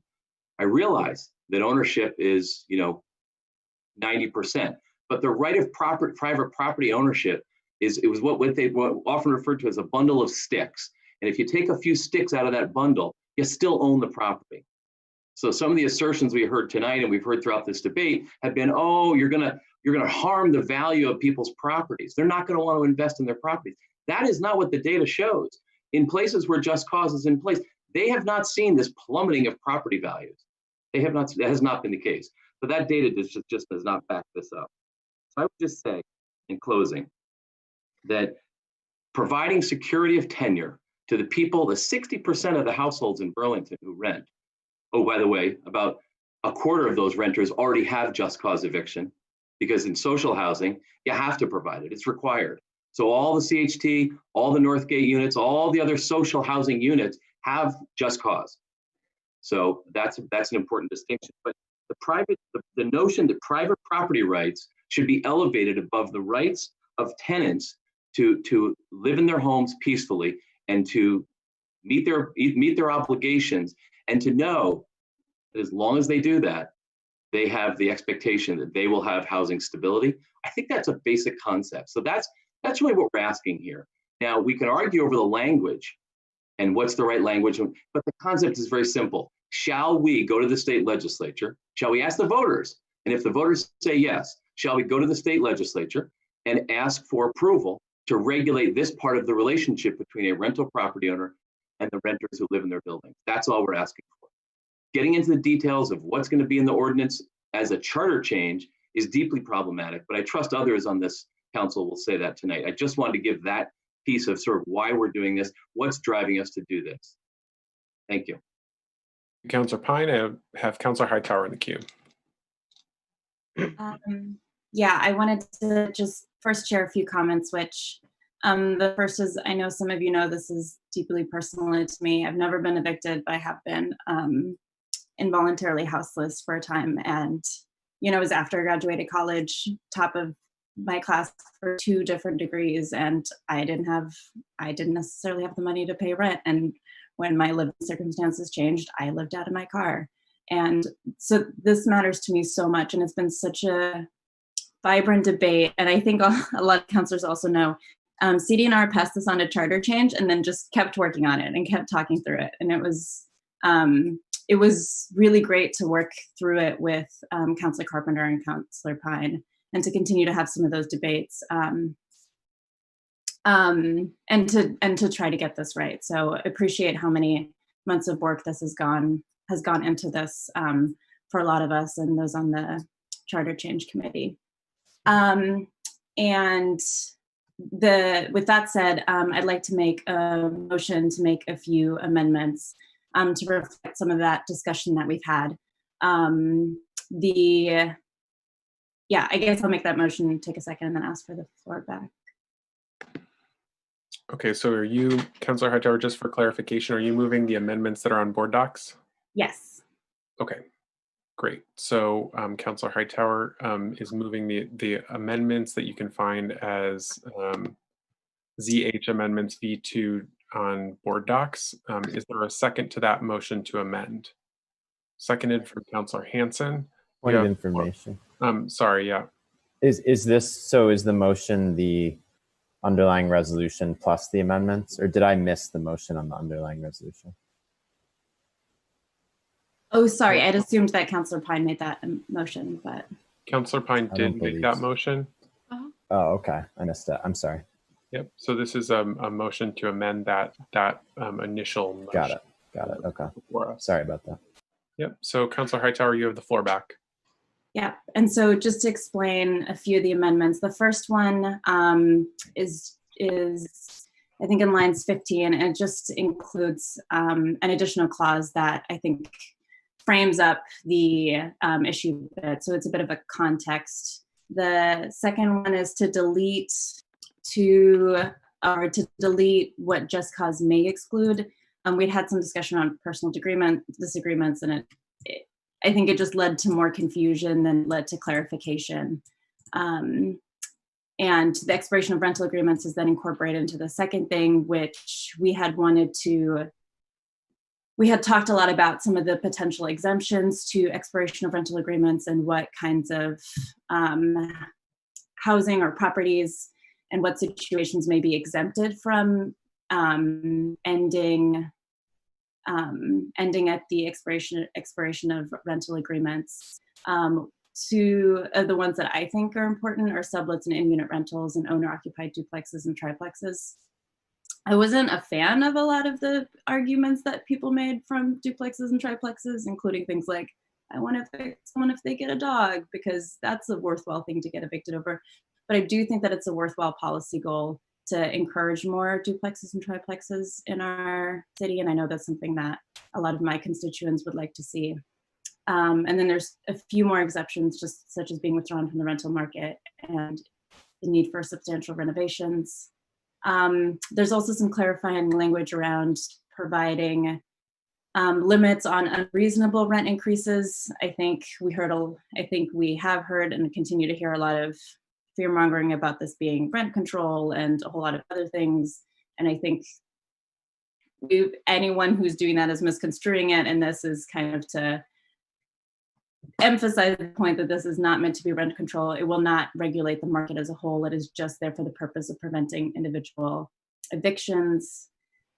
And then the last one is just that the ordinance shall define what is unreasonable and adequate notice in the statements above. Great. Thank you for that. The floor is open. Okay, Councillor Carpenter, go ahead. Thanks. As you know, I too have proposed an amendment. So I guess I want to speak to what Councillor Hightower has proposed. We spent a lot of time today, and I guess regretfully, we should have spent more time prior to today. CD and I were not at a place to deal that, and unfortunately, we did not organize a joint committee with charter change. I appreciate people's interest in having sort of a straightforward, what we've referred to as permission language to get this going. I appreciate the fact that this is a complex process. But I think, having said that, we need more clarification. And I do want to step back and say, I really appreciate Councillor Pine's lead up. I mean, I've worked for 35 years in affordable housing. All the property I've ever managed had a just cause provision. I feel comfortable with it. So I don't think it's something to be fearful of. I wish the United States and the state of Vermont had universal social housing, but we don't, at least not yet. I'm hoping that'll come down the pike. And acknowledging that we don't have social housing yet, we need to deal with the fact that some amount of our rental housing is provided by private owners and families that want clarification and understanding of what it is we're talking about. Just cause is not an easy concept. The states that enacted it spent a number of years doing so, educating their population, their citizens, their voters. And as Councillor Pine pointed out, there are hundreds of communities that have this. So this is not Burlington leading the pack by any means. It has worked well in those communities. There has not been dire circumstances. And it is time for us to do something. So I think we're at that point in time. But I think we need to be clear to voters what we're talking about. People need to understand what it is that we're suggesting be done. And that's what I feel like I propose in the amendment that I hope to propose. Councillor Hightower's is more minimal than mine, and I have some concerns about it. I do want to point out that the opening clarifying sentence, while in and on face value may not be a problem, as Erhard Manka pointed out, it may be a problem for the legislature who may perceive it as our asking for a more open-ended permission to govern landlord-tenant law. But I'm not really going to focus so much on that. I think the really substantive issues where Councilor Hightower and I have had some concerns, I'll try to point out. In the opening paragraph of her recommendation, we list 3 reasons around why, or definitions of what just cause would be. I proposed really a 4th, which I think is critical to some property owners, that the refusal by a tenant to not renew a lease also needs to be a consideration in ending a tenancy. Landlords and property owners need to understand that if they're going to rent, they can have a lease, and what the terms of the lease are, what's the end date, what's the start date. And if the terms are similar, I think it's important for the tenant to be considering of that. Councilor Hightower eliminated the definition around personal disagreements. I don't actually have a problem with that. We sort of entered into it and it was getting fuzzy. So eliminating it really doesn't necessarily assist in the conversation. What then kind of goes on is, and I think is a little bit of gap, is the language that we had originally proposed also defined just cause as eliminating or allowing for the elimination of the expiration of a rental agreement as not being just cause. And there's sort of to me, a little vagueness around that. And it only speaks to written rental agreements. And I would think we'd want to include all rental agreements. Some are written and some are verbal. The sticking point we had sort of following that was, but can we allow for exemptions? And what I've proposed in part is what is the baseline in all of the just cause eviction ordinances that I've read, and I haven't read hundreds, but there are at least 4 states that have statewide legislation, and I've looked at a number of city ones. And the conversation around owner occupants, duplexes and triplexes, I'm certainly in agreement with that. Sublets and in-unit rentals are complicated, and I support exemptions for that. Projects or properties being withdrawn from the rental market, and those in need of substantial renovations that preclude occupancy. Where Councilor Hightower and I had disagreement is around also allowing for an exemption if your family or you, the owner, want to move in. And I know there's some concerns and fears that large family owners of real estate will try to use this as some loophole. This is a very common provision in just cause evictions. In fact, it's included in the Quebec ones that Councillor Pine mentioned. And I just think it's important, when you buy a piece of real estate, you need to understand what can you do in the future. Can I move in there if I want to? Can my daughter move in there if I want her to?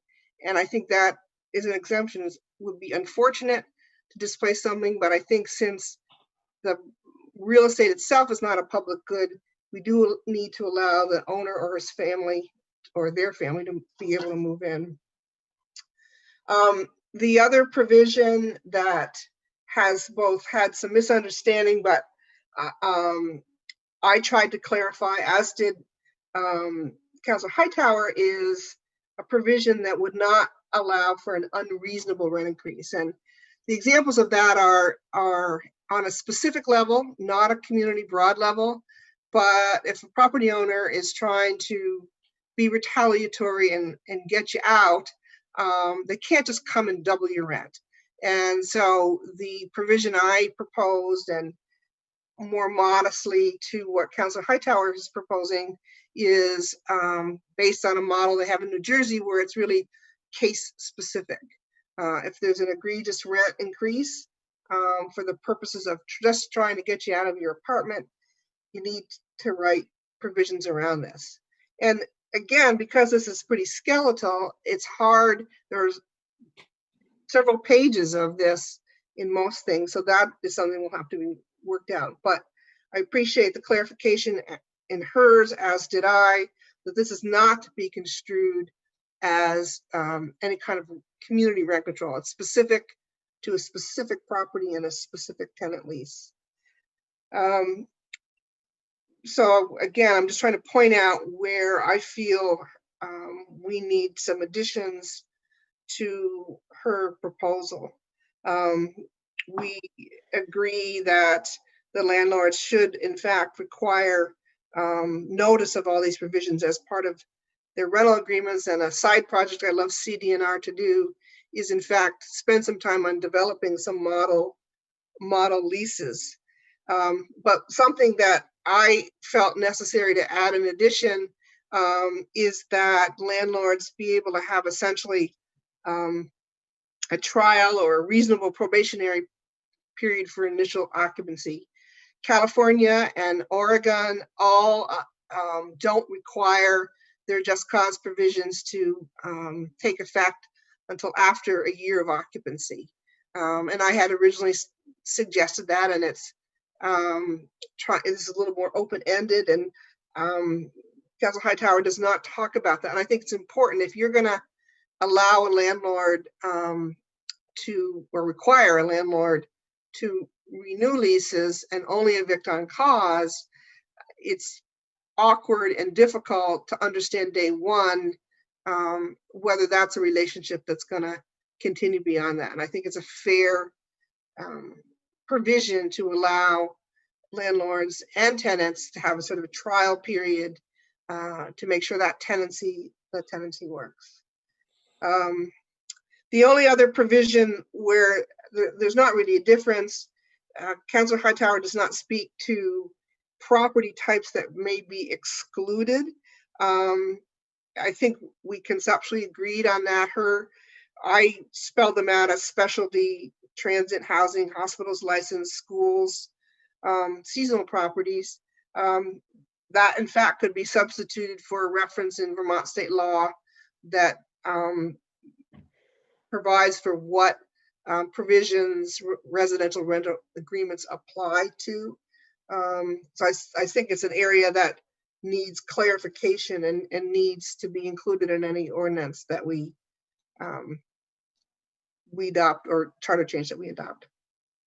And I feel like I had a provision just that we would allow ourselves the ability to add additional exemptions in the future if that's what we came down to. So again, I spent a lot of time trying to craft an amendment that incorporates what I've seen in all of the just cause eviction ordinances that I've reviewed. I understand people would like it simpler and would like to work it out through an ordinance process, but I think for voters and for constituents, we need to give them a better baseline of information. Thank you for that. I have Councilor Mason to be followed by Councilors Jang and Hanson. Thank you, President Tracy. I will pick up actually where Councilor Carpenter ended. But I first want to acknowledge and express my appreciation for the work, all of the work that both CDNR and Charter Change put into this. I know just from the volume of changes and meetings that a lot of work has gone in. My struggle has been, I think, a fundamental or a policy choice that I disagreed with at the outset, which was to go with broad enabling language as opposed to specific language. I think, as Councilor Carpenter was just referring to, Brian Pine, or Councilor Pine, very emotionally articulated, and we would all agree that, the type of just cause evictions that he's trying to stand up for, we as a city don't want to stand up for. But the challenge is when you start drilling down as to what just cause is, it becomes apparent that we have fundamental disagreements as to what that is. My first sort of epiphany in talking to Councilor Carpenter and Pine was the realization that they were thinking that, just cause meant, didn't include the end of a term. I'm a lawyer. I live by contracts that have a defined term. If you want more than a 1-year term, you sign a lease for 2 or 3 year terms. That's the way, our entire student rental market operates. And I struggled mightily then, and still have those concerns of, what the impact of not being able to be sure that the students that you rented through June are going to be leaving in June, and that those 4 new students that you're bringing in are going to have a place to move into. Our entire market is set up on a time frame to allow that orderly transition, and this, from my perspective, turns that on its head. And what happened, I think, is that we started with this very broad enabling language, and then I think they were hearing from people that wanted more specificity. And I appreciate this is an attempt to provide some, but not have it be limiting. But my read of this, in terms of the direction it provides to future councils, whoever is the ordinance committee tasked, is that you're pretty much limited to what's passed in here, because it does include specific exemptions for each one. Of course, it's not binding, but I think it will be a challenge.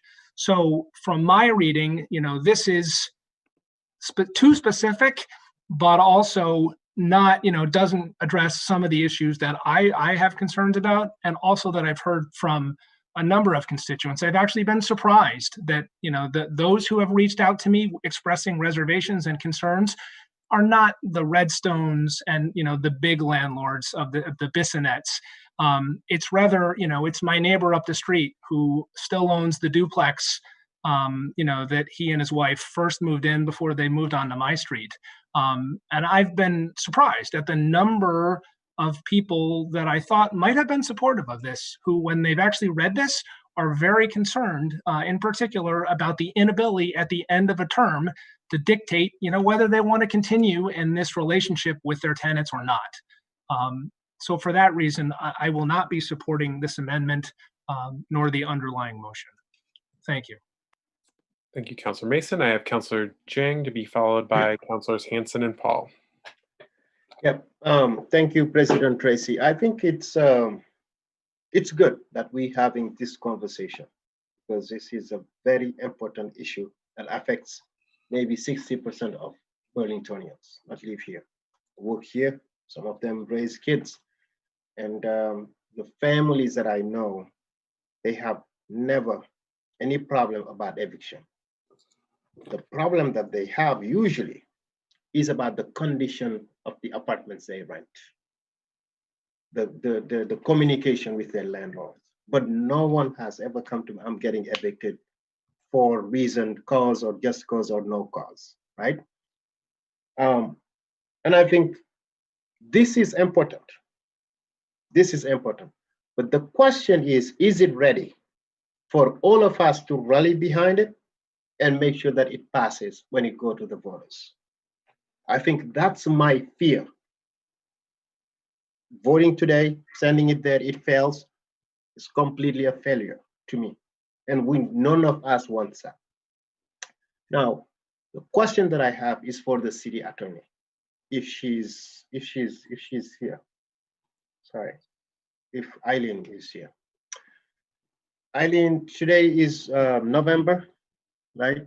You're not in December yet, and I think the ballot has to be ready in a certain time. When would that be? When should we have it this ready to be, we know that it is going on the ballot? Sure. Right now, as usual, the deadlines don't line up with your scheduled city council meetings very well. In order for us to meet the timelines, I just asked Amy Bovey for an update. And Amy, if I say something wrong, please unmute yourself and chime in here. But with the schedule as it is now, in order to practically get everything printed and to get the warnings out, because there's a time limit in which you can do in which you hold the public hearings that are required for charter changes. There have to be 2 public hearings. There's a time limit for when you can send the warnings out for those. And so we would have to have all of that, the warnings posted and out on December 20th. So you have meetings right now scheduled on December 7th and December 21st. So with your current schedule, this would mean you would have to decide all charter changes at your December 7th meeting. Now, that doesn't mean you couldn't schedule another meeting the following week to do charter changes, and we have done that in the past. But that'll be an issue for you all to look. Yeah.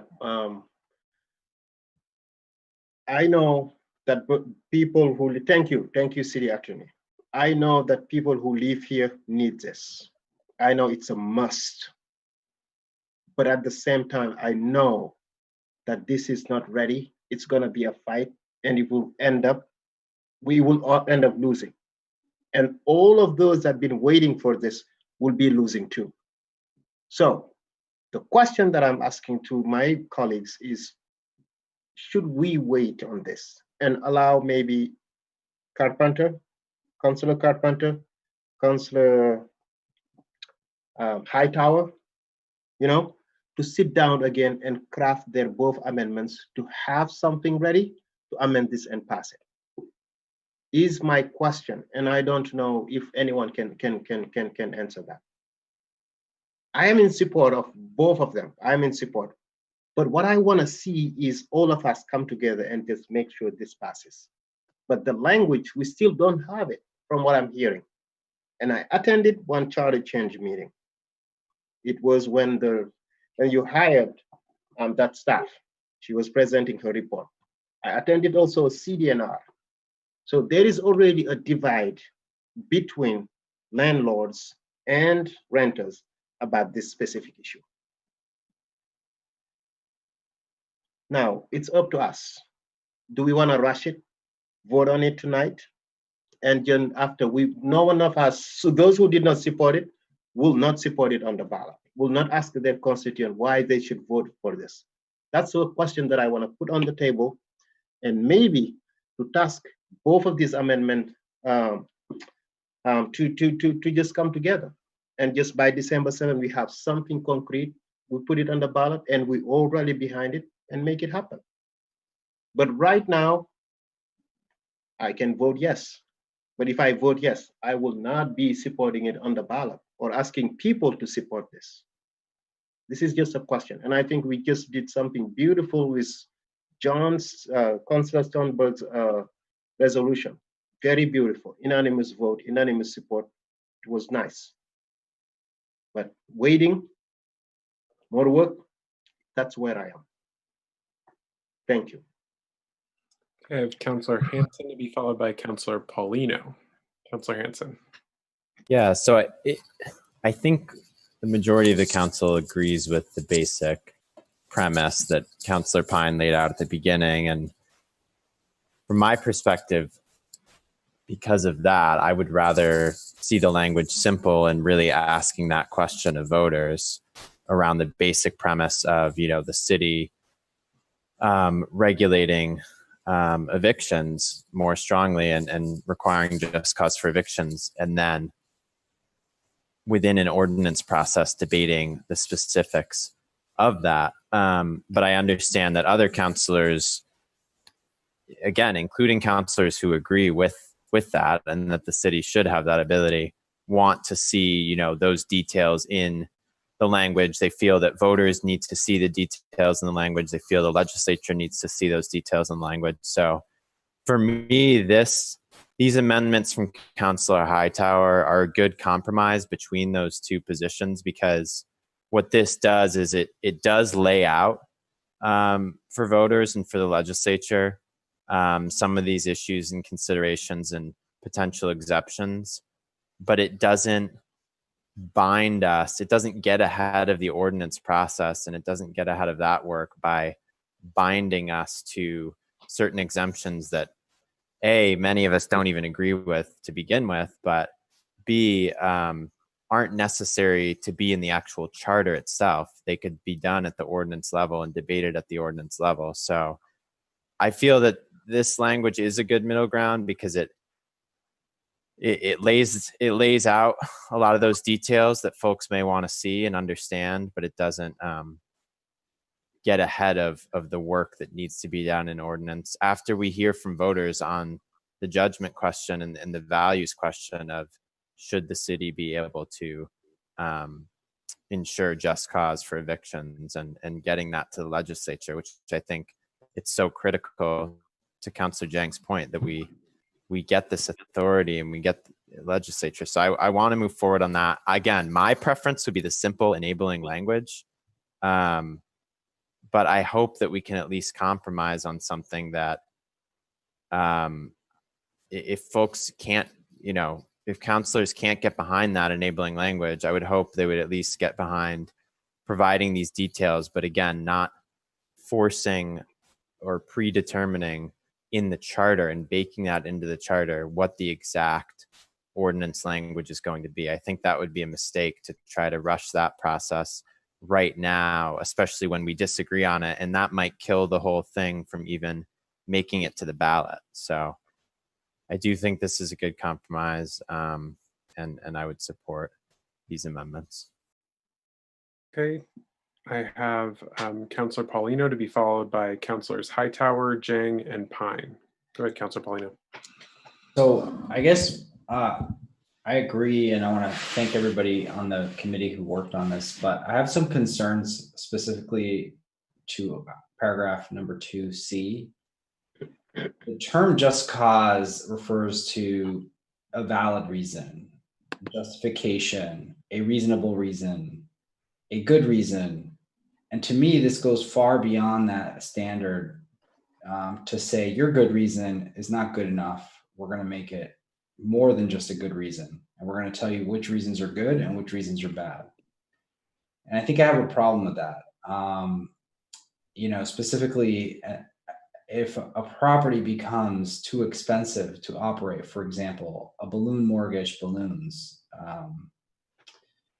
and that interest rate comes up, or our taxes keep going up every year, or that person's, situation regarding their own personal finances, and they need to sell that property. According to this, that person is forced to stay into this, provide a rental housing, and cannot sell it.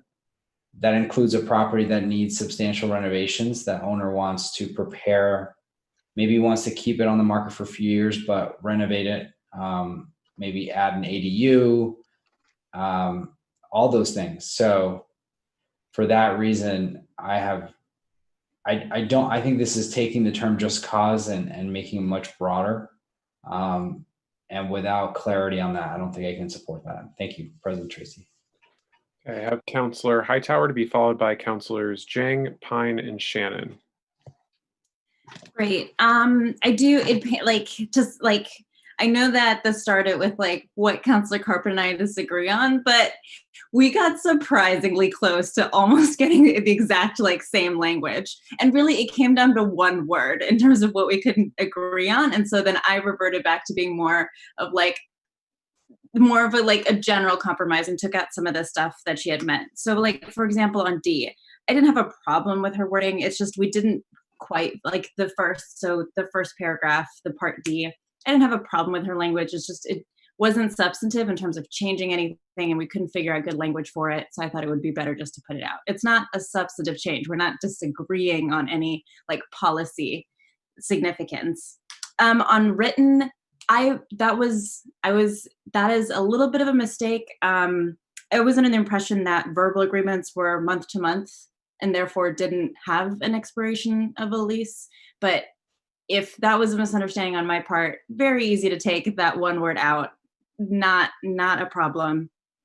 There were a few things. So the things that we actually disagreed on and that we came very, very close to agreement on, I don't know. I don't think we will get to that last piece. I don't think the two of us can work together and make that final decision, because I think to that point, it's coming to like a personal disagreement that we probably won't get to. But just to kind of show, one of the things that Councilor Carpenter did move on was not defining how long that period would be, because a period would be before, a tenant would fall under just cause eviction. And she had originally proposed a year.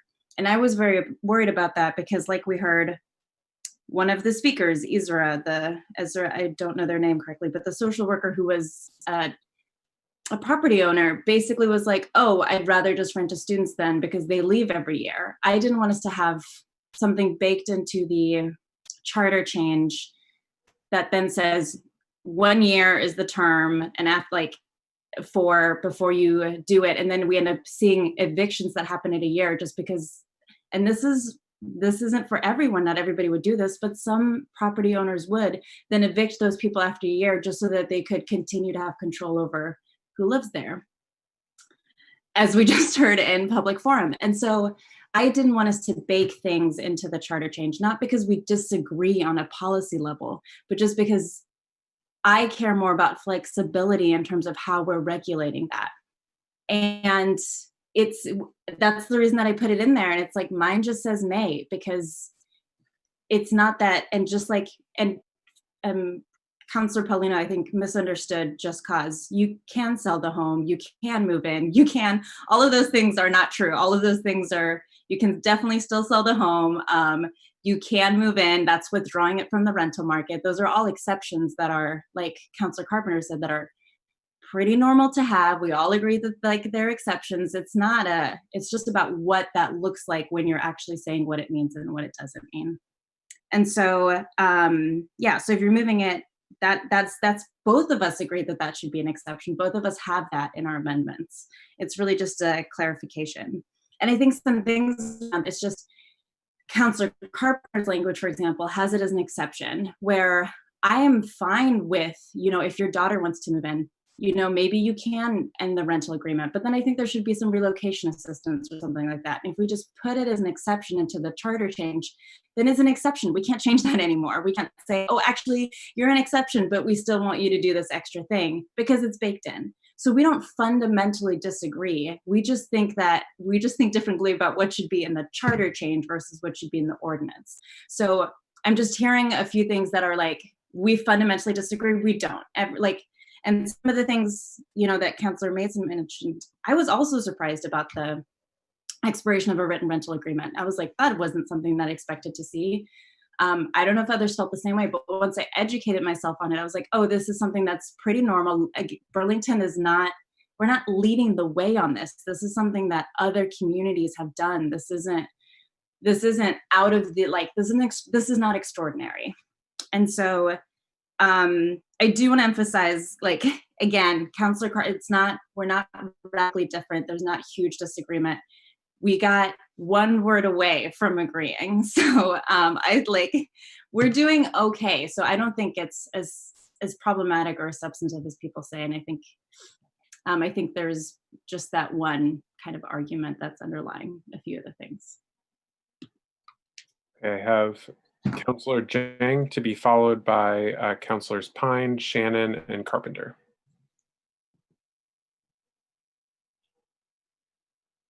Thank you, President Tracy. And I think, the disagreement is not maybe just between the city councils here, but the disagreement is, again, between big landlords and small landlords, and how this will affect small landlords, And also, someone spoke here earlier about the tax base that we will be losing, those who invest it. And I think we need that as well, right? And let me just leave it to that. Thank you, President Tracy. Okay, Councilor Pine to be followed by Councilor Shannon and Carpenter. That quote, what's that quote? Don't let the perfect be the enemy of the good. Comes to mind, because I think we're trying to get something pretty darn close, but not perfect. And there are some pieces that I think we could spend a long time, as Councillor Zhang suggested, we could spend a long time to get to consensus. And then there's a way to get us there, which is we're giving the voters a chance to weigh in on something that then gives us a chance to go to the legislature, to seek permission, to then come back to the city council and go through the ordinance development and adoption process. So keep in mind that this is not a decision that's going to necessarily lead to the exact provisions being baked into the ordinance. It may in the end, but I think we then have the ability to tweak it and to work on it. And yet if we bake it in to our charter change, it's part of our, essentially our local constitution. We then have to go back to this process all over again to make changes. So I think that's what we're trying to avoid. We're trying to work our way to a viable solution that recognizes there are some exemptions. I may support some that Councillor Hightower doesn't like, and we may end up there. But I think right now, what we're just saying is please find a way to get to the point where we can put this out for more public discussion, public debate, get the voters' sentiments, and then move forward from there. And I know we have a little bit of time left, not a lot until the next meeting, but it is 2 weeks away. And I would suggest that we not act tonight because I don't think we're there. I don't think we've reached that point. And I'd like to give ourselves, we're a deliberative body. We can deliberate more. We can come back on this. And I'd just like to give ourselves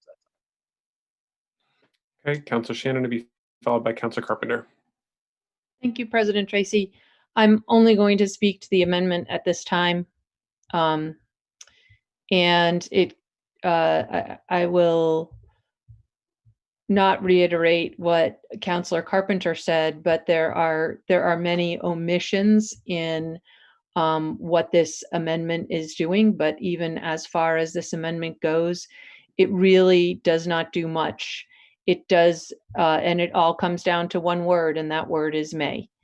It does not say shall, and I think that because it says may, it will be misleading.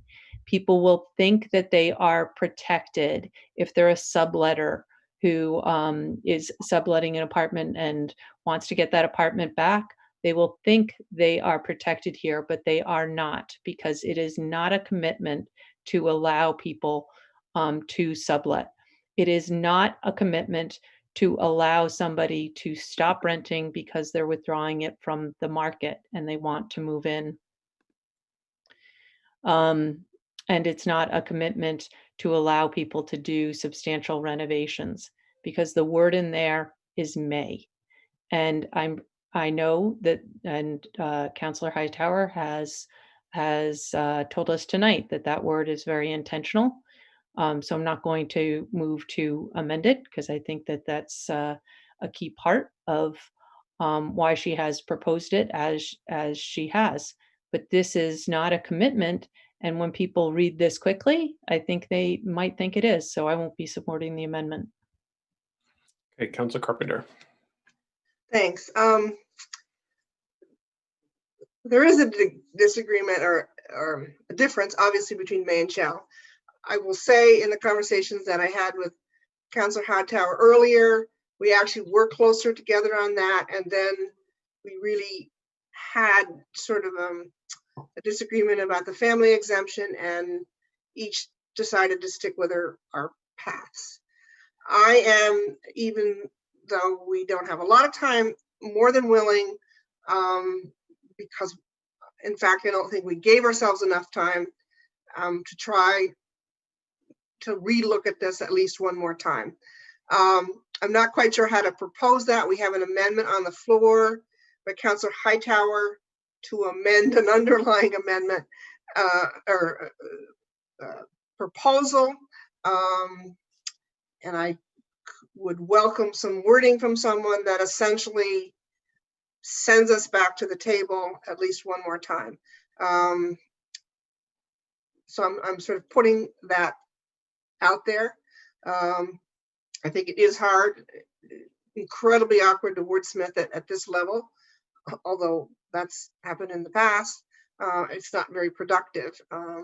We may not come to a fundamental agreement, but we certainly can have a deeper conversation around it. I don't know if I could amend the amendment with a set of words that would postpone this, if that's the proper term. I mean, if that's a proper amendment, and I guess I'll ask City Attorney Blackwood to guide me. If my end game is to go back to discussion and bring this back to the council, can you guide me on a way to have that happen with where we are at this point in this discussion? Attorney Blackwood? So you could postpone, you could move to postpone to a date certain, but I would want you to understand that what you would then be doing is you would be postponing the amendment, and you would start with that amendment. So if you're comfortable doing that, if that's what you want to do, then you could move to postpone. And so essentially we'd postpone the discussion on the amendment, and then in theory could come back with an amended amendment for consideration. And I believe I would be fine with that. Personally, I cannot vote for the straight current wording from the charter change. I need it to be amended in some fashion. And what I'm suggesting is that perhaps Councillor Hightower and I could come back with an amended amendment for consideration, which would then either pass or not pass the body. So that would be fine. So I guess I would move to postpone this to, is it December 6th? 7th. 7th. I would move to postpone this to December 7th. Okay, we have a motion to postpone. Is there a second? Seconded by Councillor Jang. Further discussion on the motion to postpone further discussion of this item. Councillor Paul. Thank you very much. I got the amended language from Councillor Hightower around 4:45 this evening, and was sort of knee deep in working out language for a couple of other things, particularly relating to the Board of Finance. And I can look at these two amendments side by side. It's going to take me a little bit of time. I'm not a legal mind. It's going to take me a little bit of time to see what the differences were and be able to understand what they are. I know for myself that I would like to pass something. I don't want to just pass something because other people vote for it. I would like to pass something because I vote for it. And I would prefer that we allow ourselves that time. Now, there may be some of you that have already made up your minds, and good, great. That's wonderful. You'll have an easier next 2 weeks if this passes. For me, I would prefer to have a little bit more time. I prefer to be able to ask Councillor Hightower, what some of the reasoning behind some of the things that she has put in her amendment, and I just didn't get that opportunity. So I will vote in favor of the motion we have before us, and I hope that others might be willing to do that, even if you've made up your mind. It would just be an opportunity for others to have that additional time. Thank you.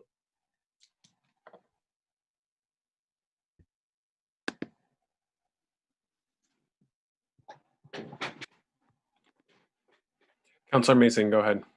Thank you, President Tracy.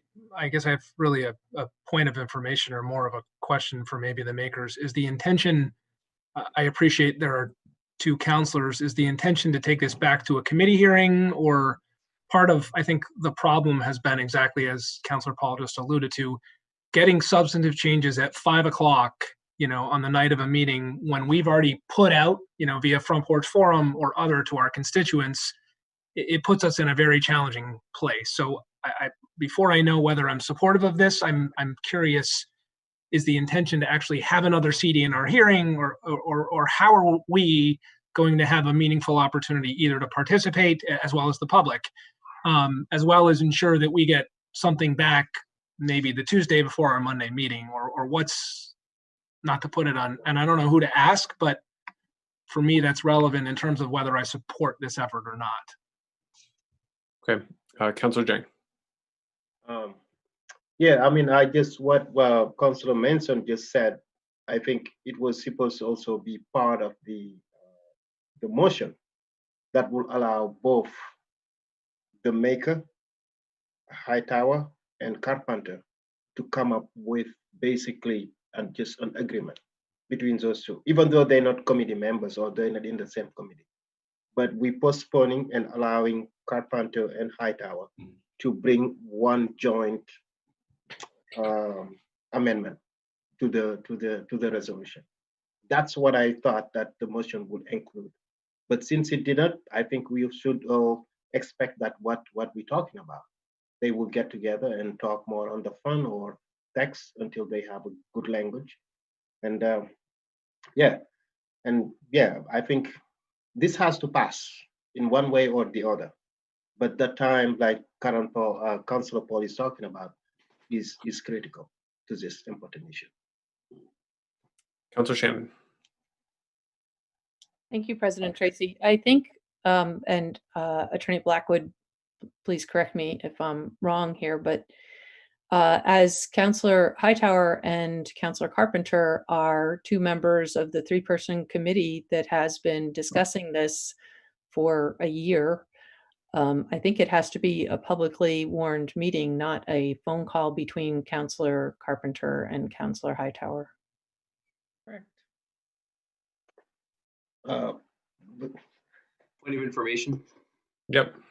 We have a publicly warned meeting that will be happening next Monday. Oh. We'll be adding that to the agenda momentarily.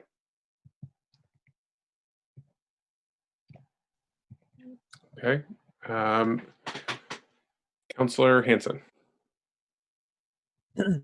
That was basically it. I just wanted to clarify that, but it sounds like we're clear that this would be discussed within that meeting, unless I'm misinterpreting.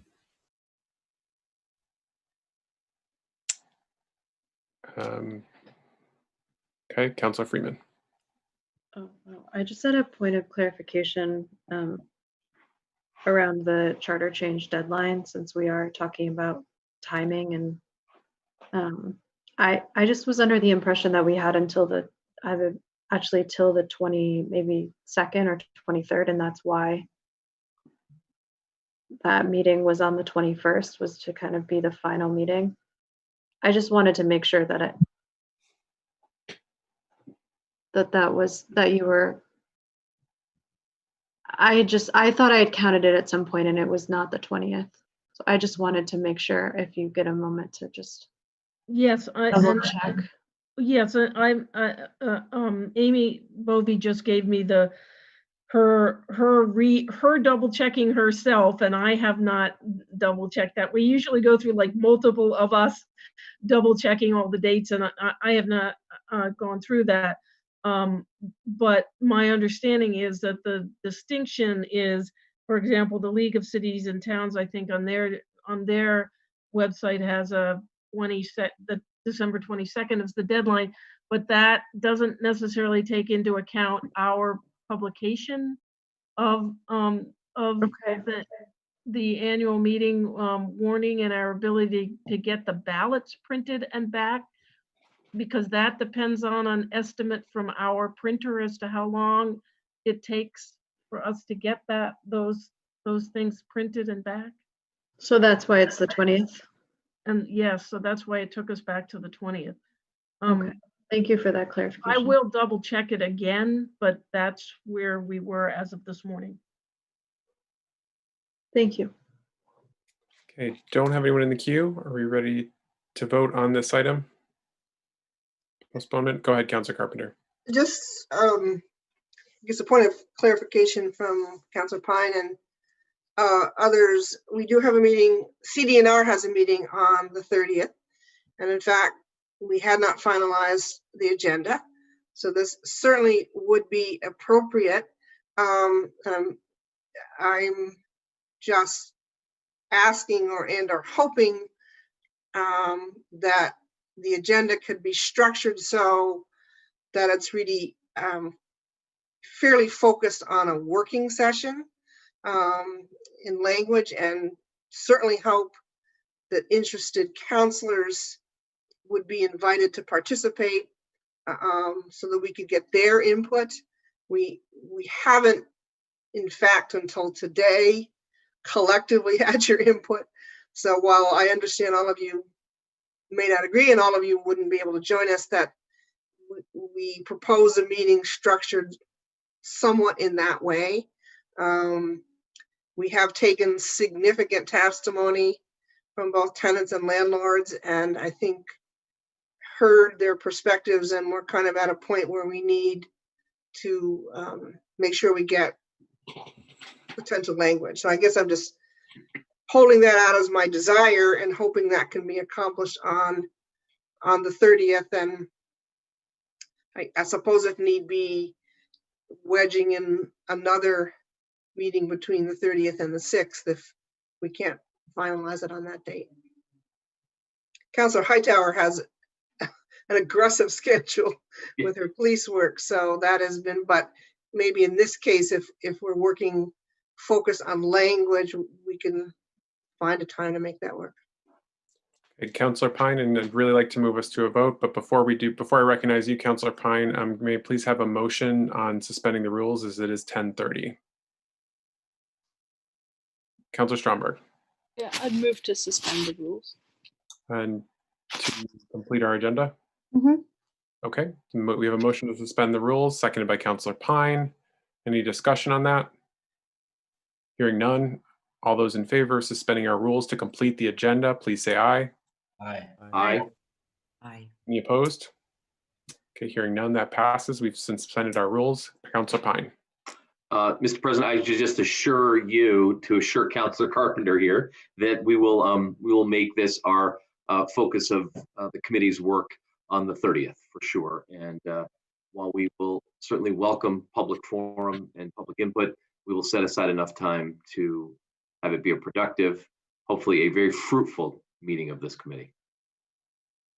Councilor Carpenter. Just for Councilor Pine and others, we have a little scheduling problem because the Regional Planning Commission is having a housing forum. So I don't know if we've warned the time yet. We might have to adjust that. Okay, Councilor Pine, can we please go to a vote on this soon? Yeah. Go ahead. Yeah, no, I was just gonna say it's at 4 o'clock and we will meet till 6. So that was what the plan was. Thank you. Okay, great. Thank you very much. So now we are on the motion to postpone, ready for a vote. All right, so all those in favor of postponing this to our next meeting, please say aye. Aye. Aye. Aye. Opposed? Okay, hearing none, we have postponed this and we'll take it up at our December 7th meeting, which brings us to our final item of the evening, which is an ordinance with regards to parking. Councilor Mason. Thank you, President Tracy. I'd like to make a motion to adopt the ordinance as presented and ask for the floor back after a second. We have a motion. Is there a second to Councilor Mason's motion on the ordinance? Seconded by Councilor Hanson. Go ahead, Councilor Mason. Thank you, President Tracy. Before you tonight are proposed amendments to our minimum housing code dealing with parking plans. This flows out of conversations between Councilor Busher and Director Ward that started in 2019. They went back and forth for over a year. We're looking really to Amherst, Massachusetts, which does have some similar provisions sort of as a model. Those conversations didn't come to agreement, but as Councilor Busher was departing, she put forth this proposal in March of 2020. It was referred to the Ordinance Committee, which held 2 hearings, based on the initial proposal. There were some modifications made, and I think progress made, dealing with markings, signage, consultation with the fire marshal. If adopted, this amendment would require that landlords of residential housing produce a scaled and detailed site plan depicting existing and proposed on-site parking spaces with dimensions, boundaries, driveways, walkways, structures, fencing, barriers, and landscapings. This would require that that plan be submitted with the first rental application due after applicability date, and the ordinance proposes a basically phased-in approach, starting with new construction over the next year and then moving through the remaining 4 districts over the next 4 years.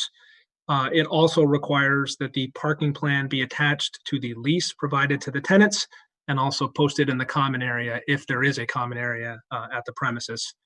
It also requires signage or clear delineations of the parking areas at the proposed site. One thing that this does not, just for the public's benefit, does not require, and we had this discussion at the committee, it doesn't require that you provide parking for your tenants. This just requires, if and to the extent there is parking, that it be provided on a plan and that be afforded. It doesn't specifically require that each tenant be given a parking spot. That very well may be on-site parking, or there may be, on-street parking, or there may not be parking available. During our hearings, I think even before actually, and continuing through tonight's memo, Director Ward has voiced some concerns that permitting and inspections currently requires a similar site plan elements and enforcement actions involving yard parking violations. His perspective was that this was very effective in dealing with repeat offenders, which I think this was the intent was to capture those repeat offenders. Director Ward also has pointed out that more than 90% of rental property owners have not had a violation in the past 10 years. So it was his concern that given the high level of staff involvement that will be required in order to basically review each parking plan as it comes in, and given the few number of offenders, that we not move forward with the sort of the staged implementation, rather take a 1-year trial period with a report back, assess the program at that time, and then make a determination as to whether to continue the program. It was clear to me as chair of the ordinance committee that what Director Ward was advocating at the committee level was not supported by the majority of the commission. So this was voted back, subject to the reservation I made at the ordinance committee that I reserve the right to make a further amendment. So with that, I will actually propose the amendment that is already up on board docs that implements the changes that I just referred to that Director Ward has asked, which is a 1-year, implementation involving new rentals as well as any offenders.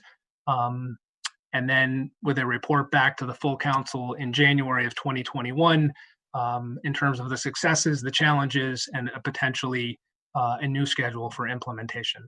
So if there's a second to my amendment, I've spoken to it and don't need to speak further. Thank you. So is that a second, Councilor Jang? Okay, so we have a motion and a second from Councilor Jang. We are on the amendment itself. Any discussion on the amendment that Councilor Mason just put forward?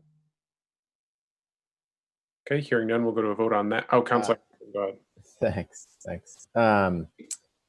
Yeah, so I've been involved with this since I think the beginning with Councilor Busher and some of those discussions with Director Ward and others at Code Enforcement. It's been a long and often circular conversation and debate over the past year plus. And I feel like it's funny with this amendment, I feel like we're circling back to the same, some of the same issues that we've been going around and around on. So we had a discussion in our last meeting. I'm totally comfortable, and I remember Councilor Hightower also indicating definite comfort with this idea of a report back in a year. That was not a problem. I'm fine with that amendment, but I don't support the other amendment, which is basically to limit this just to new properties and basically the disagreement that we talked about in ordinance is, you know, are we assuming that this isn't going to make sense? Are we assuming that this isn't going to be an effective policy? Or are we going to assume that it is, essentially? And so we would still, because, you know, even without the amendment, as long as we get that report back in a year and revisit it, we would still have the opportunity to make adjustments if it really wasn't working and it didn't make sense. But for my part, I didn't want to just assume that that would be the case. So I wanted to leave in the idea that this policy does make sense, which is hopefully why we would even be supporting it in the first place, is because we think it's good policy, and that we would then expand the policy out over time unless there was serious concerns or issues. So yeah, I don't know if we'll end up, you know, dividing the question or if we can vote on the amendment separately, but I can't support the entire amendment. I'm fine with the report back. I'm fine with looking at it. I'm open to the idea that it might not make sense, but I'm not in a position where I want to just assume that it's not going to work and plan on it not being expanded. And just to zoom out too, I mean, I think Councilor Mason gave a good summary, but basically the idea is that tenants should know where they're supposed to park, and there's different motivations for that. There's different reasons that makes sense. I mean, I think it's kind of basic sort of consumer information. It makes sense to me on that level, but it's also a way to help prevent and deal with a lot of these parking issues in terms of people parking illegally, especially on lawns or on other grass surfaces, and compacting the soil, leading to runoff. Professor Paul Bierman at UVM has done a lot of analysis with students on how these small violations and these small parking on grass leads actually to a pretty large amount of runoff when you accumulate the total amount. So it's trying to address the health of our lake. It's trying to make things simpler and clearer for tenants. And I think it's trying to make it easier for the city to enforce. So I support it as is. I support the checking in a year, but I don't support the stripping away of the expansion of the policy. Thank you. Thanks, Councilor Hanson. I got Councilor Hightower to be followed by Councilor Carpenter. Yeah, not to articulate too much of what was done, but I came into this debate later than the other two committee members, and I definitely saw at the beginning we had started with one group wanted all units to have all rental units to have this, the other one was just new ones, and so this lines 33 through 36 I thought were they are the compromise kind of that the group came up with, and so I think it's important to maintain that compromise because I think I think it's a valid compromise is to kind of have it roll out year after year. And then I forgot what my second point was, so I will end with that. Councilor Carpenter. Thanks. A couple of different concerns. I mean, I think it's conceptually every landlord should have a plan, but that doesn't prevent people from parking on lawn or doing things they shouldn't. And I am concerned about quite the detailed plan of getting plans from everywhere and the priority of the workload of permitting inspections. So as I understand Councilor Mason's sort of proposal is that the concept is you should have a parking plan.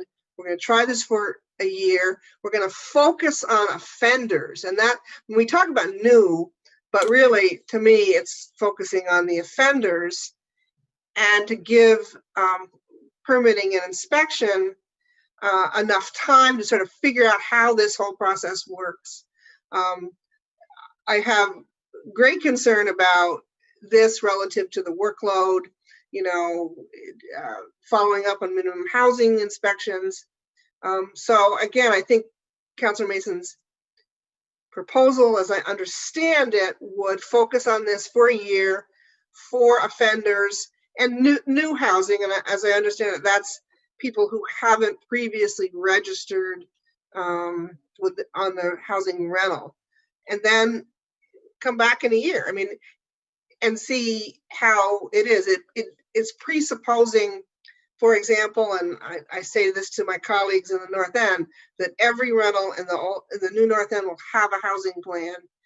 And we're not sure if that's what we need. I think we need to focus this year and figure out from the staff's perspective how burdensome or not burdensome this whole process is, and where it could stand in the priority of the other work they have to do.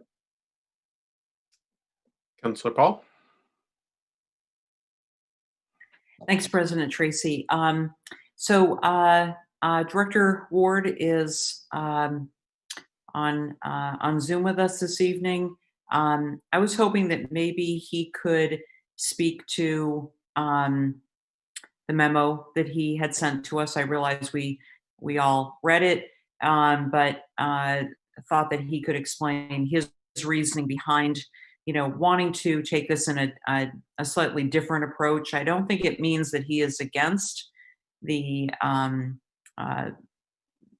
spirit of the ordinance change, but I think has a different take on it, slightly different take on it, and was hoping if he's still here, I don't see him on my screen, but if he is still here, if he could speak to that, I'd appreciate it.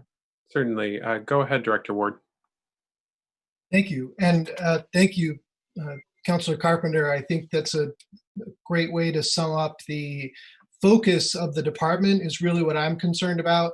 In the memo, Councillor Paul, I mentioned the 90% threshold, that more than 90% of the folks who own rental properties haven't had a violation in the last 10 years while I've been the director. This year, there have been, it's fewer than 2% of the rental properties have had a substantive identifiable yard parking violation. So I think what I was concerned is that these future years, we will be putting focus on 98% of those properties that somehow they're doing it right without this. So I do think that they probably know better than me what the plan should be. And I'd like to take that time to find out the variety of different ways that they're managing their plans and put the focus where it rightly belongs, and that is on the people who are violating the ordinance. And our report back would include that, both where the violations are happening, and I think it would be helpful for you to know, for everyone to know really, that if there are properties that are owned by similar people or by the same person in multiple places, that's a great piece of data for us to report back to you, because that's part of the problem as well. It's not so much having a plan, but it's the way you implement it. It's sloppy property management, because there are really good property owners who don't have a plan. They don't have a site plan for their property, but they're very clear with the tenants about where they can and where they can't.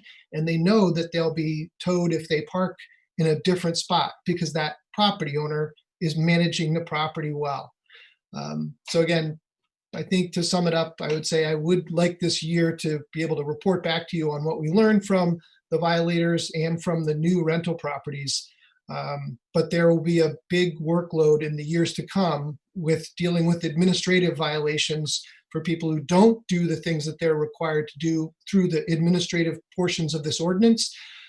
But there are violations nonetheless, even though there may not be a car parked out on the lawn at that property. That's where I'm worried we'll shift our focus, and I don't want that. I want it to be so that we make a big difference to help the lake. Okay, thanks, President Tracy. Don't have anyone else in the, okay, I see Councillor Hightower and then Councillor Carpenter and Hanson. Yeah, and this is, I remember what my second point was, so I'm gonna go ahead and, and I think Councillor Hanson already made this point, but it's about the assumption of like what will happen. And I think if, I'm all about flexibility in ordinances and management. And so if we come up with a better plan, great, nix this one, say, never mind those lines. It's just a resolution. So the next council could easily But I would rather, if something doesn't come up, I would rather have something in place that we will fall back on. I would like the default plan to be something will change. And if we find a better plan, I trust the future council that will be here in a year. They'll say, good, Director Ward, please implement what you have found instead. That sounds better. Disregard what we've already done. And so I guess I just kind of want to keep the pressure on to find a better solution if there is one. And if there isn't one, then we have this back on. We don't have to have this debate again. Okay, I have Councilor Carpenter to be followed by Councilor Hanson. Just a point to make, which is this is focused on owners and managers of rental housing. And it really isn't focused on lawn parking, which is sort of a, some number of the complaints are small, tiny houses that have 3 or 4 occupants. They're not rentals. They got mom, dad, and 2 kids and a boat or 2 boats. And so this isn't going to address any of that. So I think the concern is it's creating an infrastructure of plan review, just plan review for a whole bunch of people where there's not necessarily a problem. And again, I think the year trial is intended to say, well, where do we have problems? And how does this compare to what people perceive to be the problem? Okay, Councilor Hanson. Great. Yeah. So I think as I said, I think many of us or most of us agree with the year trial and review. And this is how it's written, even without the amendment, that there would be a year that it would just be for new properties and offenders. So I guess my motion then would just be I think we should get that part out of the debate out of the way, because I keep hearing people bring that up, even though we all agree on it. So my motion would be to divide the amendment so that we can vote separately on that, because I think we could pass that fairly easily. Am I able to divide the amendment in that way? I'm going to have to look to Attorney Blackwood. I believe you can. Sorry, yes, I don't know. I think you could move to divide the question. You just need to be clear on how you're dividing it. So there's 2 amendments. There's the change from, well, I guess there's 3 amendments. My motion would be to separate out this 3rd amendment in order to request that the head of permitting inspections report back to the city council in January of 2022 on the success or shortcomings of this ordinance amendment, and to provide suggestions for modifications and or further implementation. To divide that amendment out on its own, and so that we can vote on that separately. Okay, so we have a motion from Councilor Hanson. Is there a second? Seconded by Councilor Hightower. Any further discussion on dividing the question? Okay, hearing none, we'll go to a vote on whether to divide the question. So all those in favor of dividing the question, please say aye. Aye. Aye. Aye. Aye. Aye. Hearing none, that passes unanimously. So now we are on the question as divided. Now, Attorney Blackwood, are we able to entertain further debate on the question as divided? Because there's now several different motions on the table. Okay. Yes. Okay, so now we have divided the question, and we'll have to take 2 motions. Councilor Paul, go ahead. Thank you, President Tracy. I just want to make sure, and the reason I didn't voice vote is because I'm just trying to make sure I understand. So, Councilor Hanson's motion to divide, and I'm looking at the email that came from Councilor Mason regarding the amendment, that you want to divide where it says first and second. You want to divide that from where it says finally to amend. Am I right? Correct. That was the motion. Okay. All right. Thank you. Just want to make sure I understood. Thanks very much. Okay. So is there further discussion on this, the amendment as divided? Councillor Hanson, go ahead.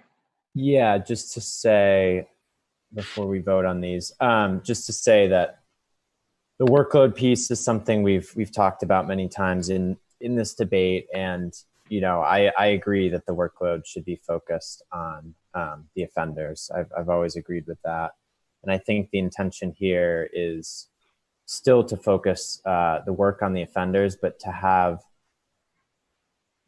I think the folks who don't offend, and it shouldn't be really an issue. I think the folks that don't violate this are communicating clearly and are posting the parking information to their tenants. So I don't think it's going to be a big burden for the property managers that are already doing this to just to continue doing it.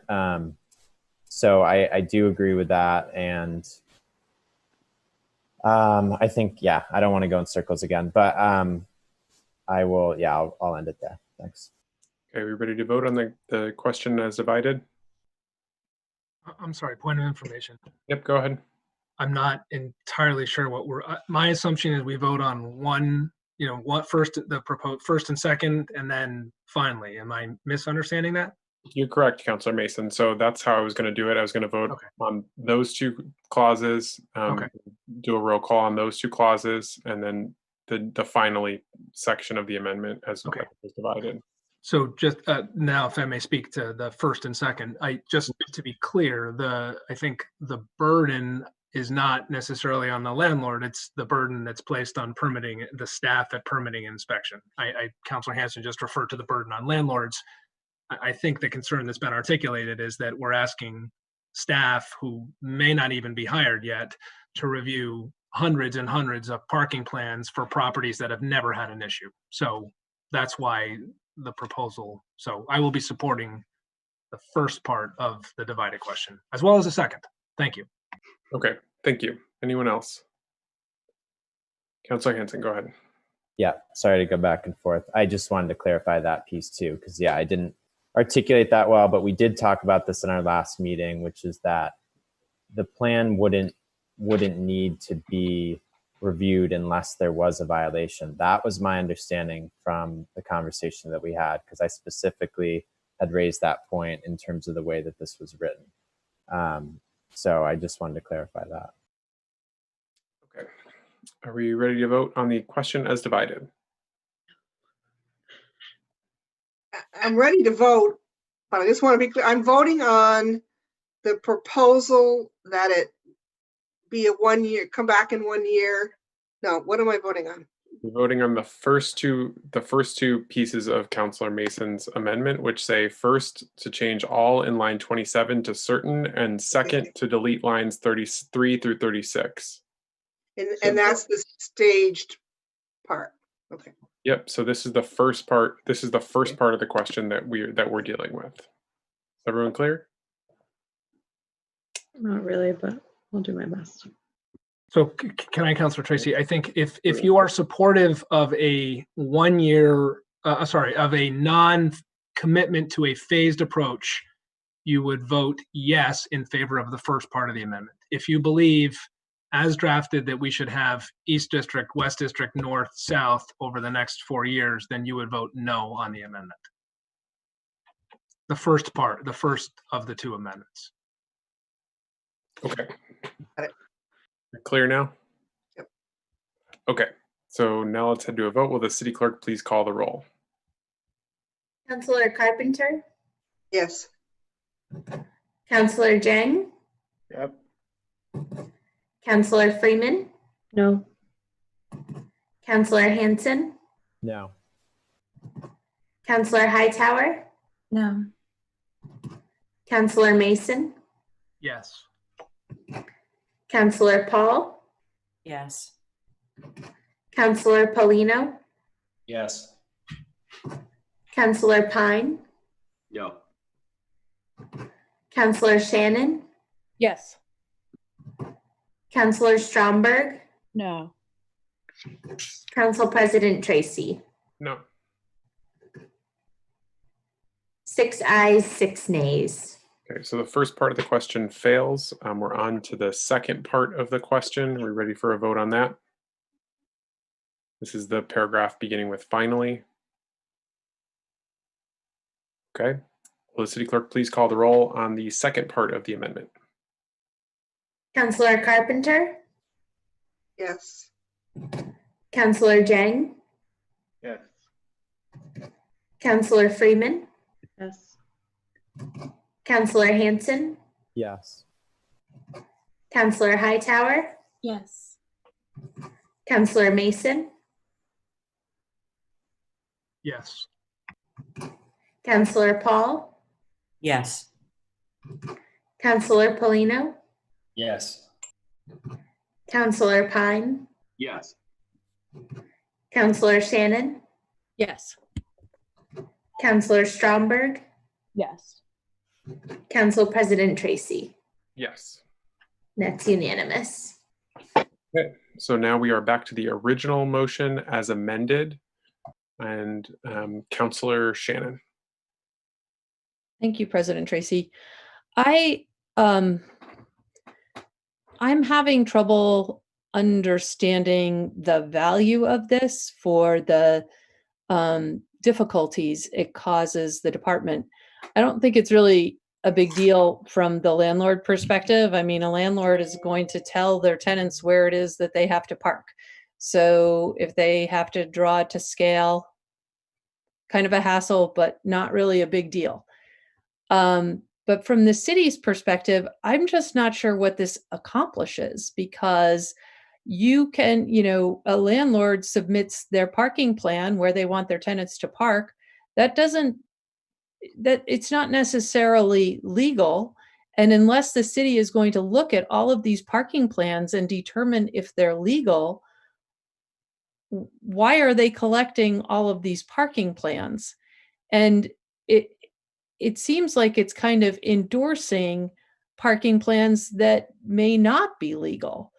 So I am, and if somebody doesn't park according to the parking plan, that also is not necessarily illegal.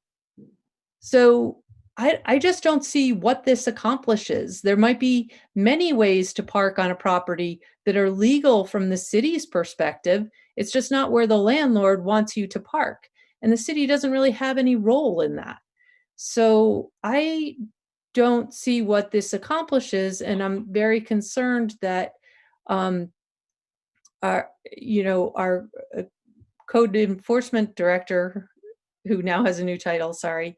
But when we're hearing that concern, that there is a lot of work involved in this, and I think that the model, and maybe somebody can correct me if I'm wrong about this, but the model that was being looked at was part of a permit application, whereas our process is not part of a permit application. In a permit application, you're actually saying this is okay or this is not okay.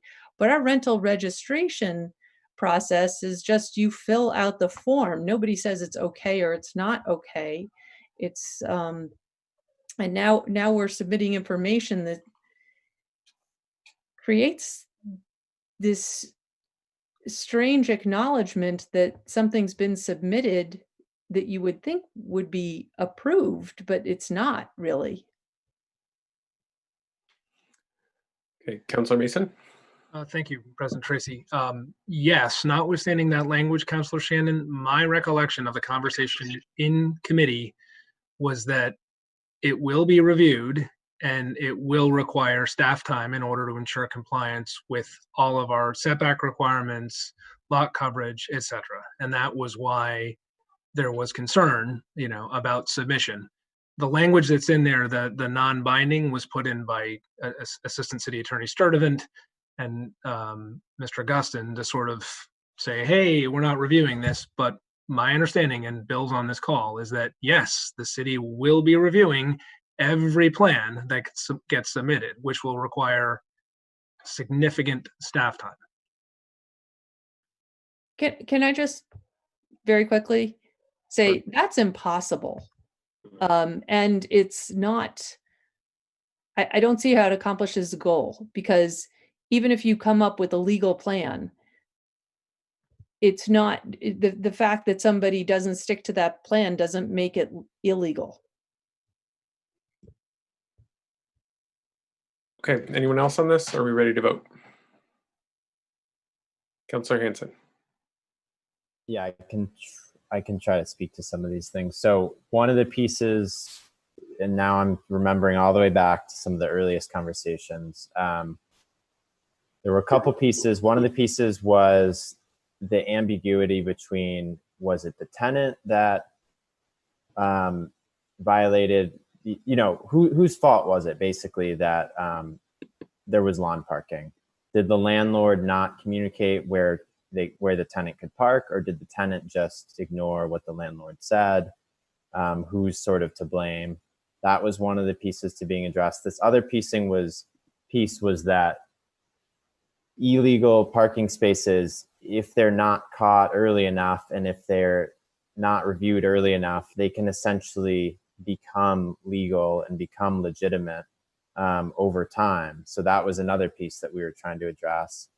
And then in terms of the review piece, I guess there's still confusion around that, because I had thought at our last meeting that in the way it was written, that it doesn't require every single submitted parking plan to be reviewed. I had thought that it was written flexibly enough that these would be submitted. That doesn't constitute, as it says, that doesn't constitute approval.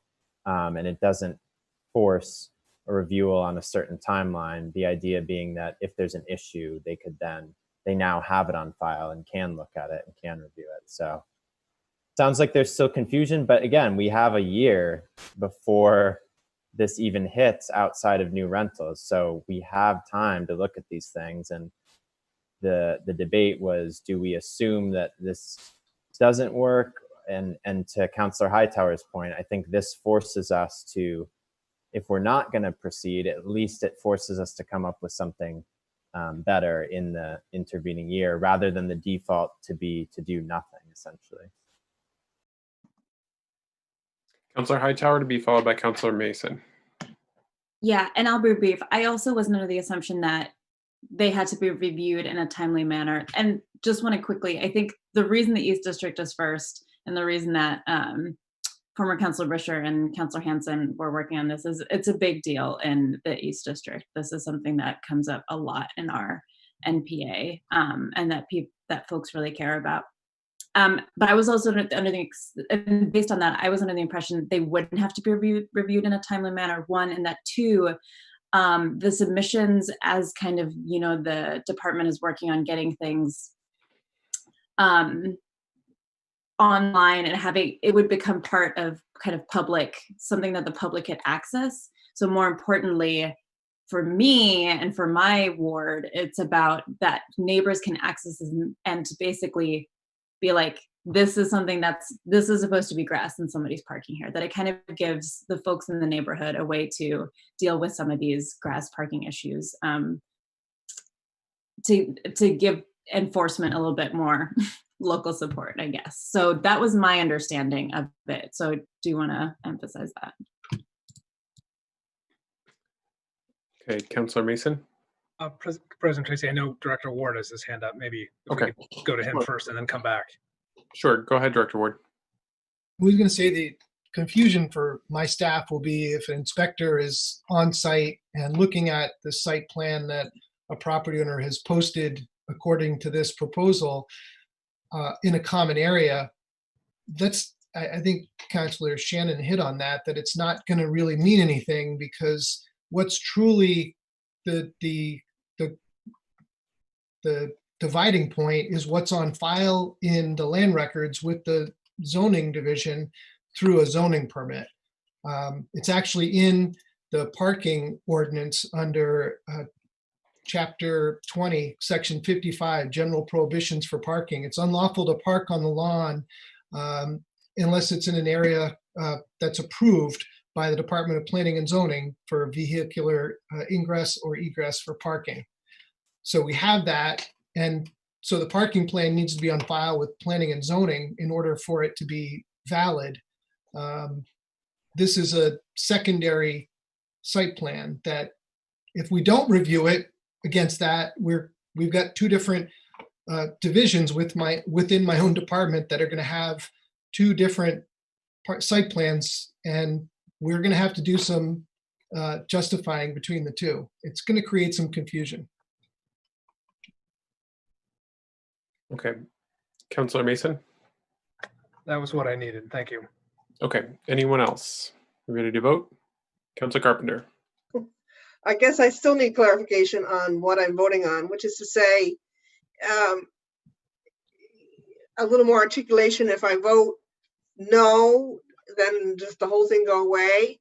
Or if I vote yes, then it's now going to require permitting and inspection to review all these plans and justify them?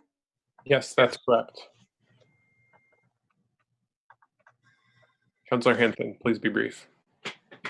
Yeah, no, just to clarify, and maybe this can help Councillor Carpenter and others. It still is set up where the first year is just new rentals being looked at, as well as folks who violate the ordinance. And then there's still a review in a year, but unless there's an amendment made within a year, it would then expand. So there isn't that immediate situation. But I think one of the important things to note is that we've been... Please be brief. I will. I think this is really important, though, which is that Director Ward has been raising these concerns for a really long time, and we've been sort of begging. Attorney Bergman, Councillor Bushra, and myself have been like begging for alternatives, begging for other ways forward, and just still have not got that, which is why I think it is really important to put the onus on them to come up with something better. Okay. Okay, Councillor Mason, again, please. I'll just, I mean, I unfortunately I'll be brief. I feel the need to respond to that. I respect Councillor Hanson that you've been asking, but the reality is something was proposed, you just disagreed with it. So, now we as a body are trying, forced to decide which is the right path. I push back on the assertion that, there has not been an alternative offered. There has. It's just not one that you agreed with. So thank you. Okay, are we ready to vote? Okay, seeing no one, would the city clerk please call the roll on the resolution as amended? Councillor Carpenter? No. Councillor Jang? No. Councillor Freeman? Yes. Councillor Hanson? Yes. Councillor Hightower? Yes. Councillor Mason? No. Councillor Paul? No. Councillor Polino? No. Councillor Pine? Yes. Councillor Shannon? No. Councillor Stromberg? Yes. Council President Tracy? Yes. 6 ayes, 6 nays. Okay, so the resolution fails, and that completes our agenda. Motion to adjourn is in order.